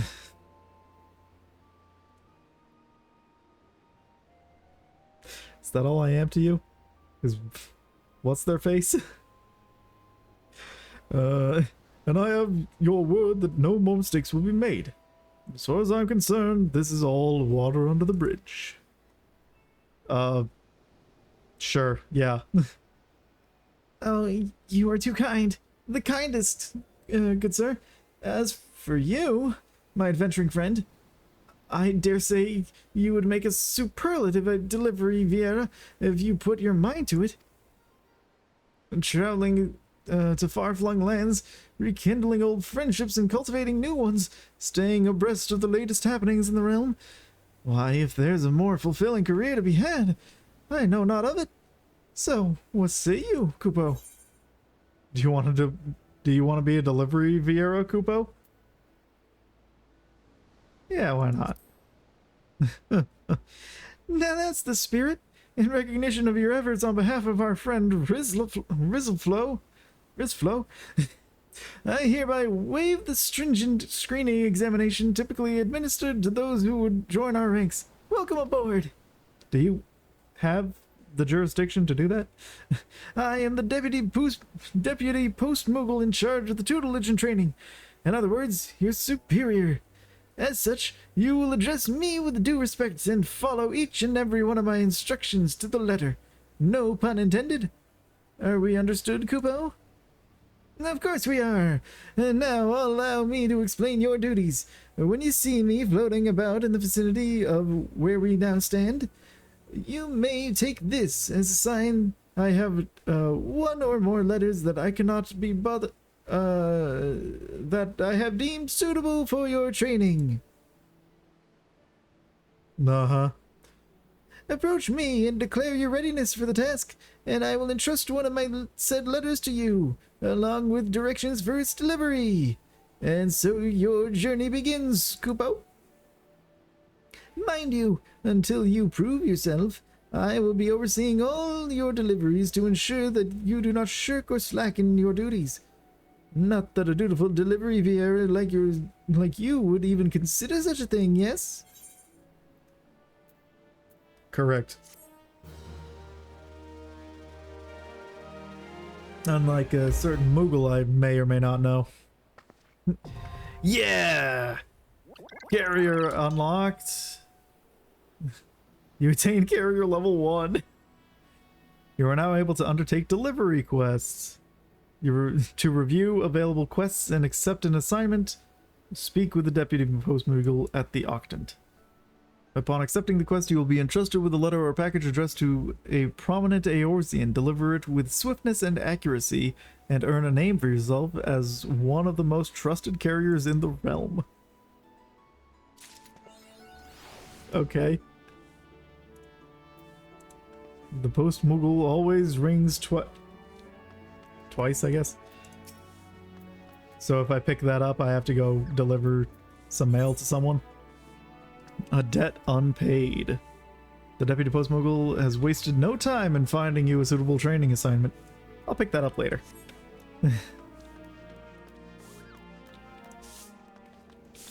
That seems like a whole thing. Let's get down to the Fishers Guild to pick up some bait, and then also go pick up Rogue while we're here. Ugh.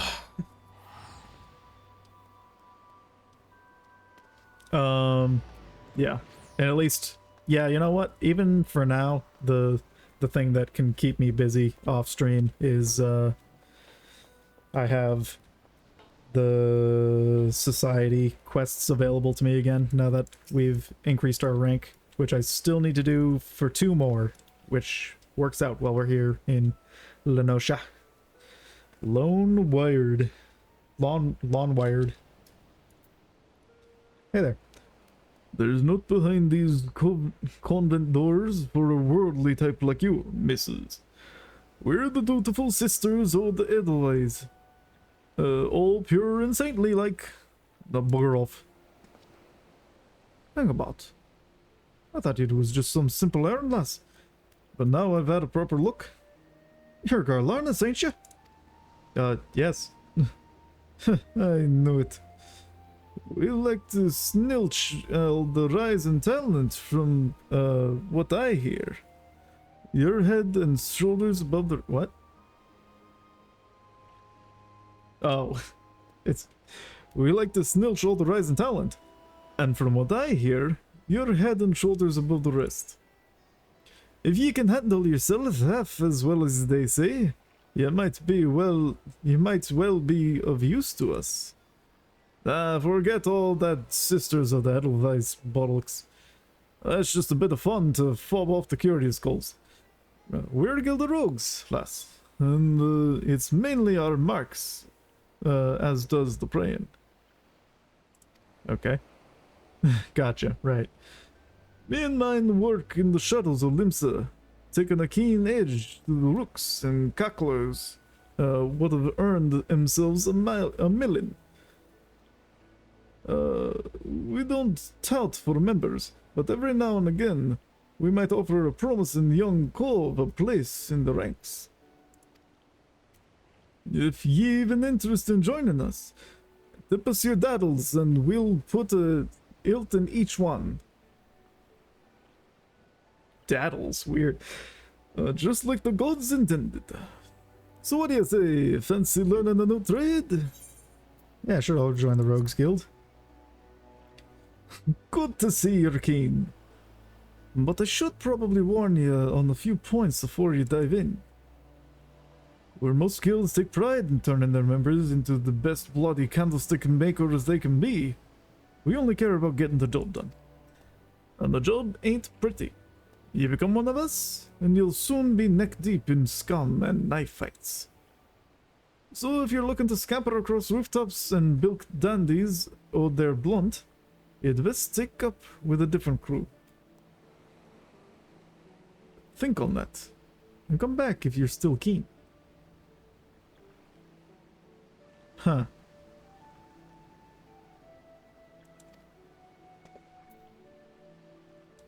Yeah, I'll still join the ranks.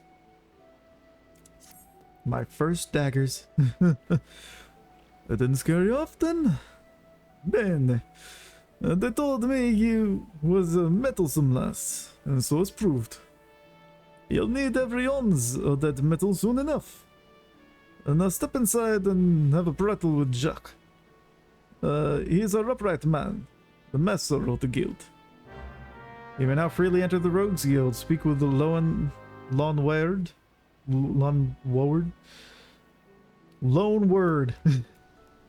Whenever you wish to gain admittance to the guild's headquarters. You looking to head inside? Sure am.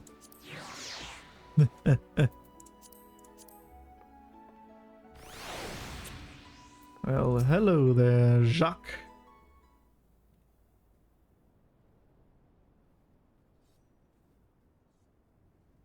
Hi. I'm the one they call Jacques. Though I'm surprised you've heard of me. Perhaps you'd be good enough to tell me your name? Along with that, or the kindly cove has told you mine? Your doorman. The famous Carlanus. Lonnie left Patch let you in, did he?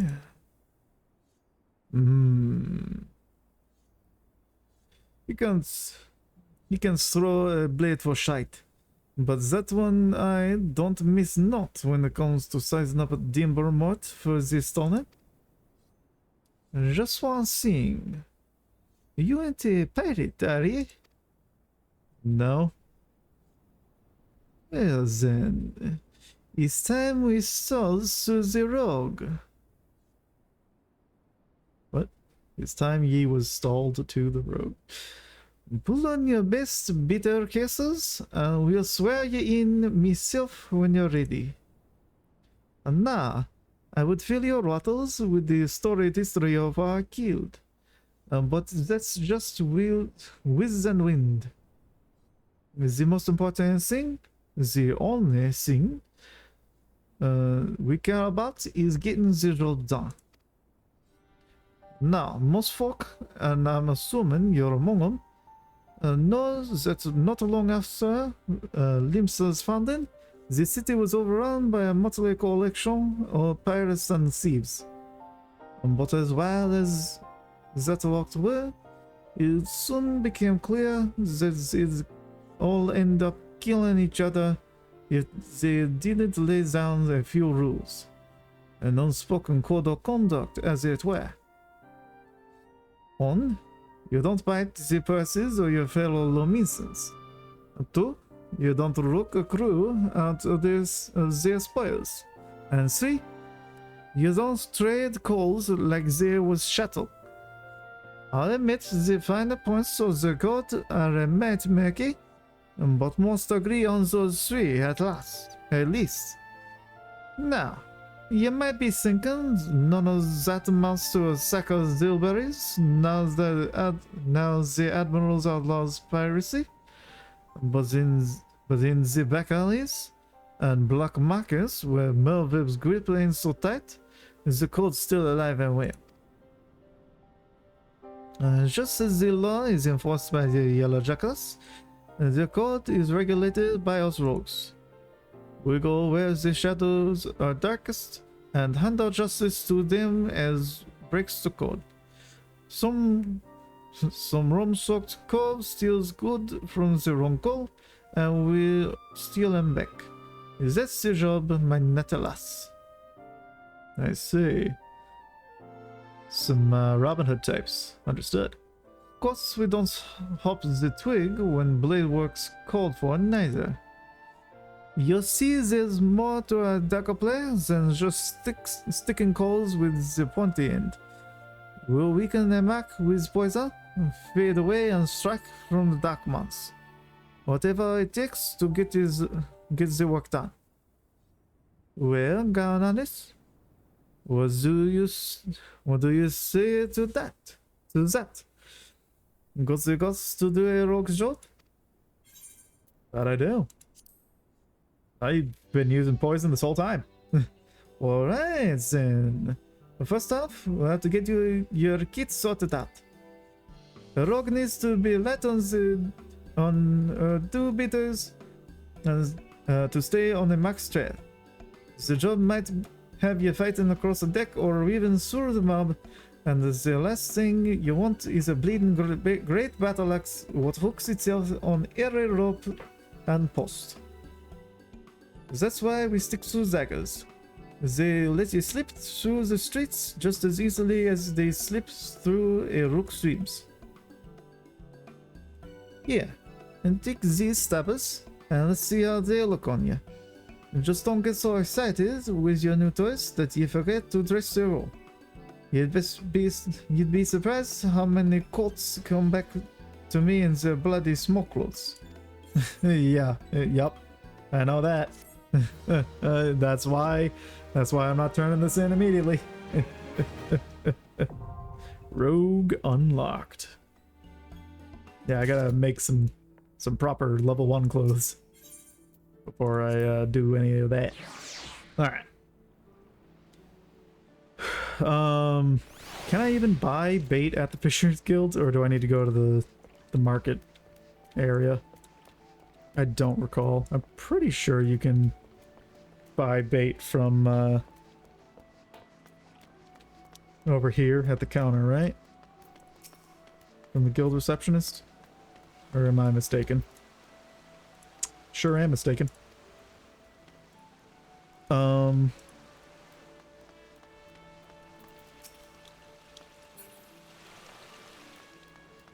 Or was it Chuchurum?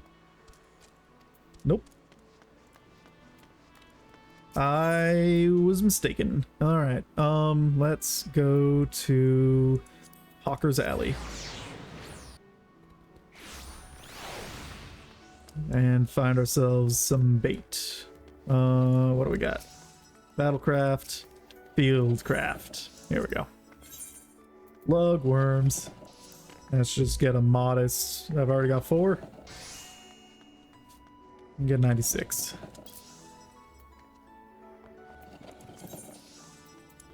There we go. That'll give us plenty. Okay. Now.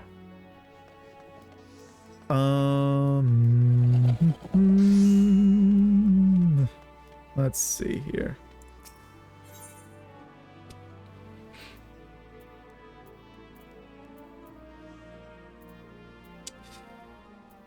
Did we have anything here? No. Oh wait, no, yeah,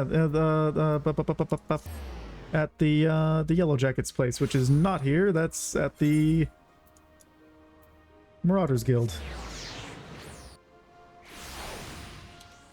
Since we're already here, let's continue to remember the past. Okay. I was wrong. That is at the Aft Castle. Whoops. Okay. There you are. Okay. There's gotta be a bench around here somewhere. Oh, I know there's one up here. And by that I mean, I'm pretty sure there's some up here. Yeah, yeah, yeah.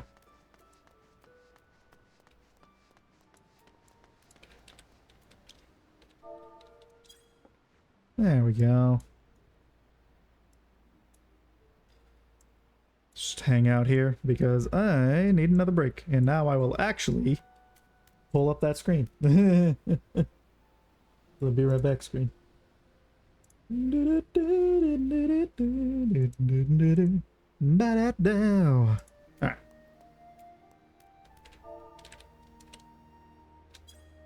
Alright. Yeah, we'll be right back. I just gotta run to the little blob's room. See you soon.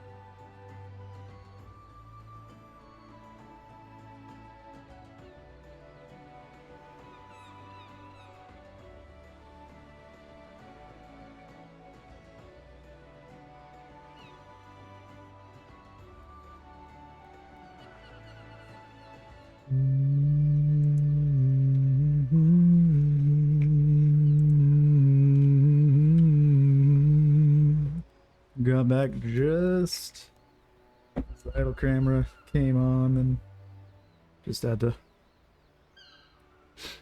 get situated.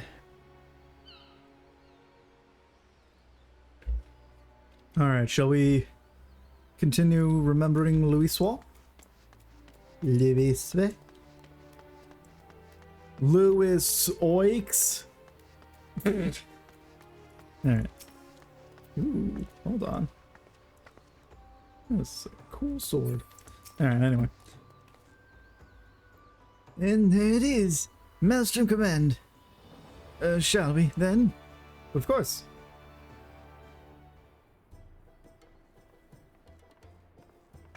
Brought together 3 city-states, became a tactician, and all this, that, and the other. Berliners, set for so ass? And you must be in Nananji. Rashat, Riki, at your service. I understand you wish to hear about the operation to destroy the lunar transmitter? Indeed. I'm penning a biography for of the Archon Louis Soir, you see, for which I'm interviewing people who had dealings with him. I truly appreciate your time. You're very welcome. I will be glad to assist even if it wasn't a request from Lieutenant Fulk.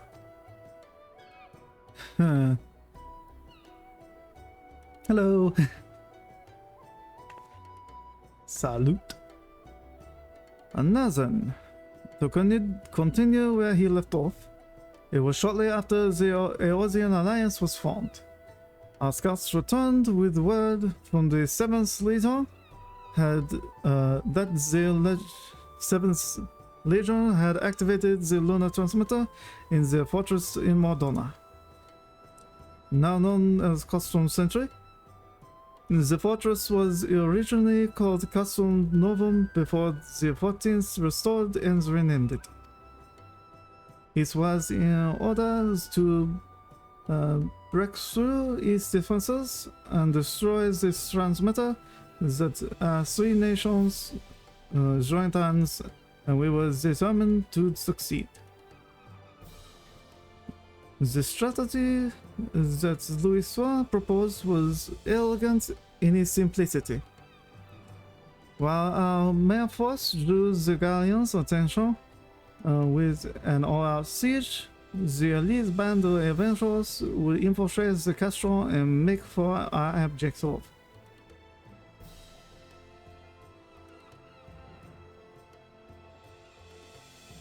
Sounds familiar. Sounds pretty familiar. Oh.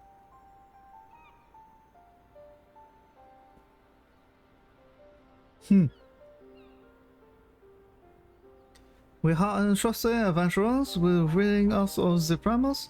Now we entrusted them with the very fate of Eosia. I still remember the operation as if it were yesterday. Though we met with fierce resistance, we fought more fiercely still. No matter the cost, we had to ensure that the adventurers had a chance to strike at the transmitter. And when the messenger arrived bearing word that they had succeeded, it still makes my heart sore to recall that moment of triumph.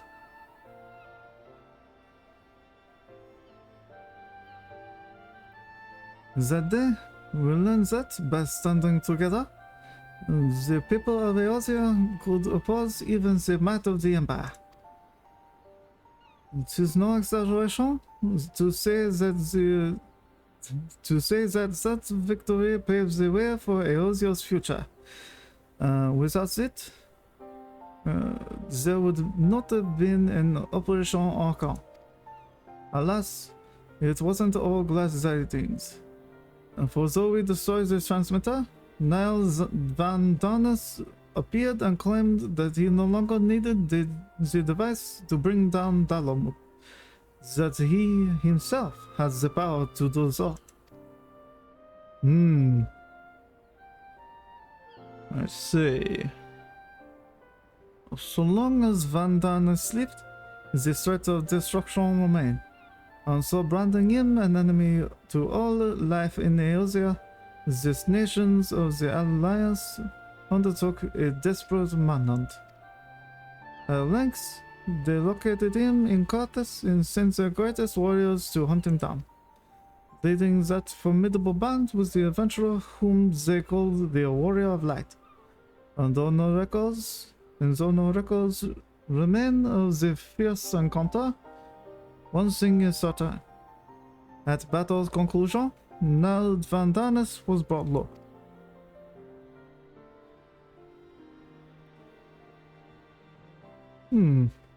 As you know, however, our words did not end with the White Raven, for Louis and his disciples determined that Zalamud would continue to fall.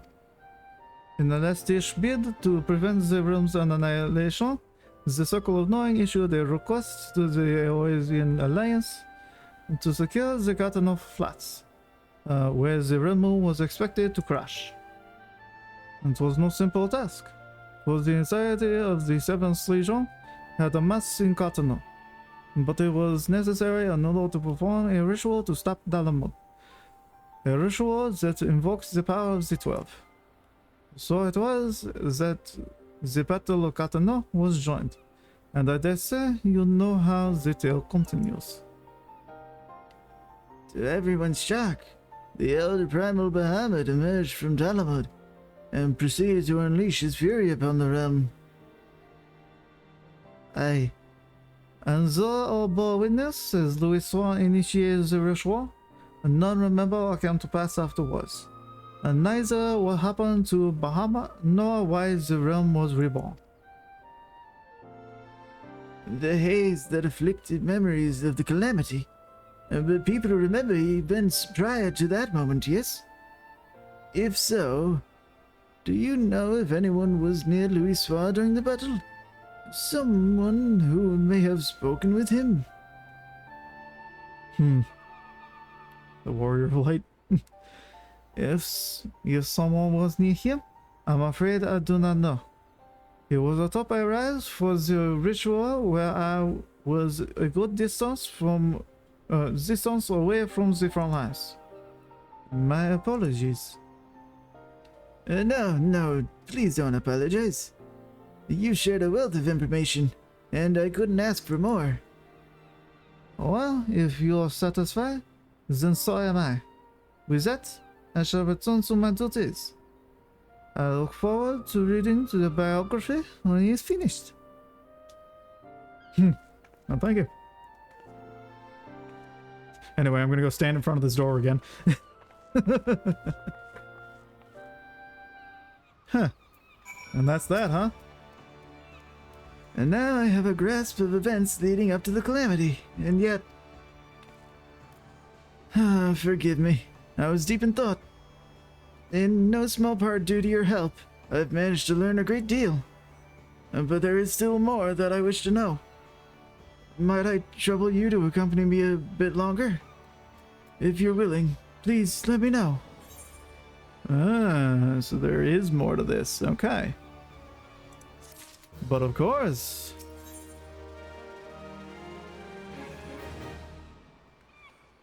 Preserving the future.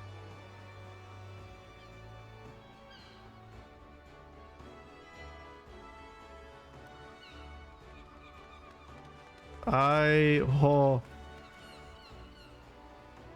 am not prepared if Louis Soir is still around, or even if we see like like his spirit return or something. I am not ready for that. Oh. End of an era framers kit. Alright, preserving the future. Nananji desires more information for Louis Soir's biography. You'll continue accompanying me then? Wonderful. Come, let's head to the Drowning Wench to discuss our next move. Sure. I'm getting taken there? Okay, cool. Works for me.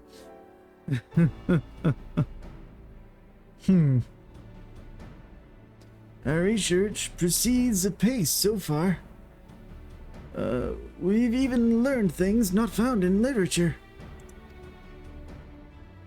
But tell me, based on what you've heard from our interviewees, what is your opinion of Louis Soir? Exceptional leader. He had a difficult task. Others deserve more credit.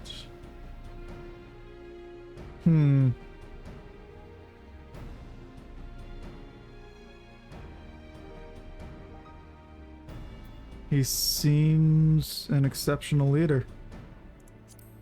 From what I've seen. I agree. He possessed great leadership. If not, he couldn't have established the framework to realize his plans, no matter how brilliant they may have been. What struck me was how grateful the interviewees were to Louis Soir for bringing their nations together in cooperation. It was nothing short of necessary for our survival. Yet in knowing this, I can't help but wonder.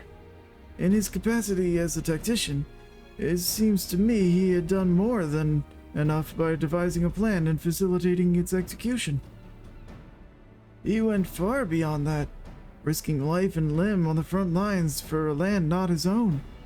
Perhaps he needed to be there for the ritual.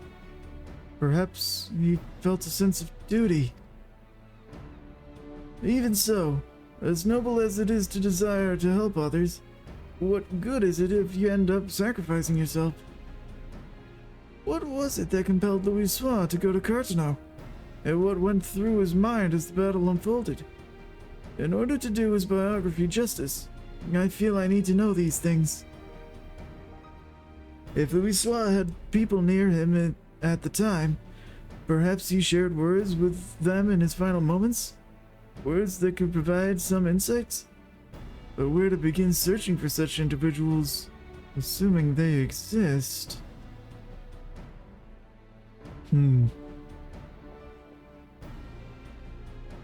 Sorry, friends. I couldn't help but overhear your conversation. Just so happens I know blokes has served among Louiso's guard at Carteneau.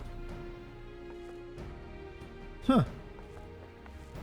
And truly, you know someone who was with him?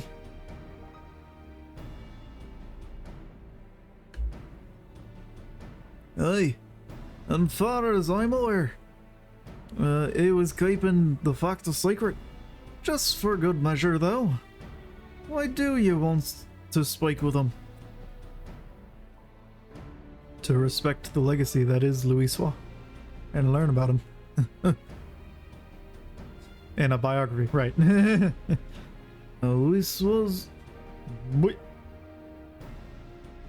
Louis Soir's biography, eh? In that case, I reckon the bloke would be willing to cooperate. Orn Gloincome's his name.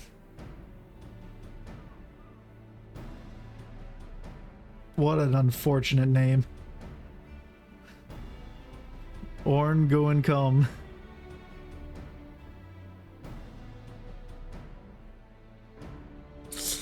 Oh. Oh no. Oh no. Anyway, Orn Goikum's his name, and he was a lieutenant of the Maelstrom. After the calamity, he turned to adventuring so as to be a greater help to the common folk. The Maelstrom officer turned adventurer. We'd be most keen to speak with him. Where might he be found?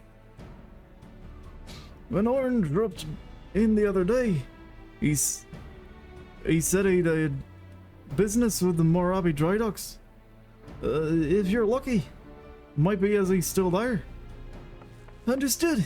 We're in your debt. We can't let this chance pass us by, Garlanis.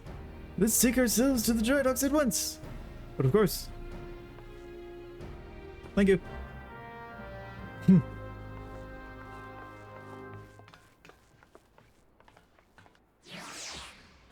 Orn Guin come. Oh no. Oh. Not Orn Guin come.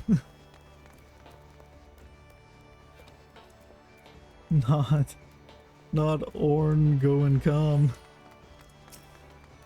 Oh jeez. Okay. That's Moravi Dry Docks, yeah. Oh, alright. Let's see. Yeah, I guess we'll start there and then we can head to Western Lenosi to do whatever else. Alright.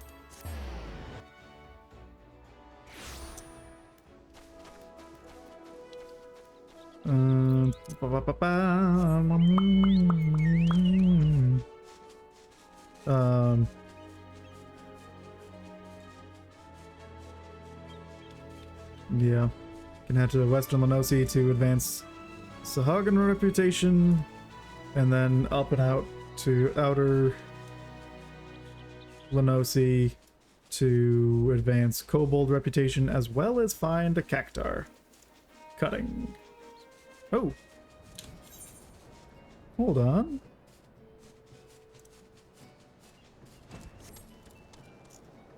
We have another quest to add to our list. Let's grab that in a second. Also, someone for Triple Triad. We'll deal with that later.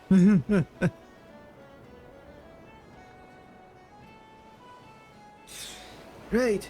Where could Orn be? In hindsight, we should have asked what he looks like. His name would suggest he's a Midlander, but... Well, nothing for it but to make inquiries. Let's split it up for the task and meet again here. Sure. Hey, you don't know anything about him, right? Ahoy there, lass. You're keen to visit one of them island sanctuaries, I take it. What? Bugger me! You're unaware of the fuss going on about this old affair? If you head it southeast from here, the Isle of Vilbrand, that is, you'll reach the Seal Dailies. Adventurers might, much like yourself, been granted the right to cultivate a number of the deserted isles there. Oh, right. This is the Animal Crossing thing.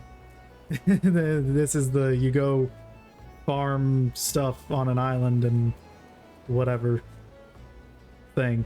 Got it. Right. I never partook of this, but I was made aware of it. Don't get your hopes up, though. Ain't as if any and all can go and get themselves a permit for one of them sanctuaries. Far as I can tell, the whole project's still in its infancy, and the Emerald's bloody fussy about candidates. Tell you what, since I like you, I'll take you to any mate of yours isles. It's safe and sound. You'll only say the word. Yeah, you may now visit the island sanctuary of a party member, free company member, or friend who has unlocked the feature by speaking with Balden in the Moravi Dry Docks. You will be unable to visit an island sanctuary if the owner has forbidden access to their island. There is no one on the isle in question, or if the isle in question has already reached its maximum capacity. Furthermore, you must be on an acquaintance's homeworld if you wish to visit their island sanctuary. To unlock your personal island sanctuary, you must first complete the main scenario quest Endwalker. Ah, yes, okay. And proceed through the quest Seeking Sanctuary. Got it. Okay. Yeah, we're a long way from that. Okay. What? You don't tell me what cards you have if I do a triple triad challenge, right?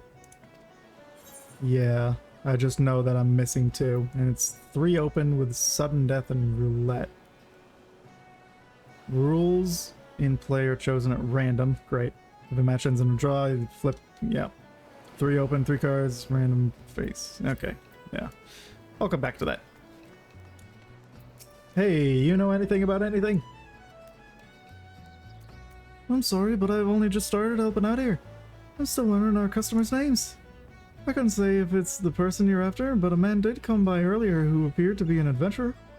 He bought a Nemea lily that we're currently trialing. Trialing? We're currently trialing. We're trialing it. Trialing it. Oh, jeez. You know what? Since this isn't combat, I'm gonna get dripped out.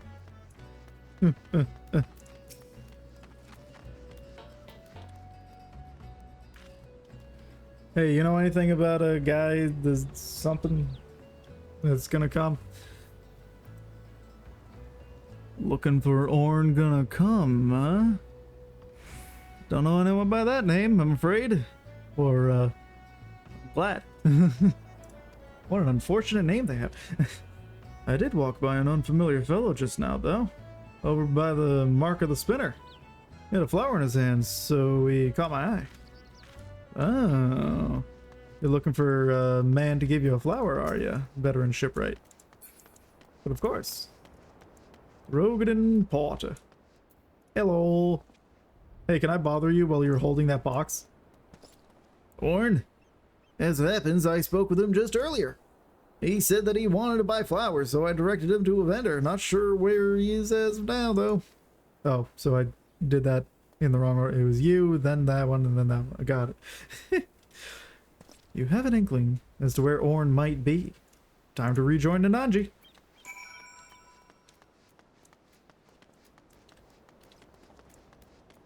Oh, hey. Nananji, we're not in the same place, but I found you. There you are, Gerlanus. Were you able to learn anything? Bought a flower. So a man who could be Orn bought a Nemea lily, then went to the mark of the spinner. If we hurry there, we might be able to find him. Let's go! Hey, thanks, but I'm leaving. Okay, bye. Alright.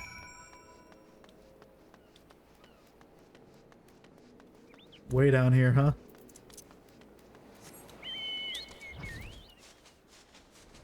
Whoa, over there, I see. Ah, you know what? That makes sense. That thing, got it. Huh, to pay respects, I suppose.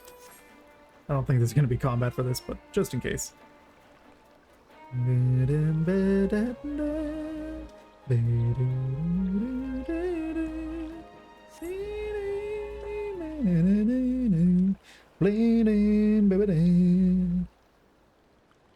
Mark of the Spinner. One of the 12. Ah, there's someone. A warrior. A marauder. A marauder. Begging your pardon, sir, but are you Lieutenant Orn Gwynkum? I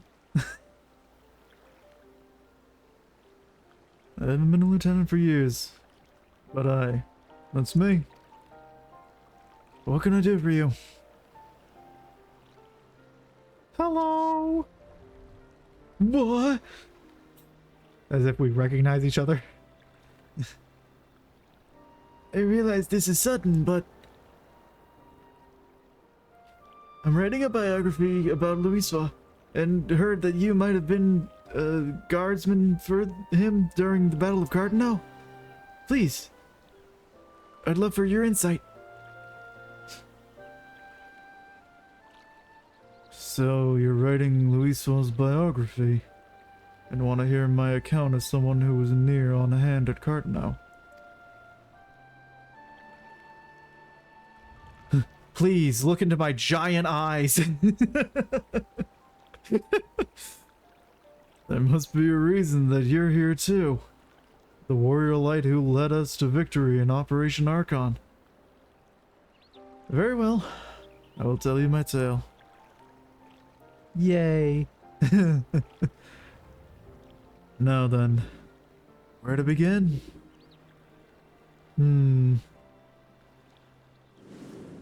I'll just fall asleep standing here.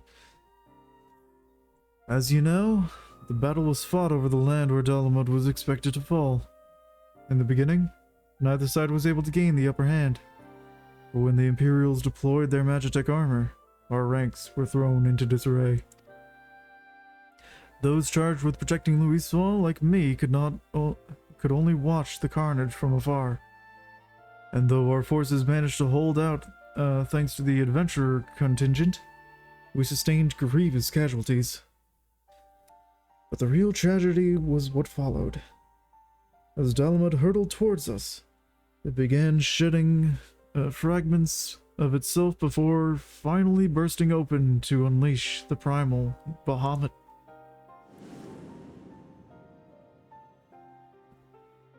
As all below looked in shock, the battle completely forgotten, Bahamut took wing and spewed fire all over the land. People in Magitech armor alike were set ablaze and sent flying like so many insects. I have the hiccups, so you must forgive me. I only realized that I had stopped breathing when a commanding voice broke my trance. You've done enough, Louisoix told us. now fly. Fly and save yourselves. But like my fellow guards, I wanted to remain. I couldn't charge into battle beside my comrades. At the very least, I would do my duty here and protect Louisoix to the last. But upon seeing us standing there, not making to move, Louisoix smiled and spoke thus. If you would give your lives to protect something, then protect my hopes. Every soul who lives to determine their own fate is a source of hope, bright and brilliant. So live, I bid you, and be among those who bear the light for others to follow. Those words awakened us to a greater purpose. If there was hope in my living, then I would live in Louisoix as Louisoix bid. No matter what, I would survive. And so, together with my fellows, I began making my retreat. Alas, we had gotten far when an explosion erupted and sent us sprawling. Or we hadn't gotten far. I struggled to my feet just in time to see the enormous, menacing silhouette of Bahamut looming over Louisoix. In the next instant, he was enveloped in light, and that was the last I remember of him.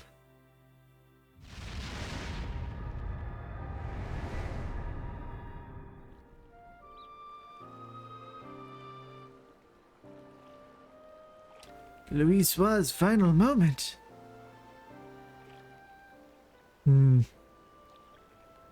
Amidst that light, he looked to be smiling. What he was thinking in that moment, I couldn't say. But one thing is certain.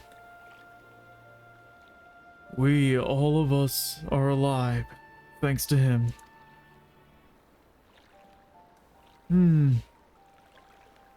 Following the calamity, it was reported that Louisoix had defeated Bahamut and set about the land's miraculous regeneration. Do you believe this, the truth?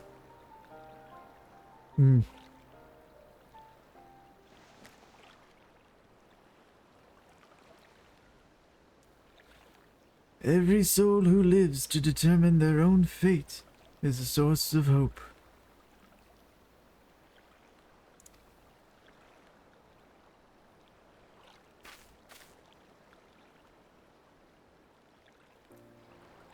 What we've learned has reaffirmed my belief, Garlanus. The belief that Louisoix was not an all-powerful savior one reads about in tales, but merely an ordinary man. But that man never forsook Eorzea. No, he stood for this realm to the last. he and countless other brave souls, and saved it from becoming a scorched waste. Against unimaginable adversity he fought, and at the cost of his life, paved the way to a brighter future for us all. The least I can do in return is tell his story. Spread his message that where there is life, there is hope.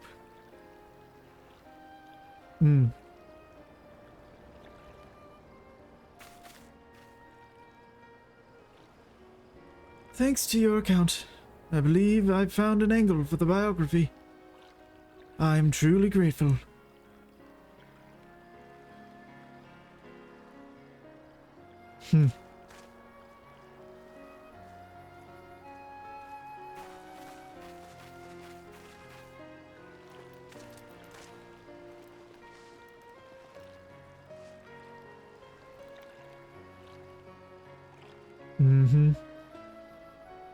As Nemea lilies are often for. Would you care to offer a prayer as well? The prayer that the light of hope which Louisoix preserved shall ever burn bright. Sure.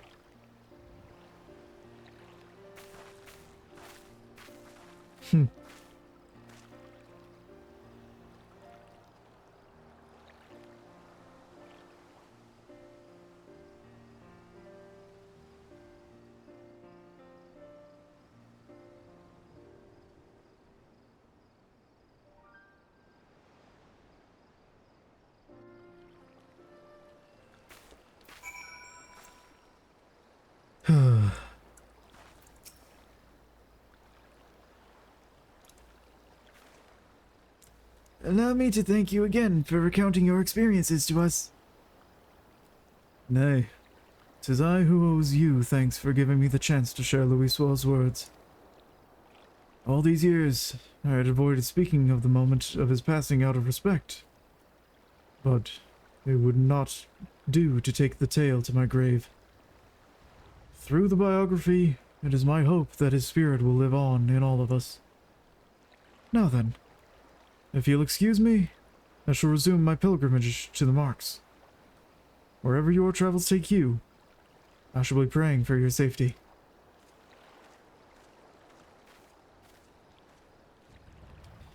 Nemea lilies, the symbol of safe passage. As Louisoix stood there in Cartano, I wonder if he likewise prayed for someone's safety. At any rate, these interviews have yielded everything I had hoped for, and more. Come, let's return to Ul'dah. I'll have your reward for you at Ul'dah, at the Hall of Flames. Okay. I will meet you there later. For now, I must make my way to Western Lenosha, as well as Outer Lenosha. Hello. I would enjoy a bit of a ferry skipping to Aleport. Thank you.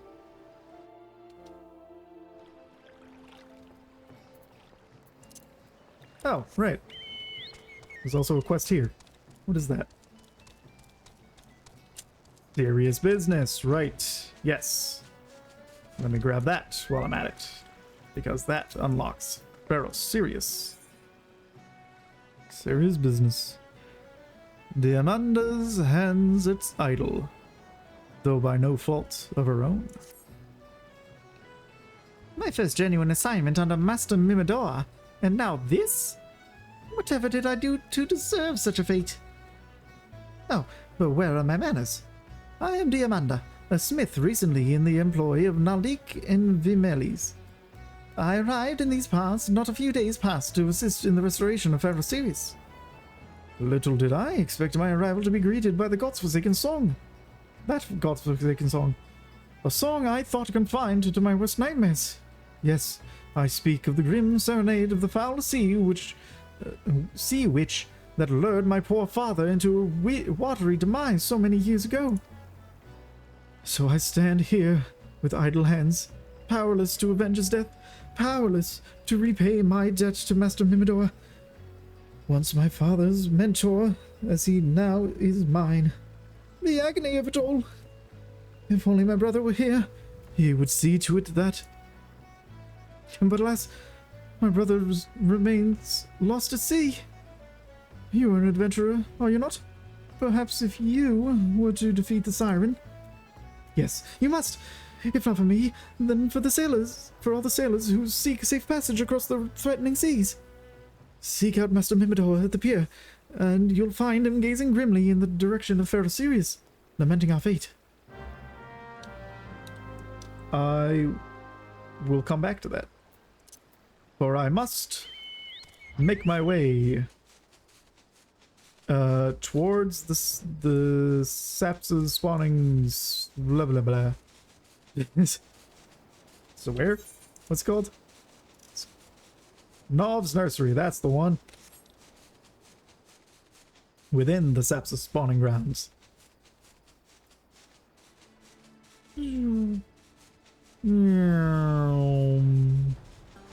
Alrighty. You there.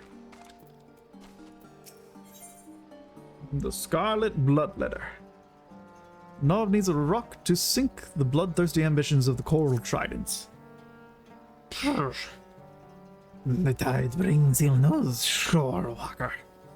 It seems the Coral Tridents and their fineless pets, the Serpent Reavers, are even now swarming another vessel off the coast of western Lanosha. But there is still time. We must not let them sink this ship as they did the last one.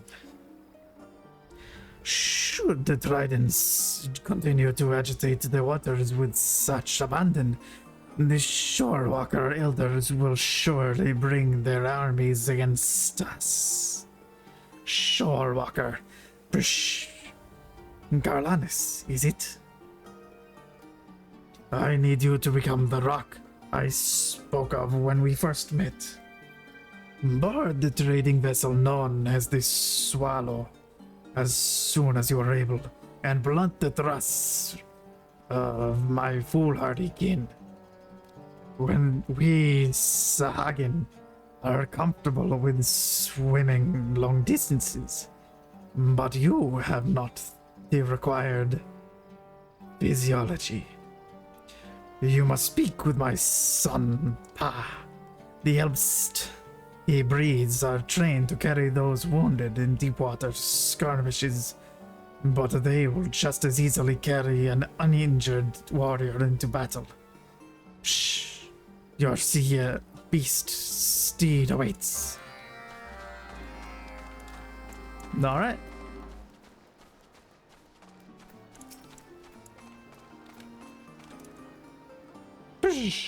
The Clutchfather has told me of your need.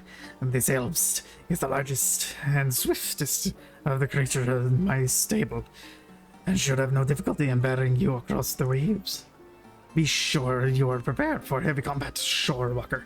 The Coral Tridents often bring their own sea beasts into battle, ill-treated and foul-tempered beast brutes all.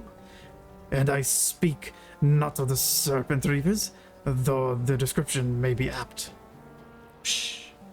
Are you ready to ride my Elbst to the Swallow in this one? Yes. Yes, I am. Oh, I'm starving.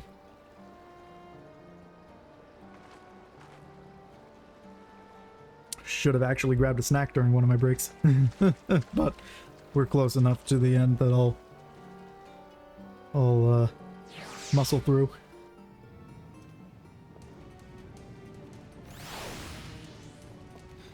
Okay. Hey, I'm here. Oh, hi. Please, take whatever you want. Just let me keep my insides on the inside. Eh? You don't work for those marrow-sucking... Don't say that. You're here to rescue me and my crew? Well then, I won't question how you reached us in the middle of the ocean without a vessel of your own. This proud lady is the Swallow, and I'm her slightly less than proud captain. We were, in fact, in the ignoble process of abandoning ship. If you truly wish to save our skins, then I would be much obliged if you were to stall the enemies on decks, while my men continue to prepare the lifeboats. Stall them how, you ask? Try spilling some of their black blood and see if that helps. Or you could stand with me and fight, you spineless cur.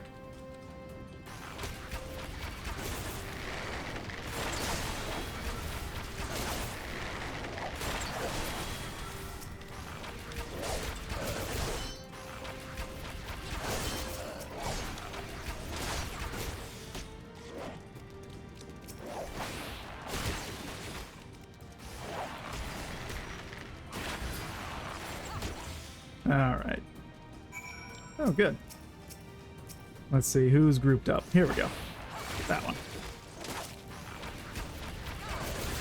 Just grab them all. Might as well. Is that everyone? Alright, that's everyone. Just tank this real quick. Tank this as a bard.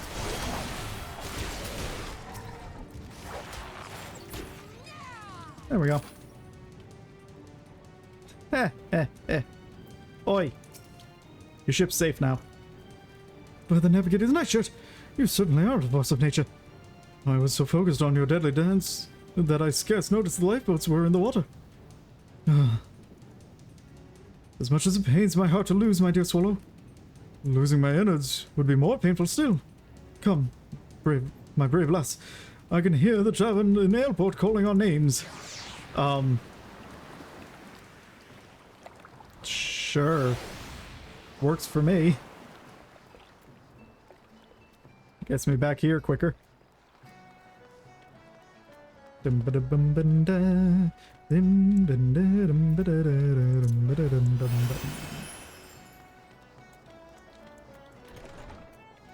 Although I guess I would have preferred to not. Well, anyway. We'll turn this portion in here, go to Pharaoh series, and then go back, and then continue on our way. Thank you for your aid, my stalwart friend. You had inexplicably appeared moms from the coast without a sail in sight. I fear my crew and I would now be taking our final rest on the ocean bed, alongside the broken hull of my sweet Swallow. I had but recently fitted the ship with the lifeboats, and I'm full glad I did. It was the sinking that trading ship not long past that prompted me to take such precautions. An awful business that. Tell me, I was an honest man meant to make a living when the trade routes are thus preyed upon. How can mere merchants be expected to fight through a sea of slavering Sahagin? The ones that attacked us were so bold as to introduce themselves before clambering over our rails, the coral tridents. They said they were, and praised their leader as some manner of red-hued sea devil. A red-hued sea devil?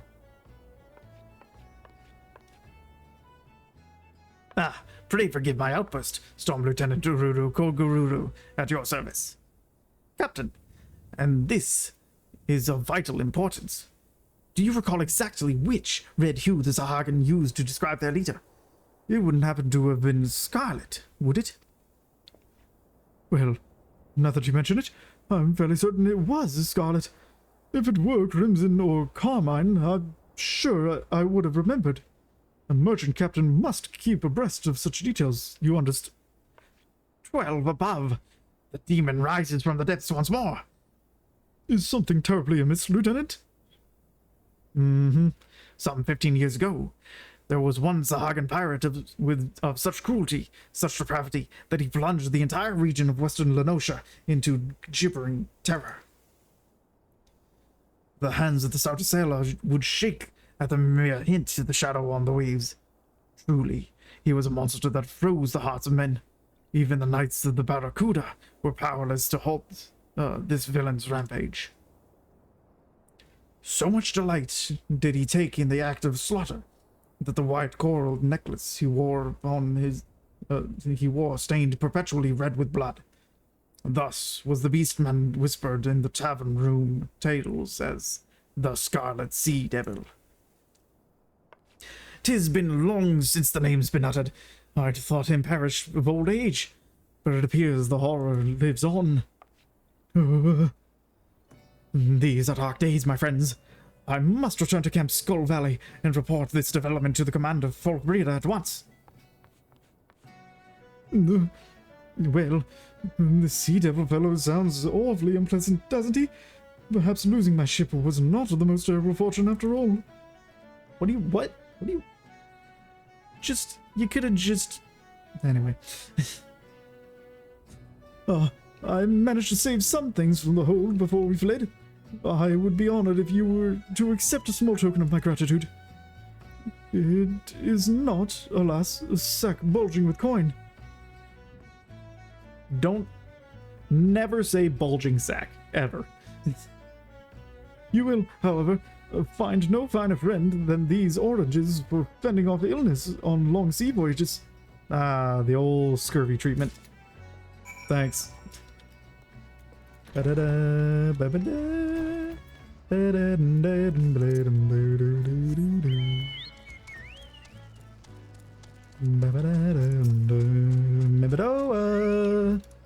there.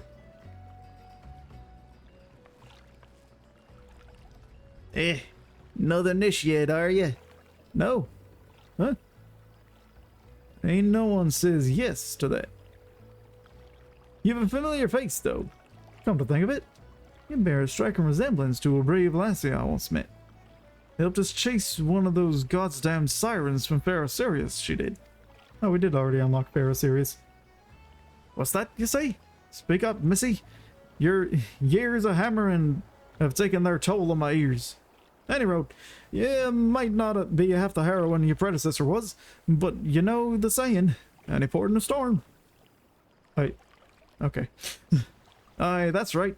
Damned if I can tell you why, but the hell's-born hussy is back, and she's running rough-shod over the place with a crew of her song-snared flunkies. Me and Diamanda, we've naught to do but sit on our arses till someone cleans out the place. My brain is mush. Oh, look, this is more than a reclamation project to me and the lass. That scurvy witch killed her father, one of me prize students. I swore a vow to myself to do his name proud and restore the beacon. But these hands were made for hammering, not scuffling with sirens. Let's say you follow in her forebears' footsteps and fight this one for old Mimidoa. I'll send word to David, the guard at the lighthouse. He'll tell you all you need to know.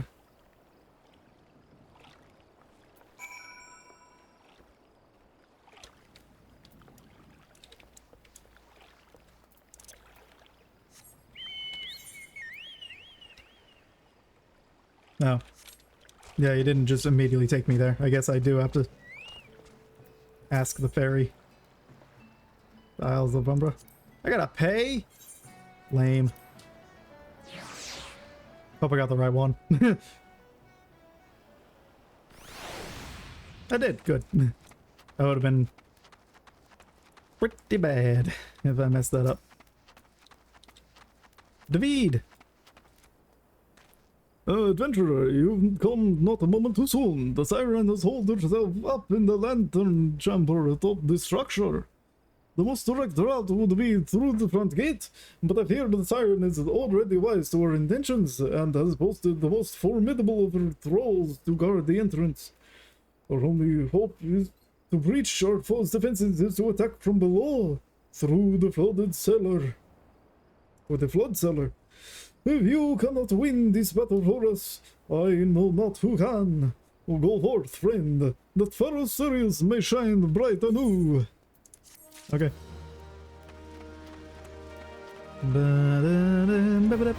Arrow Sirius now accessible. Yeah. What?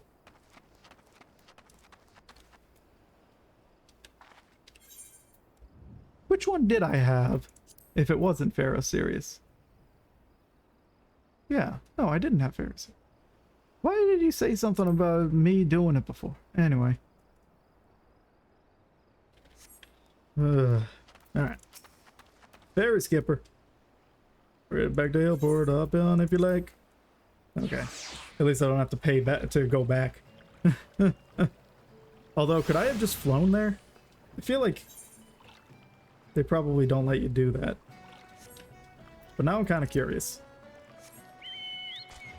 Was I foolish and I could have just flown there?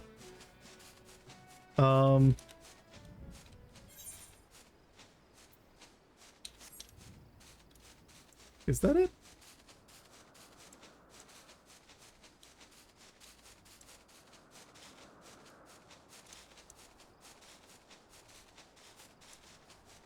I guess I wasted 40 gil. You can just fly here. Good to know.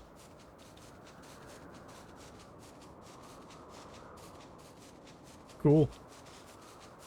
Alright. Sweet. Love it. That's fine. That also means we can just go to that one too and take pictures and whatever for free. Hello. Galas, you have returned. My spawnings have heard rumors from the Cold Trident camp that the crew of the Swallow escaped with the aid of an elf-striding shorewalker. Well done. Another ship was taken. The lives you saved will spare us much enmity. What is it you have there? Juicy Lenotian oranges that I did not gather but was gifted.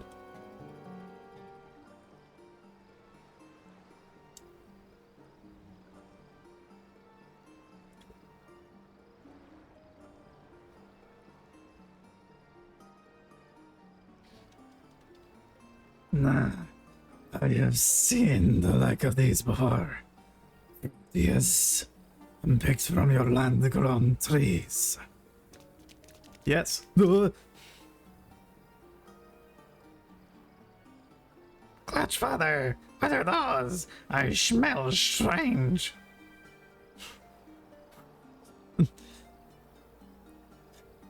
Oranges? Do they taste as good as the sea cucumbers? They are a gift from our shorewalker friend. Be sure to thank her and share them evenly among your clutchmates. Thank you, shorewalker. Yeah. Still so innocent. But I cannot shelter them from the world's harsh truths forever. What of you, Gowlans? Have you any offspring? No. I imagine a warrior of your stature would have much to impart to your hatchlings. But you shorewalkers do not lay eggs, correct? No. Why did I nod? What? Yes, I do. I do lay eggs. There is much I am unfamiliar with concerning your kind, but there is also much of our people that you likely find mysterious.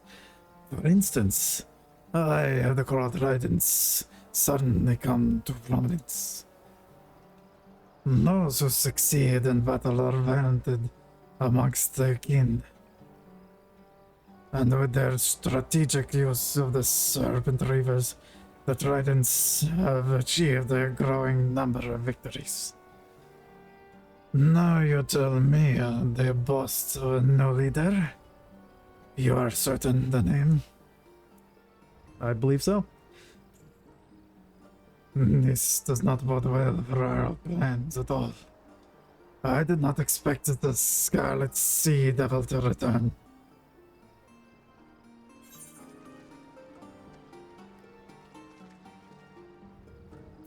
Okay. Ba-doo-dee-dim-bam-blib-it-up. We have been recognized at Null's Nursery and can buy more things from them that we won't because we can make them ourselves better. Now, whoop, away. I'm not. I am. To Upper Lenosi and then Outer Lenosi.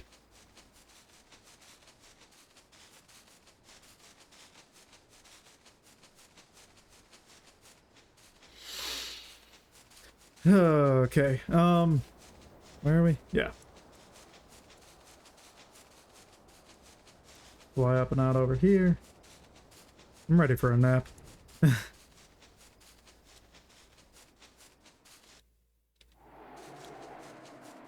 Continue. It was Outer Lenosi for the one that I given, right? Yeah. Whoops.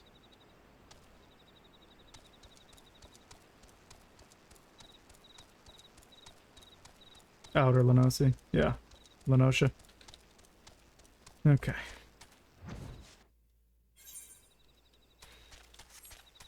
So somewhere out here. Probably in the Kobold territory. Nope. Over in Coral territory. Ooh. Okay.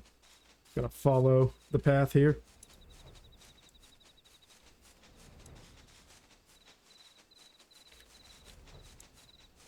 Yeah, forgot about that spring waterfall thing. Oh yeah, and you're just hanging out in the water. I almost don't want to bother you, Sebaten Dread. Well, anyway. Away we go.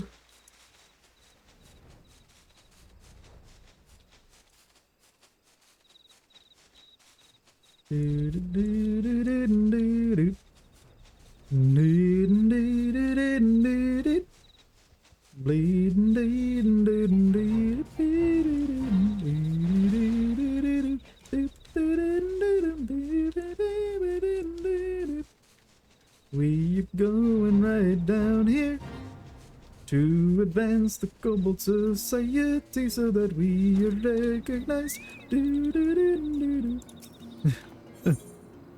No good Zoga's ambition. 79th Order Pikmin Jiju or Gigu is not through imposing on your generosity. Sure.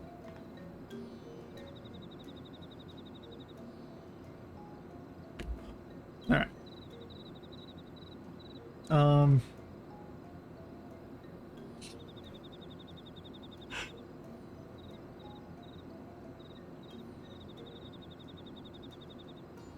Yeah, this will probably be the last thing we do before calling it for today, and we'll...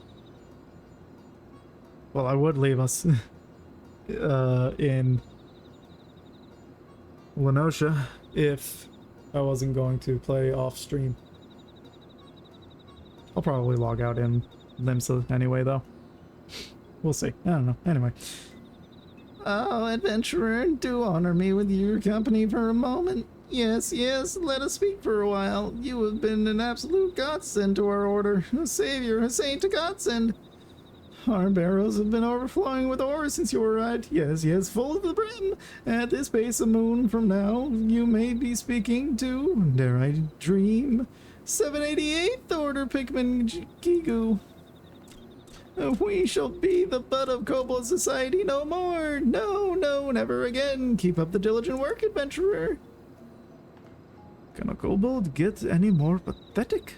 Maybe if you got off your arse and helped Gardanis for once, ye could dream a little bigger. But surely you know the old kobold saying, yes, yes, slow and steady. Enough of your blathering. Garlanis, you must come with me, and quickly. Why, you say? I'll tell you why. Camp Overlook is under attack by the nastiest horde of kobolds I've ever laid eyes on. And that's not the least of it. Word has it they've got some newfangled weapon that's got Commander Blood and his men tearing their beards out. I'm off to join the defense. We can count on you as well, aye, Garlanis? Of course. I'll be right up there. A kobold attack? How terrifying! Frightful, horrifying, terrifying! What is it that angers them so? Yes, yes, I wonder. Maybe all their lunches that have been stolen?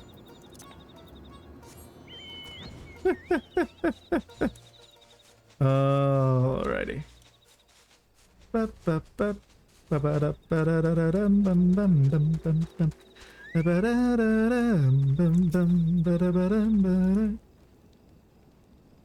I'm no new recruit, aye. I've seen my share of bombs in my days. And nothing in my worst nightmares could have prepared me for what we faced. And what was that? There you are, Garlanis. We drove the buggers off, but I fear the damage had already been done. Saw the kobold's new weapon with my own eyes, I did. Alright, vicious breed of bomb that could blow a good-sized vessel out of the water. The sheer height in the beastman's eyes got me a-wondering, do you reckon this is somehow our fault, Garlanis? No sooner do we start lending our strength to Gigu, and his sorry lot of the Camp Overlook suffers its worst kobold assault in years. Aye, calling me mariner's intuition, but I'd wager a pirate's booty that Zoga is at the helm of this. I must remain behind and tend to my comrades. I ask of ye, Garlanis, return to Gigu and see if me suspicions are correct. Okay. I'm so glad I came up here to go back down there.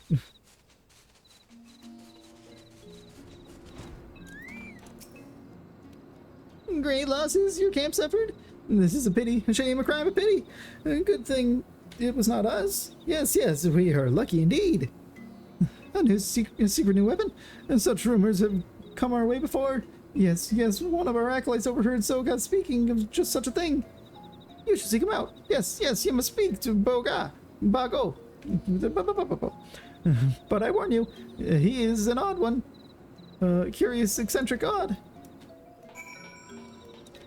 You mean the one up here that has all the bombs?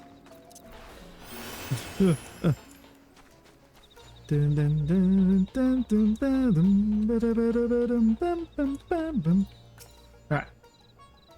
Bago has been awaiting you, expecting, anticipating, awaiting. Zoga's furnace is firing and you seek Bago's aid? Yes, yes, you do. Zoga's furnace spits out bombs in prodigious power. Brilliant bombs, breathtaking, beautiful, brilliant. And Bago is an old friend of Zoga. Yes, yes, old friends we are. But Bago will help you. Yes, yes, he will. Why? Because Bago enjoys nothing more than watching things go kaboom, kablam, kabow, kaboom. Bago knows the way to the 13th Order's workshop, deep in the bowels of Ugamaro. Yes, yes, Bago knows the hidden passage, secret, secluded, hidden. Yeah, the passage is guarded closely, guarded night and day. Yes, Bago has friends in high places. Yes, yes, he does. And Bago will gather his lovelies, his beauties, his dears, his lovelies. You will go ahead to Northern Iron Lake and seek out one Gazi. Yes, yes, you will.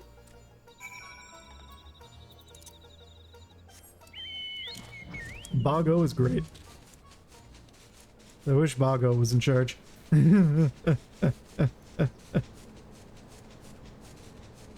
Alright. Yeah, right over here. Knew it. Shush.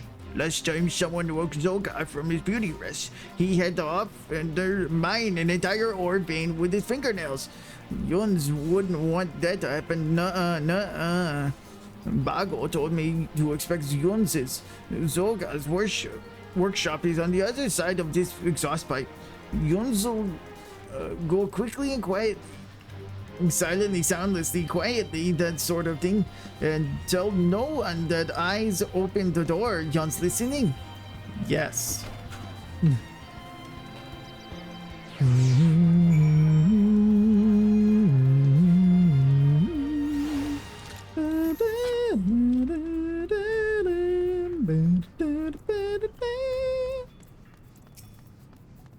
Hey, Bago. We gonna blow this thing up? Bago has come, and his lovelies with him. Yes, yes, we have arrived. And yet, what is this? Bago hears Zolgar's lackey scurrying about. Bago's lovelies are trembling in fear, shivering, shaking, trembling. This will not do. No, no, it will not. You must go. You must see to Zolgar's men before we have our fun. Yes, yes, you must. You got it. Oh. That way. Bum. Ba-da-ba-da-ba-dum, bum, bum.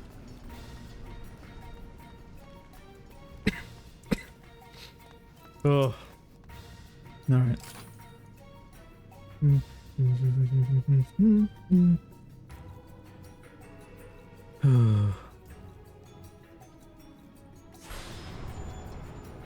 Hello? There you are.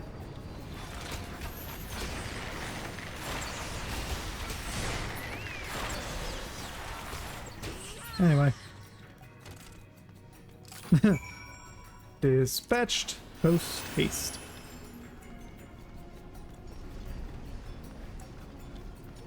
Hello. Oh, whoops. Well, hold on. Hold on. Where is it? There we go. Are you ready, my lovelies? Yes, yes, you are. Take them and gently place them in the furnace. Sweetly, tenderly, gently. Then stand back quickly. Yes, yes, with haste. It's a good thing the dialogue shows up in the general chat. Alright. Here you go. Smart bombs. You didn't allow me to stand back. Nah, nothing like the smell of burnt out furnace in the morning. Oh, is it the evening? Does it even matter? No, no, it does not. Bago cannot bear to be parted from his lovelies any longer. His heart weeps, cries, sobs, weeps. Yes, yes, we must leave as we came. Okay. Sure.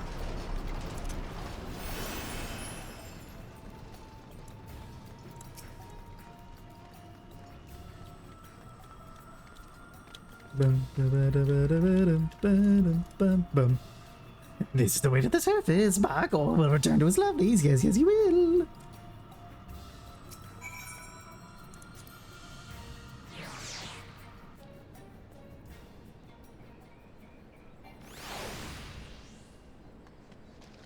Okay. And the final A Realm Reborn tribe has recognized us as well. As soon as I go do this. And then we're taking a break because my brain is kaput and I still have things to do today after stream. Oh.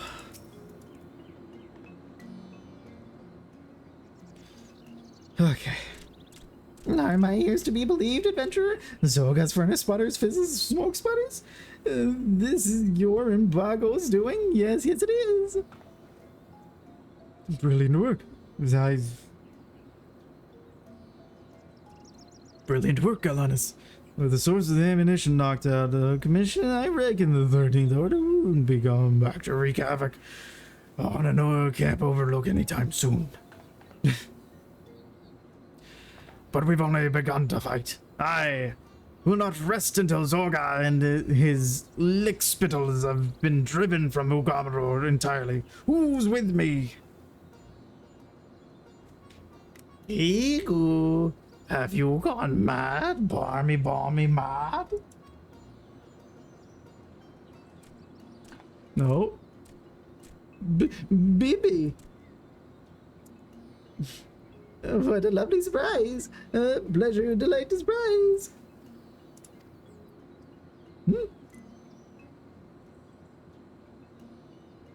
Oh. My eyelashes is attacking my eyeball. Who's this now? My beloved Bibi. How I have longed, yearned, pined, longed to look upon your delicate whiskers, your dainty paws. Eagle, you and your friend sabotage Sorga's prize furnace, yes? You cannot fool me. No, I can see it in your eyes. I. Aye, the girl's a sharp one. Zorga is on a rampage, a fury, a frenzy, a rampage. He says he'll find the culprit and toss him into a vat of acid. He will kill you, Zorga. Yes, he will. But I'm too young to die. Yes, I am. Then you must abandon this madness and flee this place. Run, take flight, flee. Yes, I will. Thank you. I think I will. It was nice knowing you all. Goodbye, good luck, farewell. Are you not out of your bloody mind? You've come this far, and you're just going to leave your comrades behind? Take one cowardly step, and I'll skewer you where you stand. Yes, of course. I will stand and do battle. Clash, brawl, battle. You have not changed one bit, Gigo. No, you are as weak and as wishy-washy as ever. Can you not make up your own mind? You are right, baby. Yes, you are. I will fight and then run. No, run and then fight. I've seen enough of this. Yes, I am through with you. Do what you want and do it alone. Abandoned, unaccompanied, alone. Oh no! Not the partner! Wait, BB! No, you must not go. Oh dear, I'm in trouble now. Great.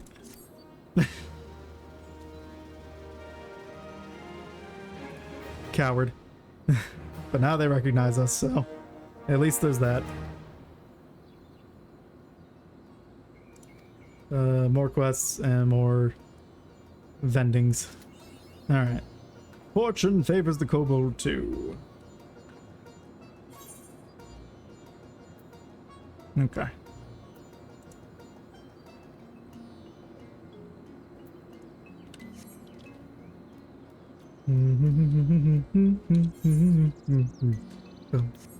Yeah. There's no point in going to Lenosi because I'm gonna play more off stream anyway, so. We'll just go home.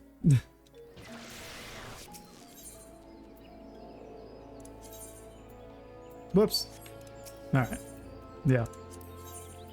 Oh, I am... Oh, burnt toast is what I am. I'm what you might call your brain on drugs. A cracked egg, fried and boiling. Or whatever. That's boiling? Yeah, fried and boiling. Brain is mush right now. I'm a bowl of Fruity Pebbles 2 minutes into them being drenched in milk. That's my brain right now. Anyway, I'm gonna take a break because I need to, because my brain is mush. So I'm gonna go home, lay in bed, call it a day, go sleep. Except I can't because I gotta do stuff. Do.